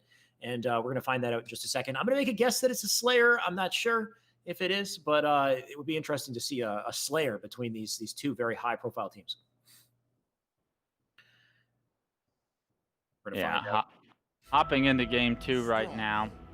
Guessing it's a Slayer is bold, but you're wrong. It's going to be Strongholds on Plaza. It's one of the best game types in Halo 5, if I have to say. There's going to be a lot of opportunity here for Legends to come back in this series, right? This camo top middle is oh so important, and we saw no one really make great camo plays in game 1, but here's another opportunity. Drift is going to be the first player on our screen. He's watching his teammate pick up the camo. I'm not sure if it got burned or if they were able to secure it, but 2 go down very early for Liga, and that's going to be answered immediately by Pelu right there. A huge double to keep his team kind of in the game early on here. He just fought 2 players down by truck, gets 1 to no shield. Doesn't overextend for the kill though, knowing that he probably had to give his life to do so. Atso's going to go down, and now finally the first strongholds are being captured, but no one quite yet has bottom middle. Looks like Legend's going to try to cap it, though. He's got his teammate with him. They might be able to grab that capture, and there you go. Legend's getting that first capture on the board. First point on the board as well. You got a player up on the top of the lift, though, just waiting for his opportunity. And it looks like he finds it. Gets the kill, or gets the help on the kill with Shabby, and a good chance here to capture this nest cap point. He's got a teammate or player pressuring him in the garbage truck at the same time, but looks like he might have... Oh, I spoke too soon. There's a quick reset right there and a trip cap to start things off. Absolutely great job by Legend right there to get that kill and secure that trip cap for his team. That's going to result in this score continuously to skyrocket up, as we see Liga has opted to go, tries to push towards yard, but it doesn't look like they're going to be able to get the secure, and the reset is in. Legends with the shotgun comes in, doesn't really have to do much. Shabby Dagger in the kill feed with the perfect kill on the ad, so this game could be over very quickly if they're unable to figure out a way to break this setup, as multiple kills in the kill feed still go in the favor of Legends. A couple question marks coming to mind here. One hell of a turn of events. It almost seems like they're getting no contention whatsoever on the side of red here. It just seemed very quiet for a second for a trip cap situation. You got Legends right here up on yard. He'll push forward to top yellow, get himself an angle as they try to contest bottom mid. And finally, I see some sort of life out of the side of Liga right now. They will manage to get, I believe, 2 captures at the same time. So that's something. A point on the board. An opportunity for the camo as well. And if this triple comes through, not quite, but that's the kills they need to pick up camo and get back that map control. Yeah, unfortunately, all 4 again go down for Liga. The second you think they have some sort of control, they don't. Camo's coming up as well, so it's the worst time to have all 4 dead. They are going to be able to secure this yard stronghold, but for how long? Because you see multiple members of red moving in. Does get some good shots onto the player's top snipe, and stops Shady's potential push, but Shady picked up a perfect right before going down. Legend also picked up a kill in the kill streak. And Drift doing what he can. The damage was in, but not for long. And one player sneaks in the yard, and now it's going to be Liga del Mal that's forced to fly back in the yard before they get trip capped on again. But that even though they stop that kill and they stop that stronghold from going in, it's all the while that they're not able to do anything else on the map, right? They're not able to push top snipe. They're not able to get control of the bottom middle hill because they had to go back and play defense on the one stronghold they had. And even in doing so, they still couldn't stop the entire rest of the team from pushing in, and another trip cap into. Talk about incredible map control coming out from Red right now. Even with all 4 players on Liga flying into yard, they're having trouble just capturing that. What is going on the side of Liga in this game? It just seems like they can't get their footing. And finally, they'll get that capture to just, if anything, slow the bleeding. But things are looking rough right now as we get to that 80-point mark. Couple shots in to back down that player on the glass. They got to move up. They got to get kills, and they got to transfer this 3 rounds of slays they had there, round of 3 kills, into a capture. There we have it. They got bottom mid. Can they get Nest? Can they get some high ground? Can they turn things around here? Remains to be seen, but it looks like they got a good start. Yeah, absolutely. They finally have points going in their favor right now, but it's almost too little too late, right? You're going to need total control in order to come back in this game. There's absolutely no way you can just weather this storm for 100 straight points. And the other team already has 83, so there's not a whole lot of room for error, and that is a big error by Drift as he pushes Legend. Legend wins the one-on-one. He's going to stay alive, waiting for this camo to spawn. Does go down. Atso picks up a double in the kill feed. Legends gets one of his own. Drift picks up one, and with that, his teammate picks up the camo. If he's able to play his life with this camo, this could potentially be the total control that they needed. They currently were able to get the round of slays they needed. Atso with a killing spree and camo shotgun, it looks like. This is a huge opportunity here as he spots multiple players on the ramp, picks up one, is going to stay alive. I love this out of Atso. And now Legends is going to have to do that yard push that we saw Liga had so much trouble with early on. These are the signs of life I was waiting for from Liga. Finally turning things around. They do manage to net 40 points before losing that trip cap, and they still got some control on the board. It's a boot here. Magico in Cafe, aware of the player right beside him here. He'll put some shots in, back him down a little further, and do anything they can just to slow their progression on the map. Things looking pretty good so far, and they've got a little bit of room to work with. So thankfully they started to, show some life now because they're getting pretty rough beforehand. Things looking great so far. Couple kills, push up on yard. They're going to flip the spawns, maybe over to Nest. It looks like they are giving up Nest right now. They'll capture yard in the meantime and keep that pressure on their side. Please tell me that they're not about to have a 2-0 lead in flag and blow it, and then an 83-point lead in strongholds and blow it, because right now, Liga del Mal is similarly looking to create that comeback experience. Finally, players get into yard, but not without receiving pressure. They got multiple players flying at them. All of them are dropped to no shield. They do stay alive somehow. Shady and Legend pick up kills, and that could have been an overextension right there from Liga, because right now, you don't need the trip cap anymore. Right now, you can hold 2 and still come back in this game. Atso unable to trade the melee, and because of it, it looks like the bottom mid hill was taken by Legends. And yes, yard and bottom mid are not the 2 ideal strongholds you want to hold together, but it's doing the job right now for Legends. And Helu trying his best to contain bottom mid is going to be able to get it all the way to the end, and with that kill, he able to secure it right before Legends jumps in.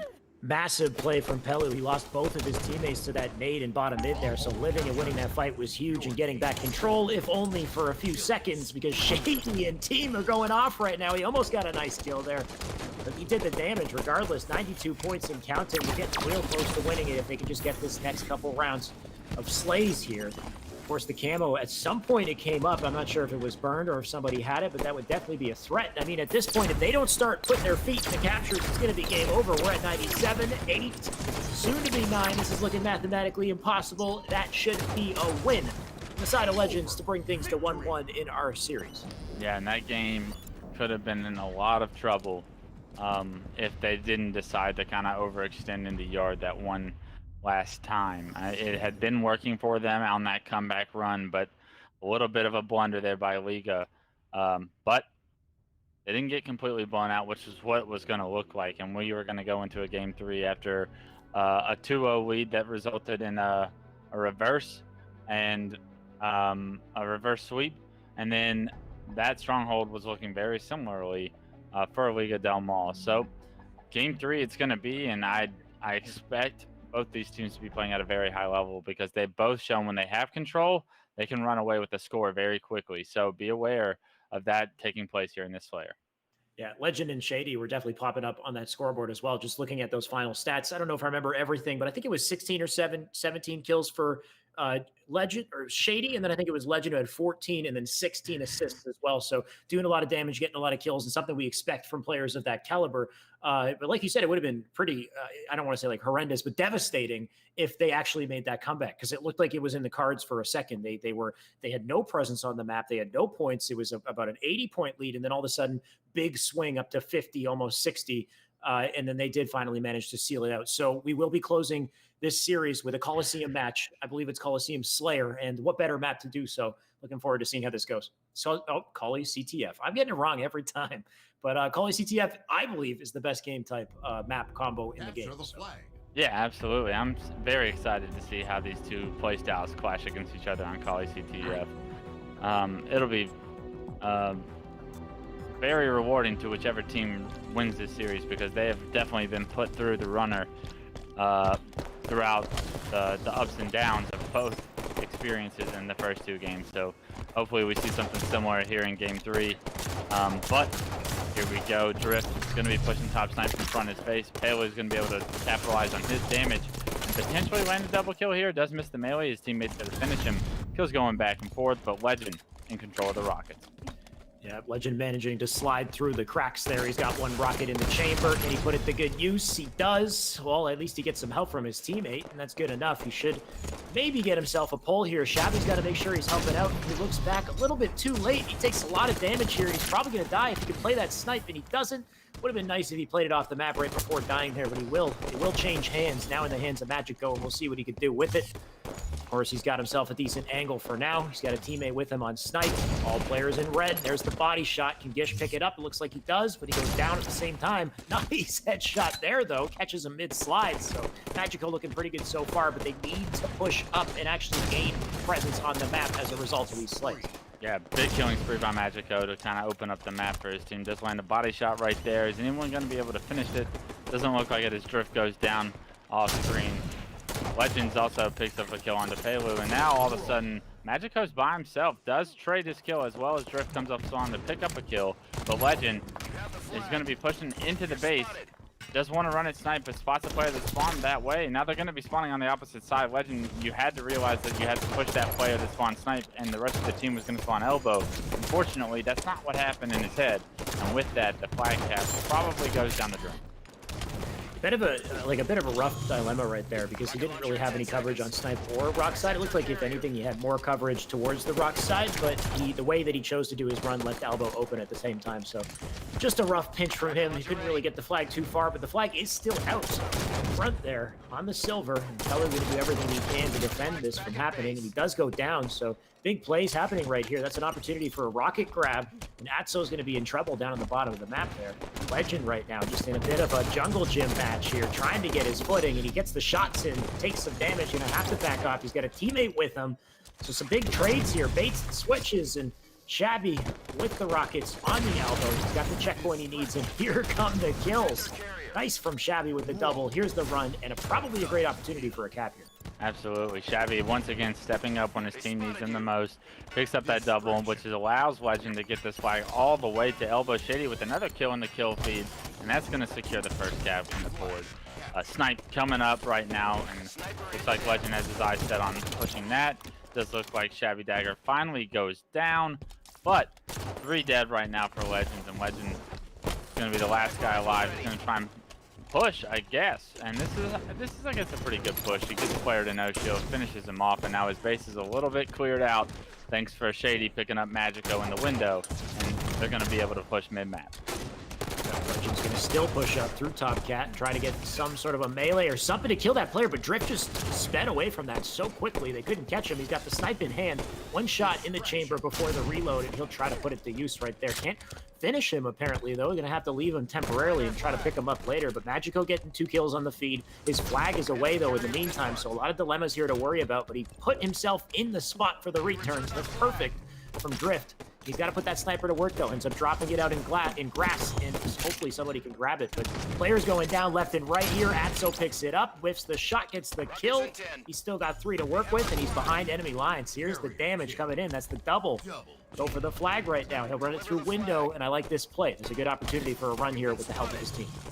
Yeah, absolutely. This is the opportunity for Liga to really get a flag cap with the run. Drift picks up a kill in the kill feed. Payload gets another one, and that's going to definitely secure this cap. You'd have to think, right? 2 dead, all 4 alive. Atso running it in, fumbling it a few times. It doesn't matter, though. His team has his back, and with it, they still have control of the map. Rockets are finally up, but no one on Liga del Mal is in position to get them.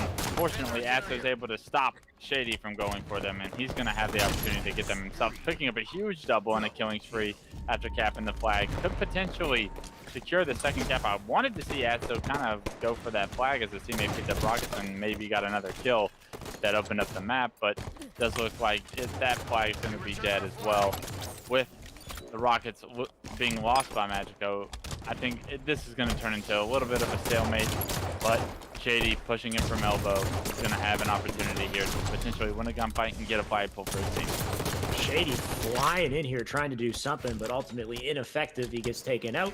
Drift right now up on Snipe's side. He's a little bit alone for a second here, but if he stays alive, he's going to have some team help. There's the push up on Oven. He's got his teammates pushing up through the cave side as well. That's 2 slays on the board and 1 trade as well. But it looks like they got 1 straggler behind trying to go for a sneaky cap through the elbow. If he cuts him off, and if they can win these fights for the flag, then they can actually get something going here. But ultimately, it looks like neither team able to really get this flag past that halfway point. Unless Atso has something to say about it. He's going to try to sneak his way through here. Getting shot by Shady. Almost winning that fight, but goes down. That should be a return. We're back to the stalemate, like you said, Wes. Back and forth, nonstop. Yeah, absolutely. Legends somehow get the second cap, and with it, I think a little bit of like breath of fresh air, right? Like you're at least playing to go to overtime, and that's such a comfortable feeling. Now, Liga del Mal in a loser's bracket, backs against the wall in game 3, down a cap right now.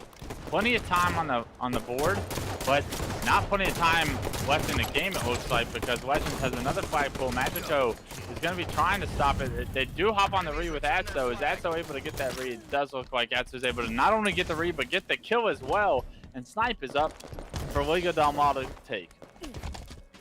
Rockets appear to be up for Shady to take, and it looks like he has them now. 2 rockets in the chamber to try to escape from this, but the nades will do the trick, and that takes him down. Rockets on the elbow, Snipe on the cave. A huge opportunity here for Blue if they can run this flag successfully. You know he wants that angle, and oh, just narrowly missing the shot, and that could pay later. He can't clutch up here. He's just trying to live. He has a bit of a delay, but ultimately didn't get any big crucial kills with that Snipe, but it doesn't matter. I want to say it doesn't matter as long as he gets that capture. And there we go, 2-2. That pesky little corner at the end of the run. You always got to be aware of it running that flag. Absolutely. And a 2-2 game in game 3 is something we had to see coming, right? Like this is something after watching the first 2 games, you had to know that this game was going to go down to the wire. It was going to be as close as it could be. A nail biter in front of us for the audience to see. And these 2 teams are so evenly matched. The flag does get pulled, but immediately that flag carrier is taken down. Paelu doing a good job of playing some solid defense, staying alive and waiting for his teammates before trying to push to the middle of the map. Shabby Dagger, top sniper, is going to be caught out by himself. Does thrust backwards, but now he's a part of a Liga sandwich.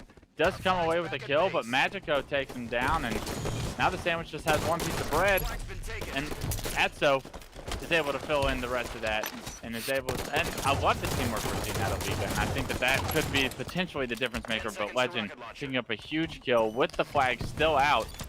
Doesn't look like Liga has the opportunity to go for the read right away. Is this going to be a sneaky play that potentially wins them the game? No, it doesn't. Paelu and Magico come up clutch once again.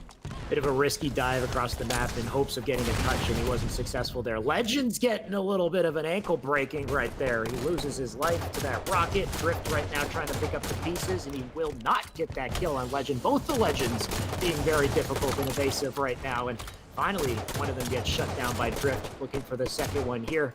And this player being so difficult to kill, but finally doing the trick.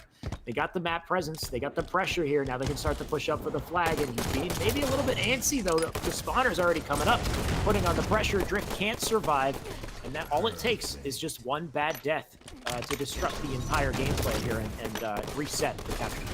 Yeah, absolutely. You would have thought that somewhere along the way, all of these deaths would have amounted to some control, but it doesn't really look like either team has been able to get more than just 2 dead at a time, and that's a testament to the last 2 alive on each team making the play that they need to make in order to subside enough time for their teammates to spawn. Just like that, Magico, being the last guy alive, is able to get a kill, and with it, his teammates are going to be able to spawn and get a little bit of control of their base in order to stop any opportunity Legends was just about to have. I love this play by Shady. Take his time here.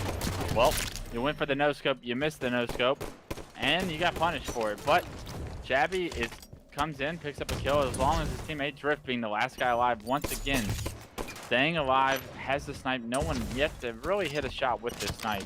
It'll be interesting to see if the power weapons are going to be the difference maker here. If he doesn't get the kills, which he is getting, I was saying he could maybe throw the snipe off the map, but it looks like he gets a kill and doesn't throw it off the map. And now it's in the hands of Red, and they are getting some clutch kills. Legend picking up 2 there. That was huge to stop that flag capture and give his team an opportunity to return the favor. And it looks like they might. They got the flag passed to their base. That should seal it out. And that's a win on the side of Legends. One hell of a clutch. My God, clutch. Pure chaos there at the end. But Legend picks up the snipe and gets the double that was the difference maker. And it does end up being the power weapon that really made the difference. It was those 2 quick kills that allowed Legends to just get the final cap. But if that game type is played to 5, we're probably going 4-4 in a way. And if that's a best of 5 series, we're probably going to game 5. Those teams were so evenly matched across the board. Someone had to come out on top. And it just happened to be Legends this time around.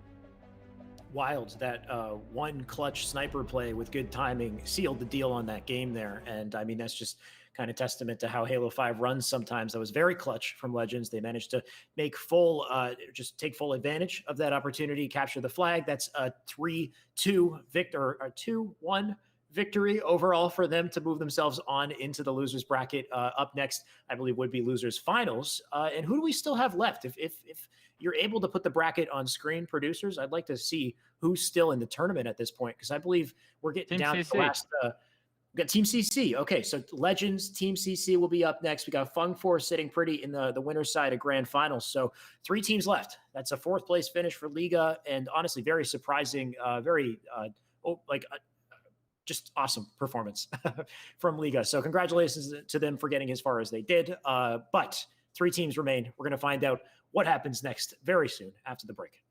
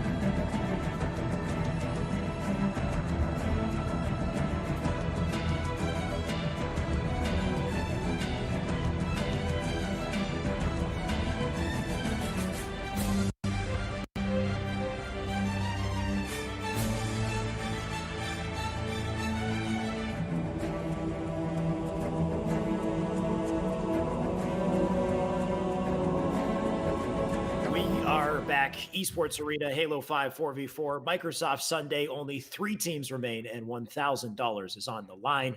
We're in the losers finals. We've got Team CC up against the Legends. Clutch, you ready for this? Yeah, absolutely. I think Legends is pretty hot right now, coming Yeah. through that losers bracket run that they've been on, and CC's kind of been waiting in the shadows, right? And CC was playing very well earlier today, but this time off could come back to bite them. So it'll be interesting to see the start of the series and how game one kind of goes, because if CC's doesn't come out like warmed up and ready, I think that they can get caught off guard by how well this Legends team was playing towards the end of that series.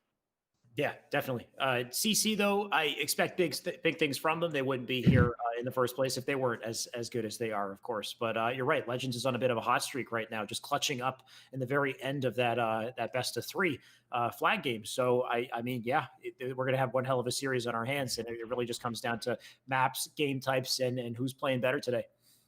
Yeah, absolutely. Looking for all players to join the lobby real quick, and then we'll be hopping into gameplay. Sure. Super excited to kind of see how both these play styles can kind of clash. It's going to be CTF on Truth. We've seen both these teams have an opportunity to compete on this, and we saw a very hot start last time around out of I can't think of it right now. Legends. I mean, there's 2 Legends, and then their team name is Legends. It's very confusing. Figure it out, guys. But very hot start on Truth Flag, followed by a very cold rest of the game, right? So hopefully they're able to kind of fix whatever the heck happened for anything after the first 2 minutes of their last CTF Truth, and follow suit with what they did at the start of their the first 2 minutes of their CTF Truth game. And they'll be finding themselves in a very successful recipe for this game one. Yeah, how well can these teams convert off the openings that they get? That's kind of the name of the game here. We got our opening camo. We got the combo to worry about, a lot of different things to contest. But, of course, the flag caps is what matters most. We're going to find out who has what it takes to grab them. Of course, kicking this off, let's see who we hop on board with as we get into our match here. Looks like it's going to be Momechi. It's a Momechi. I'm going to call him Momo. Either way, he's pushing up for the camo here. He's lost a teammate early on. He's going to have to do something to contest it. Yeah, lost 2 teammates early on, and that's going to be the third, including Momechi, and they gave away the camo in the process, and that's 3 dead, potentially all 4 dead. I didn't see if all 4 had gone down, but it looks like Envor was able to stay alive, just no shields, and the flag is already pulled for Legends, and this is going to be a very important moment, right? And I can't tell real quick if the observer would relax on switching the screen for just a second. Which flag it was that was getting pulled right there. It did look like somehow CC had gotten the flag pulled, and everyone had to kind of stop what they were doing on pink side of the map and pay attention to it. But it does look like the return came in, and the flag being out car side, no one really able to run it. 3 kills go in favor of Team CC, and with that, I think is going to be the map control. Looks like Momo should be able to grab this re. Going to try to deny those car spawns at the same time, and he's successful in doing so. I believe we do have a capture on the board, if that's the case. There it is. 1-0 to kick things off. Great plays coming in so far from Blue. Envor and the boys here putting in some damage. The top map spots seem to be doing a pretty good job of that, but looks like Momo will go down for now. Gonna have to back off from that fight here. Shady trying to put on the pressure here up on pink side. He's got a teammate with him as well, so they could return the favor here if they can capitalize off this opening. You got a player in the front, you got a player on pink side, and all the other teammates spawning up in the car bubble, so big opportunity to run through pink. Yeah, absolutely. Both Legends picked up a big kill each, and now they have control of the blue base, but there is a player pink side that they're going to have to worry about before trying to run it pink. They make light work of him. Legends picks up 2 kills in the kill feed, 3 dead. Super CC is the last one alive.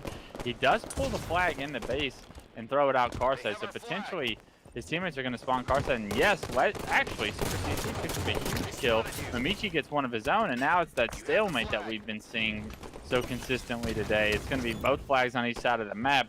And now, this is going to leave a very strange style that could turn into either a game resulting in 2-0 or tied up 1-1. And as I said, that Legend goes down, and it looks like it's going to be the 2-0 is the option. Super CC evades, just made a huge play, pulls the flag, gets the kill, and is rewarded with the flag cap after his teammates are able to get those kills in the return themselves. A great start for Team CC here early in the losers finals. Looks like Super CC is still doing work as well up on the car bubble here. He'll just stay back and play passively while his teammates come up to support him. We got one on bottom mid as well, putting in that damage, and a lot of damage at that. That's a perfect onto Shady. Some good shots into the player on Car Addict before transferring that flag all the way over to P1. And that might prove successful if they can keep up his pressure. Momo right now trying to get the kill. That's a big outplay right there for the kill. And an opportunity to pick up the flag here as well. Remember, if they cap this, that's it for the game. So Red Legends and his team is going to have to do something to turn this around right quick. And Shady going to be the first to try to do so. He's got teammates pushing up with him as they pressure the toilet. That's a nice kill on a Super CC. If he gets his shields, he's got a pretty good opportunity here. A little spring jump to get up to the lift. Some nice shots into car bubble. He lost 2 of his teammates in the process here, so I don't know how this man will live, and it looks like he doesn't. That's the end of that run. And we're resetting it once again. Yeah, that was all 4 dead for a very, very short period of time for Legends, but all of Team CC is going to be looking to push across the map, and it's going to be led by this Super CC push. There is a player dropping down on him, does get a melee off, so that's going to stop Super CC from being able to jump up and help his teammates. But Firebird gets a kill of his own. Super CC decides to try and run for the flag. You need to get a couple more kills before you're able to slay. Shabby Dagger picks up 2, and that flag run is dead in the water. Unfortunately, Shabby Dagger doesn't actually get the return just yet. Shady picks up a big kill, which is probably going to stop him. Something's going on below the base that shouldn't be happening. And eventually, Firebird's going to be able to come out on top. Bit of a wild series of events, but ultimately Firebird can get out of blue base. The camo should be up, or should have been up, and I'm not sure who's grabbed it, but that will be a very important factor in what happens next in this game. It might have been burned. Either way, Shady in a big 1v1 on Car. That player will back down for now. Legends getting dropped on Pink. CC up on Pink to take his place, but get naded at the same time here, so nobody really able to get any real footing. You can see 2 players up on top mid and Car. And they're going to be under a lot of pressure in just a second as CC lives up. Does some pretty good work with his life here. Huge kill for that 5, and the camo in his hands. They got map control. They got slays. They got a big opportunity for a 3rd flag capture if they capitalize on this. They know that player is Pink too. Is this player going to be able to win his one-on-one? It is Firebird. He does come out victorious, but Envor a little bit oversteps his boundary and goes down under the base, unfortunately. And now this camo player is getting sniffed down. I want to see how Super CC plays this because they know exactly where he is. They are going to be looking for him, potentially Pink side, I guess, because no one's looking Car side as he walks in the base. This is a back smack in the making. And now he's going to look to rotate towards the Pink side of the base and just try and get kills and buy time for his team to advance across the map. Momichi picks up a kill on Pink. Shabby Dagger's clueless as he can be as he walks into his base. Super CC is going to end up getting some free damage on him. Firebird finishes that one off. Spots another player down low. Super CC is doing it all right now. It's unfortunate that his teammates are going down across the map. So that's a great job by Legends to, I guess, while receiving all this damage from Super CC, kind of deal with the rest of the squad in order to limit what the damage Super CC is doing to me. My God, do you see this man living, just surviving through all of these obstacles? He's still in the bottom of the base, and his teammates will stop that flagpole, and he's just being a nuisance. This toilet player is going to kill him. There it is right there. Finally gets that kill. UOS should be coming up in about 20 seconds or so. We'll see who grabs it this time around, but Super CC making so much happen off that one play right there. Pressure still in the favor of blue here. Envor taking a lot of pressure up on Car 1. He goes down. Red looking to flip things around. Big kill from Shabby. Another big kill from Shabby for the double. That's huge. But he lost his teammate in the flag cap. This might make things difficult. Legend, or Shady, I believe, coming in to get that kill as well. Shabby going to push up to try to get this connection. He does. I don't know what's happening to camo at this point. It's a big opportunity here. They get these kills, they get the pull, they can get the camo at the same time. So I'm loving this from Legends. They pull it all off accordingly. Yeah, absolutely, and I think Shabby did enough damage to try and get this flag across the map. He does end up going down. That's a big nade because it rocked Shady down to no shield. Does end up picking up camo. Are they going to know that he has camo? Is he going to go for this return with camo too? Because that would give us a location away. Nope, he's going to decide to slay. Picks up a double. This is going to be a triple, and that is going to be the first cap. Oh, is this an over? Nope, Shabby Dagger says, I'm going to take that one from you, brother, but we're going to get the 5 cap in the process. Camo's still in control of Shady, and that was a great job by Legends right there to get on the board. 2-1, 4 minutes and 45 seconds left. There's still plenty of time. No need to rush. But Shady, he wants to put the pressure on, and he wants to do it now. Gotta love how Shady is just patiently dismantling everyone on the opposite team here. From that starting kill he got on Car 1 with that like execution shot into the back smack top mid, the triple, and now he's just lighting people up in blue base here. Shady just going off, making full use of the camo, but nobody really with him to support him and get this pull. Despite that, he's still alive, takes a couple shots from Toilet. He will officially get melted, and we are back to a bit of a reset here as Blue fends off some of the pressure for a little bit longer.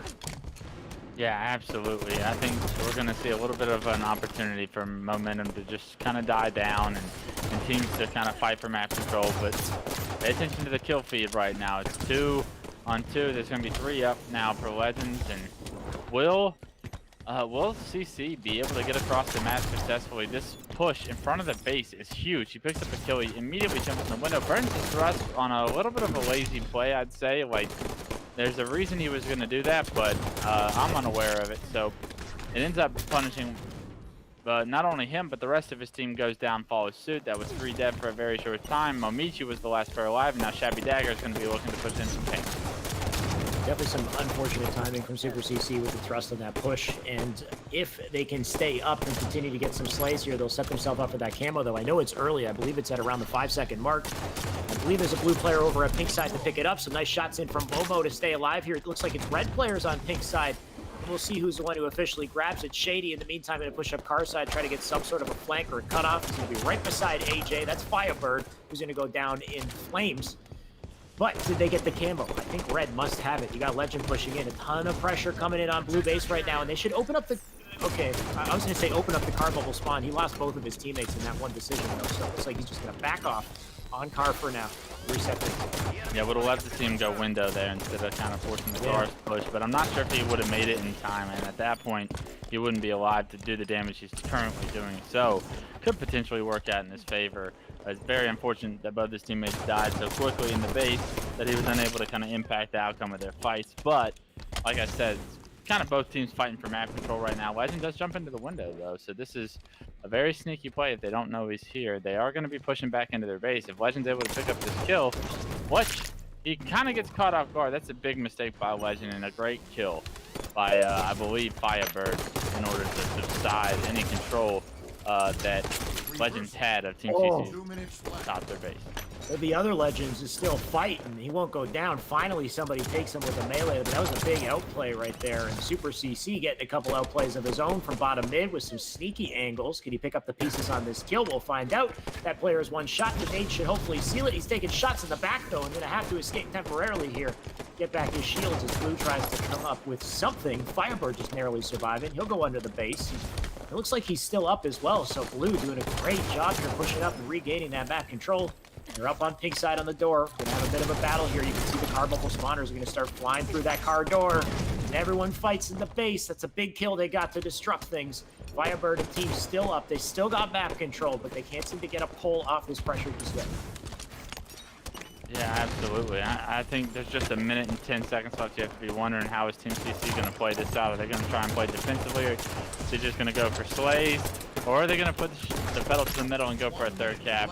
What can't happen is you getting outshot like that by the guy that just picked up camo, because that could have potentially been really rough. But I believe that camo player was immediately finished up by his team, and the onslaught is still on. So no harm, no foul. But you still don't want that to happen, because the potential for you to end this game could have been at risk right there. Onboard trades his life. Firebird also picks up a kill, and every kill that Team CC is able to get from here on out is huge, because there's just 30 seconds left. To see a player on the observer mode flying into the base of CC, if he's not noticed, this could spell bad. They do choose to kind of run that flag, and I don't know about that decision, right? 20 seconds left. You could have probably just like held control the enemy's base, gotten some good damage down, but instead you kind of gave your life up for what seems and appears to be little to nothing. And now you have multiple members of Legends in your base, but it looks like the squad is there to finish him out. Momichi picks up a double, and that's going to wrap it up. Game 1 goes in favor of Team CC. These CTF flag matches have all been going down to the wire. We've had a replay of a CTF flag. We've had one that ran the time just now, 2-1. They couldn't, close out that final kill. But I mean, I can't complain. Who's that with the overkill, by the way? That's, I believe that's Super CC who got that overkill medal. Momichi? Or is it Momichi? We missed that one, I think. Momichi got a nice little overkill. I think we picked up, was it CC? That DC we got a grabbed? triple.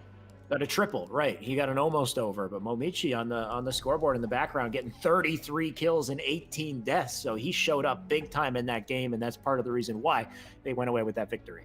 Yeah, absolutely. Big plays being made all across the board from Team CC, and that's why they're going to find themselves winners of Game 1. Remember that this is just a best of 3, so that's a huge advantage going here to Game Absolutely. 2.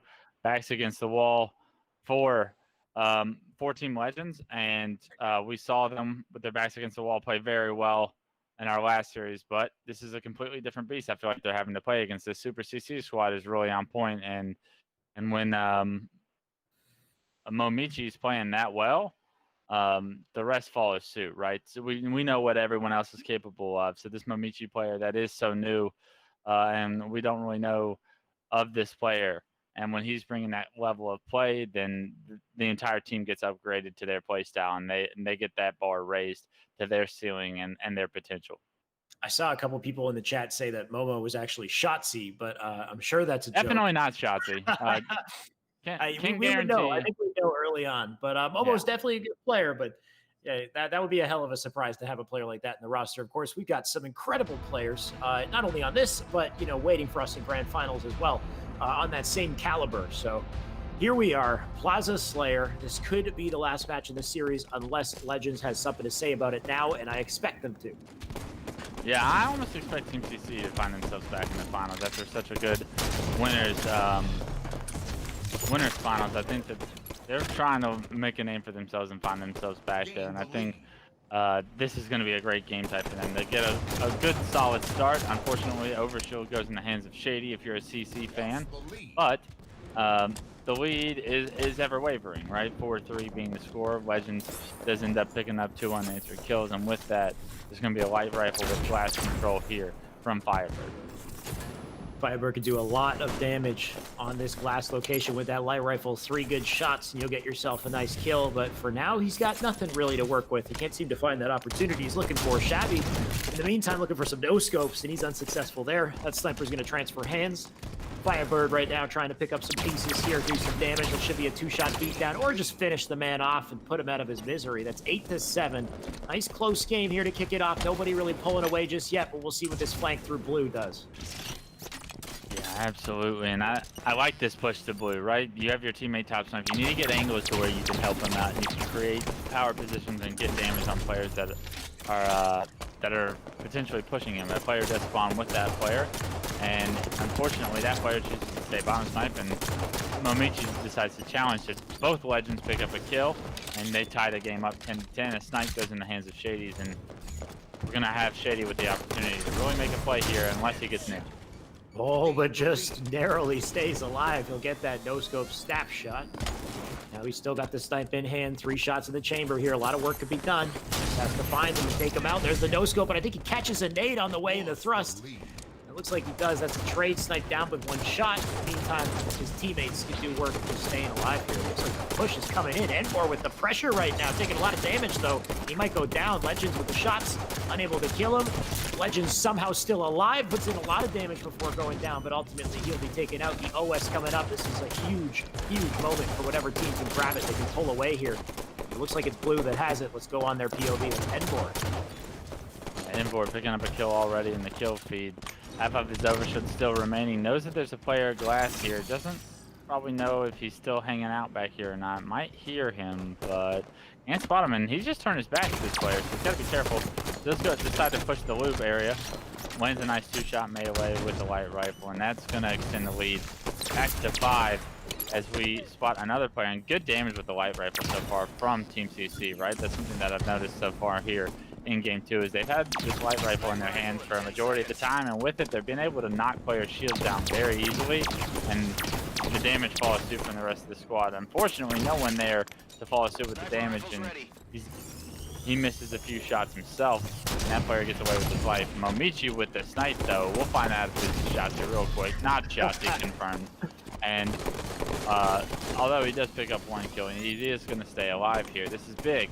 An opportunity for his teammates to get off spawn and potentially help him. A bunch of no-shield players flying in front of him. I don't know quite what's going on, but it's working out in his favor. And a triple. Okay. Confirmed Shotzi. And we get a triple, and Overkill just sprints away off screen. That's unfortunate for him because the highlight reel would have been nice. But he did just build his team an even more massive lead with 9 kills. 28-18, make it 10 from Envoy. Momo pulling off the sickest of plays to give them a nice 10-kill lead, make that 11. Envoy with a nice nade. The shot's coming in with the light rifle. Even if you hit your teammate, who cares? Just fly like you got a lead. You got an advantage here.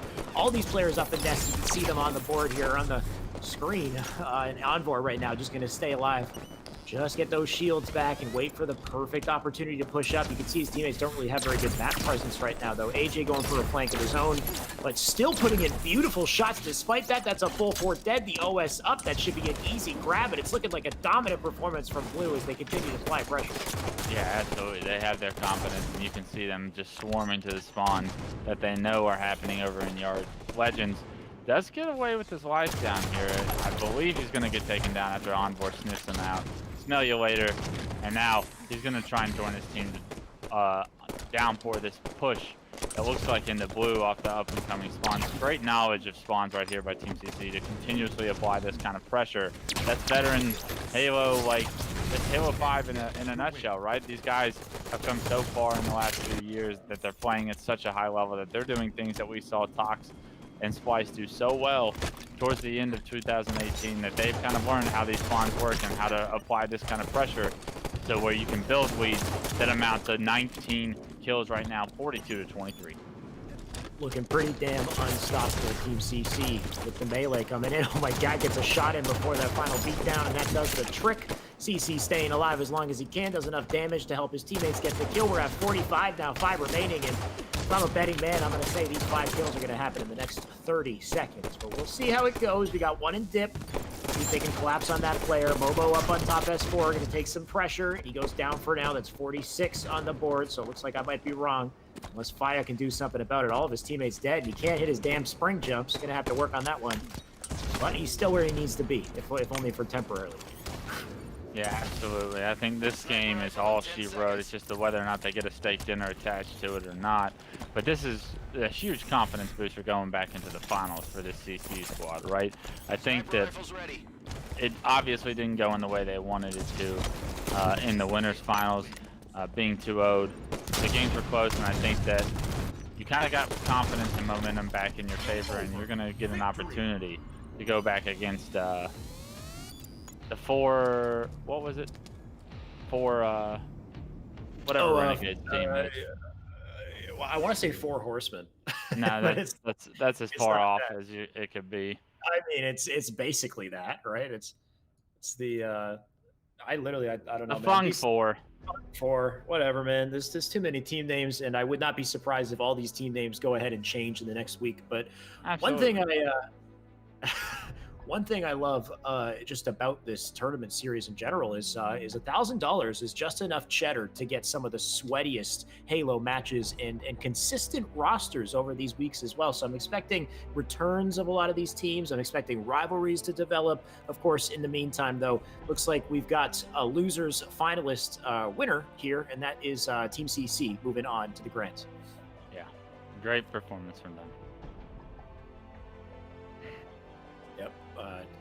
As soon as Clutch can get his camera up, we will have ourselves back on screen to close things out here. But of course, as you can see from that scoreboard, Momo 17-10 showing up. We said, is he Shotzi? Wes said no, and then he hit the dirtiest triple, and I think we might have to reconvene on that one. We're still not sure who he is, but whatever it is, he's showing up. But can he take out Renegade? Can he take out Druck? And Soul Snipe and Talek? We got some pretty amazing players on that team waiting in Winterside Grand Finals. Okay, I was waiting to see if you'd say anything, Wes, but I know you're waiting on me. I'm waiting for you to send it to a commercial. We got Grand Finals coming up next, guys. We're going to go to a quick break. We're going to jump into Grands. That's exactly what you want to see, so stay with us. Perfect.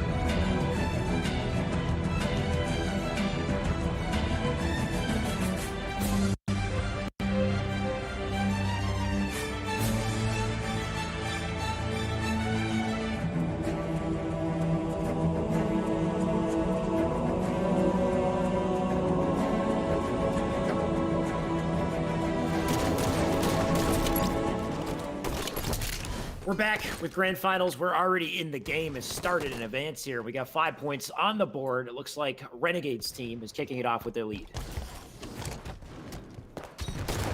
Yeah, and it looks like we're gonna have Bunk 4 Enemy team score. after an early start. It's gonna be control going back in the favor of Team CC though. Killing spree out of Super CC evades, and that's huge. In the first minute and a half, he picks up 5 kills. And not often do you see players go on killing sprees against players like Druk, Renegade, and Talvik, and Soul Snipe. But Super CC continuing right where he left off. That's a double kill as well. He's looking to go for a killing frenzy. Potentially might be able to get it if he gets his hands on this railgun. Does pick up another kill. He says screw the railgun though. He's going to be pushing back Carbine spawn. And I love this about Super CC, dude. He's playing so aggressive today and having so much success doing it. He's going to let his teammate pick up the railgun and opt to push the hill. He can do it with his pistol. I think he's a kill away from the killing frenzy. Oh my god, the other team got the railgun apparently, and with that, he's got to barely miss in total control. And Team CC coming out very hot here in the finals. Yeah, that camo down as well should be an easy pick, or not easy pickup, but a pickup they're going to want to take advantage of. It looks like Red did manage to grab that, so that's Renegade on our screen with the rail and the camo. That's a combo you should be pretty damn afraid of if you've seen what he can do with it. Expecting some big things here. We'll see how it starts, of course. Railgun in hand for the engine player. He got him. That's one. Can we get a double? Maybe. There's a player on Nest. Player still coming out of bunker and in the basement window. He's got a lot of potential options here, but how's he going to take it? He's getting pushed down for now. Just trying to find that good opportunity. Nice clean up with the pistol. Good awareness there. Still pressure on Nest, but he gets a double. His teammates should be able to pick up one more, and it looks like that cap is still on the board, so they saved it. So some good plays coming out from Renegade. Still no need to use that last rail shot, but expecting it to happen very soon. Yeah, absolutely. Renegade kind of answering the bell that Super C brought earlier with the killing spree and answering it with a killing spree of his own. And he's still going on his little run here. Does spot 2 players going into the hill. He and his teammate are able to take those players down. Knows another player's here, back Carbine in the hallway. He still has that last railgun shot, and with that, team total control for just a second. They do end up giving up the DMR stronghold, but it does look like Renegade's going to apply a little bit of pressure, and maybe too much pressure, because then a little bit of an overextension there from Renegade as he doesn't trade kills with that melee. Just knocks the player to no shield, and no one on his team is there to finish that up. In the meantime, Druk gets that 3-shot beatdown. They still got 2 caps under control unless that basement gets captured. It looks like they might very well do it. That's Momo putting in work once again, staying alive here. Got the shotty in hand. I believe he's still got a couple shots in it. We'll see how that goes. Just going to try to stay alive and hold down rail in the meantime. It looks like his teammates picked up Nest as well, so this is a good little setup they got for themselves and an opportunity for a comeback. Not sure what time the camo is as well, but that's going to be important, assuming he gets this kill, and he does. That's 3 dead. Opportunity for camo, and a big momentum swing could take place in just a couple seconds here. Yeah, absolutely. And this game is as close as it can be right now. Tied up at 40-40 right now. CC's team actually takes the lead, and this is kind of similar to what we saw in the winners finals, right? But eventually, Funk 4 became way too much towards the end of these games for CC to handle. Have they got the momentum and the confidence to close out games? It's going to be the question. It's a scatter shot versus a railgun fight. The railgun doesn't kill him, but does end up coming out on top. Big kill by Soul Snipe because that scatter shot out of their hands, and with that, 2 kills and potential control of this bottom stronghold will be theirs. Soul Snipe looking to convert off this. They got 2 caps. BR base being contested. Not for too long though. Soul Snipe can stop it. ECC just managing to put him down in the last second there. Firebird pushing up to try to stop it, and he can't. They still got those 2 captures. A Renegade going to take advantage, push up the Nest as well, and keep that dilemma in play here. You can see them trying to get basement to stop the bleeding. That should soon flip, just to keep that 2 cap in their favor. And if they can push through outside here, they can get a collapse on basement as well. So this could be huge. You see Renegade pushing up. He's got a teammate over on Carbine side. We'll see how they work together here. He's getting shot in the back for now. He's going to have to back down and let this live, if only temporary. He's staying up. They're getting points. They managed to match it, and here we are at an even game. Yeah, absolutely. Back and forth these teams go, and Momichi, the player of the game, last game for Team CC to get his team to the finals, had the railgun, but immediately gets taken down. We're going to switch over to Druk, who picks up a big kill, and he's going to be pushing this white hole right now. Spots players that are attempting to hold Nest, but Druk takes him down, and they're going to trade BR base for Nest here, it looks like, and I like that trade personally. I don't know what your thoughts on it are, but I like the idea of always having the Nest stronghold, because I feel like that's probably the more difficult of the 3 to contain. Yeah, Nest definitely one of the harder captures to grab, and easier route from Nest to get to basement, I would say. More direct as far as controlling both of them at the same time. It looks like Momo is looking to stop that. He's going to start with basement. We'll see what he gets from there. He's got the rail in hand. We got the shoddy up also, and the camo is either been up or still in contention. We'll find out what happens there shortly, I'm sure. Nice shot through the crack right there to get the rail shot. Oh, just narrowly missing that other one. Looked like a kill, but not quite. Soul Snipe will pick up that last shot in the rail as they look to capture the basement at the same time here. Red doing a good job maintaining this lead so far. They got another trip cap on the board. They might start running away with this. Yeah, similar to what we saw in the finals, like I kind of hinted at, is it seemed like CC could compete for almost like a little bit over half the game, and then once that point hit where Funk 4 wanted to twist it into the 5th gear, they were able to, and CC didn't really have an answer for that. It seemed that we might have that on our case here as we see Talek soaring and getting a double kill here, as well as going for total control. Once again, it feels like every single time CC tries to get 2, they're just getting out-rotated to a sense. And because of that, I think that they're going to have a very hard time trying to come back in this game. 92 to 57. The kills have to come in. They got to come in fast because you only have a few more seconds before this game is over. Probably one more life for each player, and that's going to be an important one from Firebird. He does pick up a kill, but 2 dead for his team, and that's going to result in another exchange of Stronghold. 3 gets spotted in the bottom hill. Onboard just not enough power to overcome 3 players, right? And that's going to be game 1 going in the hands of Funk 4. I mean, it is what we expected. We're seeing Super CC and team put up some good pressure. They have some openings for sure and some signs of life, but ultimately, I mean, Funk 4, they're in Grand Finals winner's side for a reason. Let's take a look at those stats on the kill feed. We got Talek leading the board right now with the 9 stronghold captures. Of course, that's the name of the game in the end of the day. Soul Snipe keeping up with him with 9 as well. But I wonder what the kills and deaths look like and if we have a relatively even game here. And I'd say it is pretty damn even overall, which is nice to see. We got a relatively healthy amount of assists, kills, and pretty even slays to deaths across the board here.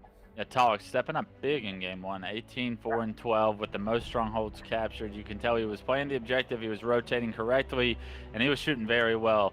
And if you're going to point out any of the players on this Funk 4 team to really go off, I'd probably start with Renegade, I'd start with Druck, and then Talek might be the last player, but he is showing how capable he is of playing well when given the correct teammates to kind of support him and give him that opening to rotate at a very high level, right? So Talek having a phenomenal start to this this finals.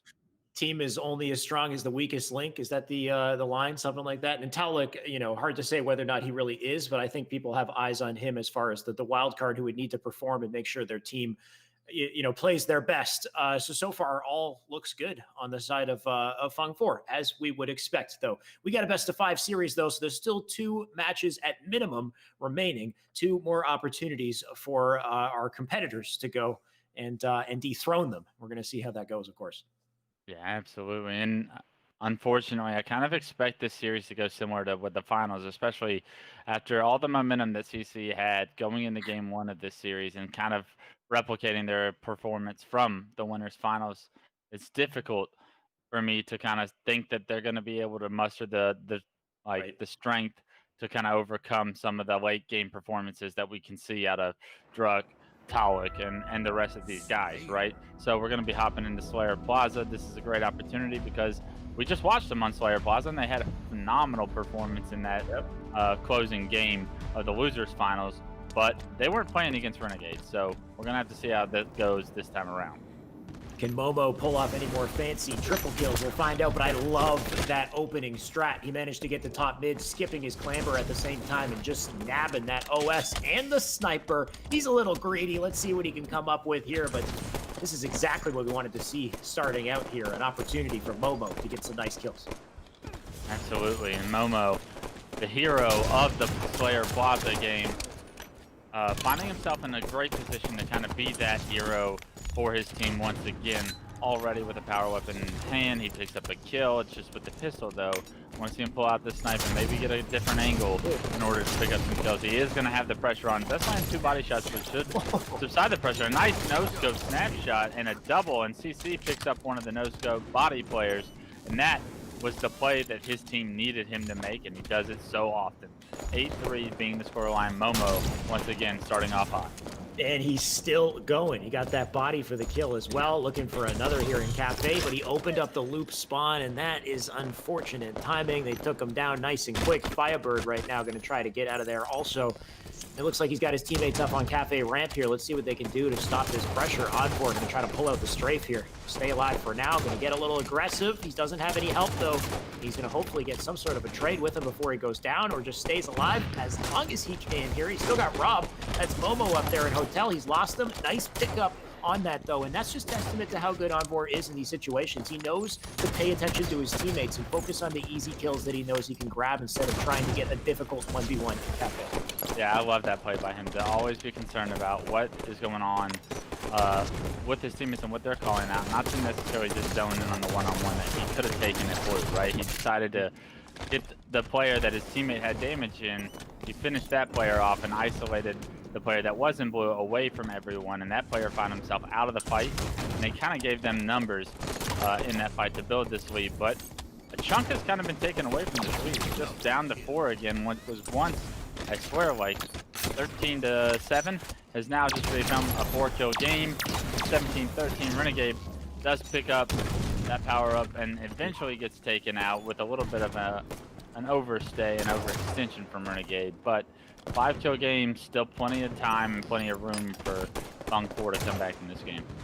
Massive stick from whoever managed to hit that while Renegade was pushing up on Light Rifle there, just taking him out nice and quick and stopping them from coming back. And now they're maintaining that lead, 21, looking like maybe 22-14. Caught to reload, does get the trade. We're 22-15 now. It's still a healthy lead for Blue. Momo's got the combo, and you know he can put this to work.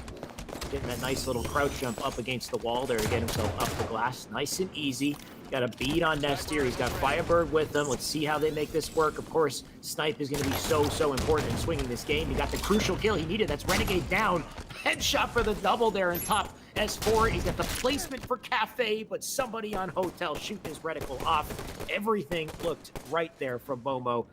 Didn't quite convert into what he wanted. Yeah, great double kill, but unfortunately he kind of was forced into a tough situation where he was going to get sandwiched from 2 different players. Tries to land a nice thrust slide, no scope on the player in blue, misses the shot and pays for it with his life. Renegade now with the snipe. This is Renegade's opportunity to show what he has, and we've seen Renegade on this map with the snipe all too often just go off and take over a game. So that's what Fung 4 is going to kind of require of him. Does land a no-scope, finishes him off with a pistol, and that's a solid start to the beginning of a comeback, right? Still a 5-kill game, even after all of what Momo just did. Still a 5-kill game. No ground was extended for Team CC, but that being said, they have had a great first half so far, up 26-21. I don't think you can ask for much of a better performance. Now it's just a matter of closing it out. We'll see if he does. Just waiting for this OS to come up. 2 shots left in the chamber. These are 2 crucial shots to hit for that OS right there. He misses that jump. He's got some pressure coming in on Yard. He hits 1, misses the second. He burned the snipe, but that's a double for Super CC, and that might be an OS in the hands of Blue, and if so, that's a huge opportunity to pull away with this lead. Now 31, a 10-kill lead, and we've seen 10-kill comebacks before, but I mean, we're talking grand finals. We're talking the best teams here in this tournament. Are they going to be able to pull back a comeback like this at this caliber? Yeah, I don't think so right now. I think Team C has this game. Just by the looks of how everything has gone so far, they have the power-up time. They've been the better team at rotating. They've had better teamwork, and they've been making individual plays. Momo has stepped up huge when needed. And everybody on the team has been in place to kind of support those plays to be made, right? It's not a one-man band by any means. And 3 currently dead for Team CC, so if there ever was a time for them to kind of get in a little spawn issue situation where they get trapped, this could potentially be it. They know, Fung 4 knows all 4 players are going to be in Yard or Blue right now, and Tollett, being smart, playing his life, picks up a huge 2 to kind of close the deficit to 8, but 8 is still plenty of a lead for Team CC to play with.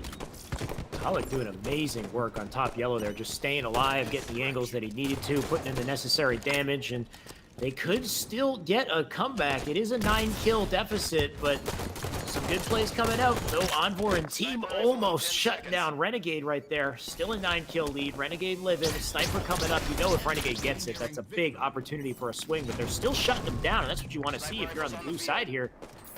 There's that light rifle. Yeah, go for it. We missed it off screen, but Momo was shooting Renegade's body after he got that kill with the light rifle. We saw just a glimpse of it, and I'm not sure for how long he did it, because we switched over to Momo's screen and he was no longer doing it, because I think he knows that he doesn't have too much time to just waste, because this game is still not over. But you can see the confidence coming out of CC, the fact that the players are taking time to do that.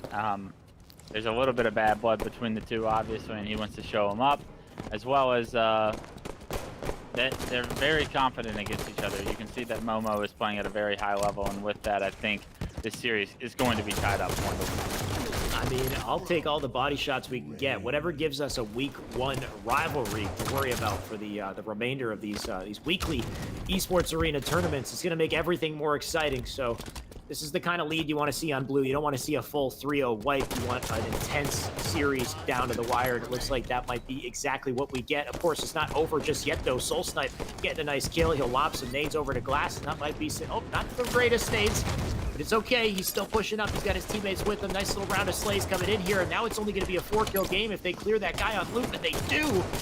5-kill game still, 6-kill. I take it back, some big kills happening in the kill feed in the background, but a cleanup from Soul Snipe as he goes down. They can't afford these trades or it'll be game over. Yeah, I think that there's no way that Funk4 should be able to get 8 unanswered kills without just trading out 2 of them on the side of CC. I think this game is all but over. And yes, that is it. 2 melees come in, 42-50 your scoreline. And CC, they've taken a game from Funk4. Unlike the winners finals, they're going to push this first series to a game 3.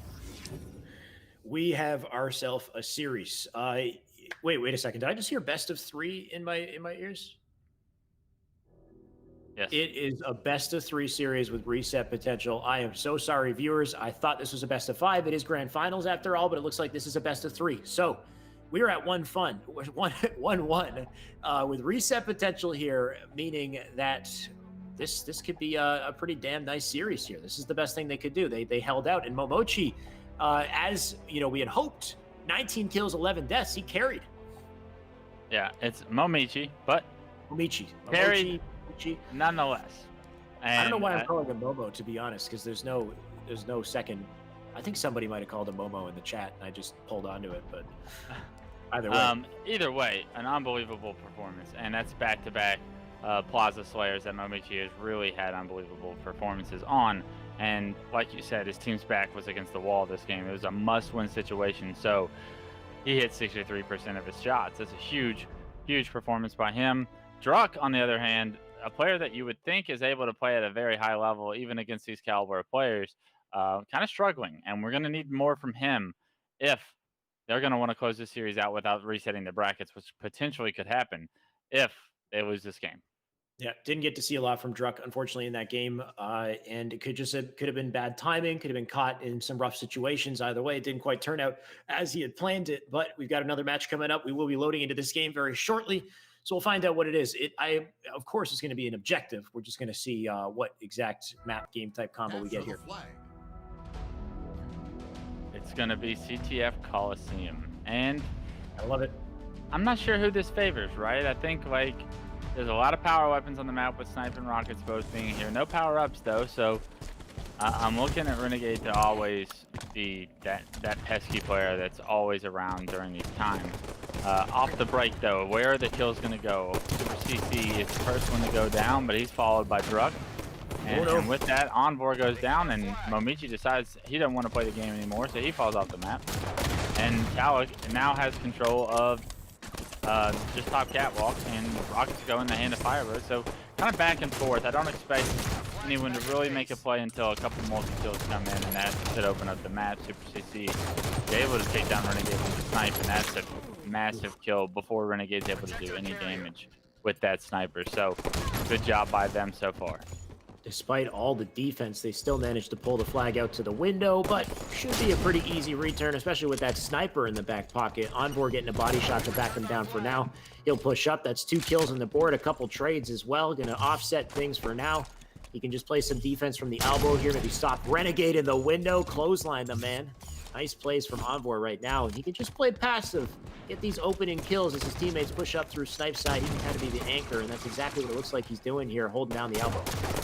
Absolutely, and that was a big kill on a Renegade because the rest of Fung 4 was going to be right behind Renegade, storming into his base. So being able to get that first pick buys your team so much time. But the flag run is still being pulled, and Envor still alive with the snipe, trying to play from a sneaky angle where he doesn't get caught. Is spotted, and because of that, is collapsed on Soul Snipe, now in the hands of Snipe. 2 dead for Team TC. The flag is still out. It is on Catwalk. There does appear to be returned by Momichi, and that's a big return because with 2 dead on your team, if you're not able to get that return quick, that flag is probably going in. So Momichi doing his team a favor and getting that done to keep this score line at 0-0. Firebird doing everything he could to live there in that situation, but ultimately Soul Snipe living up with a snipe in hand. He does go down, though. That's a big kill in the elbow and an opening for Blue to push up here. Super CC, bit of a sneaky opportunity on the flag, and they're late to react to it. Shots on a Druck as well to keep him back. That's 2 dead. He misses the pull on the flag, and that's a timing loss, though, so there it is. Oh, no, and it bumps the wall, too. That's 2 fumbles with the flag. Not what you want to see. He's bumping his head on the roof as well, but he manages to get it to grass. And as long as he can keep that rally going, he's got a teammate with him. Oh, this is perfect. There we go, Super CC with a huge bag smack, a pickup on the Rockets, and he could probably get himself a couple kills and then turn around for another capture if he stays up here. He's just narrowly missing shots, almost had a triple, but they got the capture. They'll move on strong here. Yeah, but it was almost a potential counter cap if Fung 4 was able to land one more shot onto that player in the window. Unfortunately, they were not, and the return does come in. First cap goes to Team TC. They have every intention of bringing this to a second best of 3. And that's exactly what I want to see. But, you know, Renegade's going to try to do everything in his power to stop it. Starting with those shots on the Envor. Looking up the top cat now.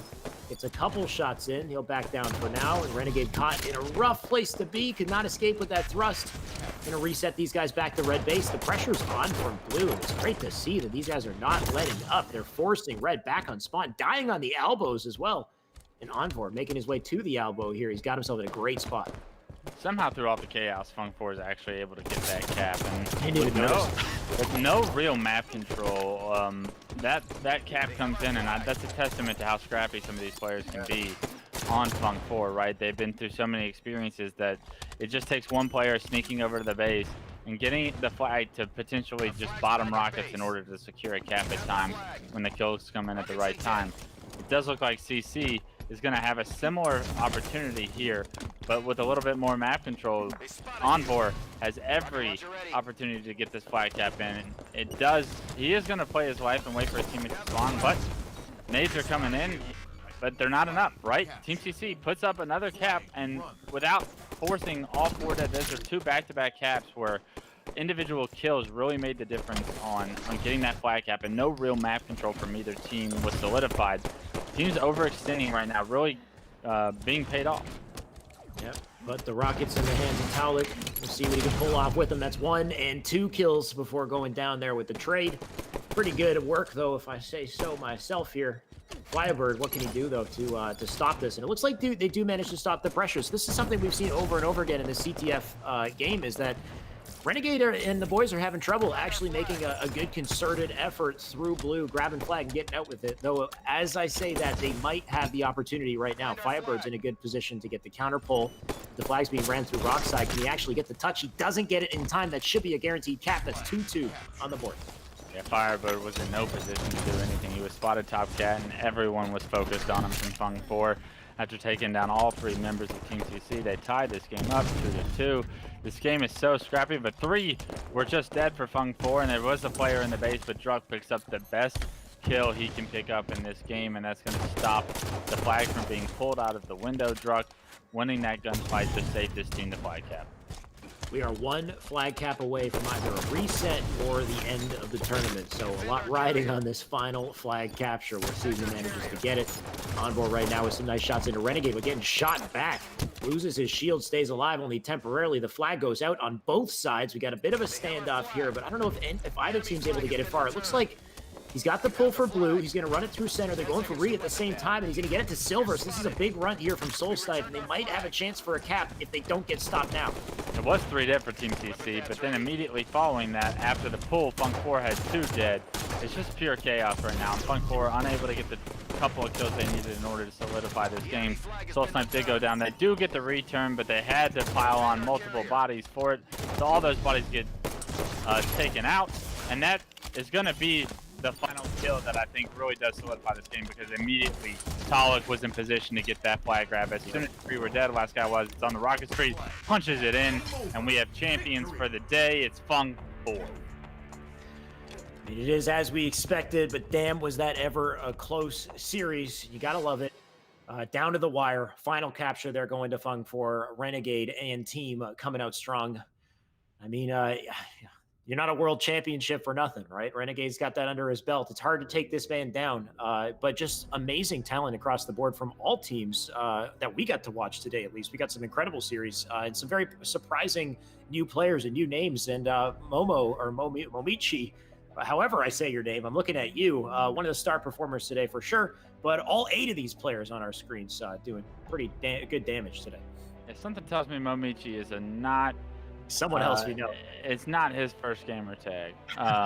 So whoever that player might be did play very well today, depending on who it is, because if it is somebody that has that championship caliber, then maybe they were just playing up to their standards. But if not, then they played a very good tournament and made enough plays to where he got his team alongside him to these finals, and they put on a great performance.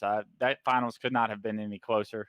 Renegade and company really did step it up, but I think it was Druck in that last game. I didn't see the stats, but Druck finally putting on a good performance and getting some much needed crucial kills when his team needed it the most really solidified that game for me. Yeah, definitely Druck with some big plays. Taulik as well with the final flag capture to seal it out. Always the very important thing to do there. So they will close that strong. I think we got replays on screen as well, so we can take a look at a couple of our highlights from this series here. Of course, a little bit of a nail biter. Here's Renegade, and every time this man picks up Railgun, he's going to get a kill or two, especially with the camo. And that was the one. He saves that second rail for a long time, gets a couple really smart kills with the Magnum. There's 1 and 2 over on Nest before later, I believe, grabbing himself the rail a little later on. Yeah, absolutely. I think this game could have gone either way, but then it became too much about rotations. And even though it really felt like Team CC started off rotating well, that when the game got chaotic, they were unable to kind of replicate that kind of early on performance, and they kind of got rattled. And I was very concerned about how game 2 was going to go. But as we saw, they were able to rebound very well in game 2. I think the dominant performance from Momichi really does help. Obviously, when your teammate goes that positive, it's pretty easy to pull off the team slayer. But I think the entire team really stepped up in game 2 with their backs against the wall to force this game 3. And unfortunately for them, game 3, it wasn't enough. But I mean, that game could have gone either way, right? It was just a matter of time and a matter of who got what important kills when. That really ended up deciding the entire series. Absolutely.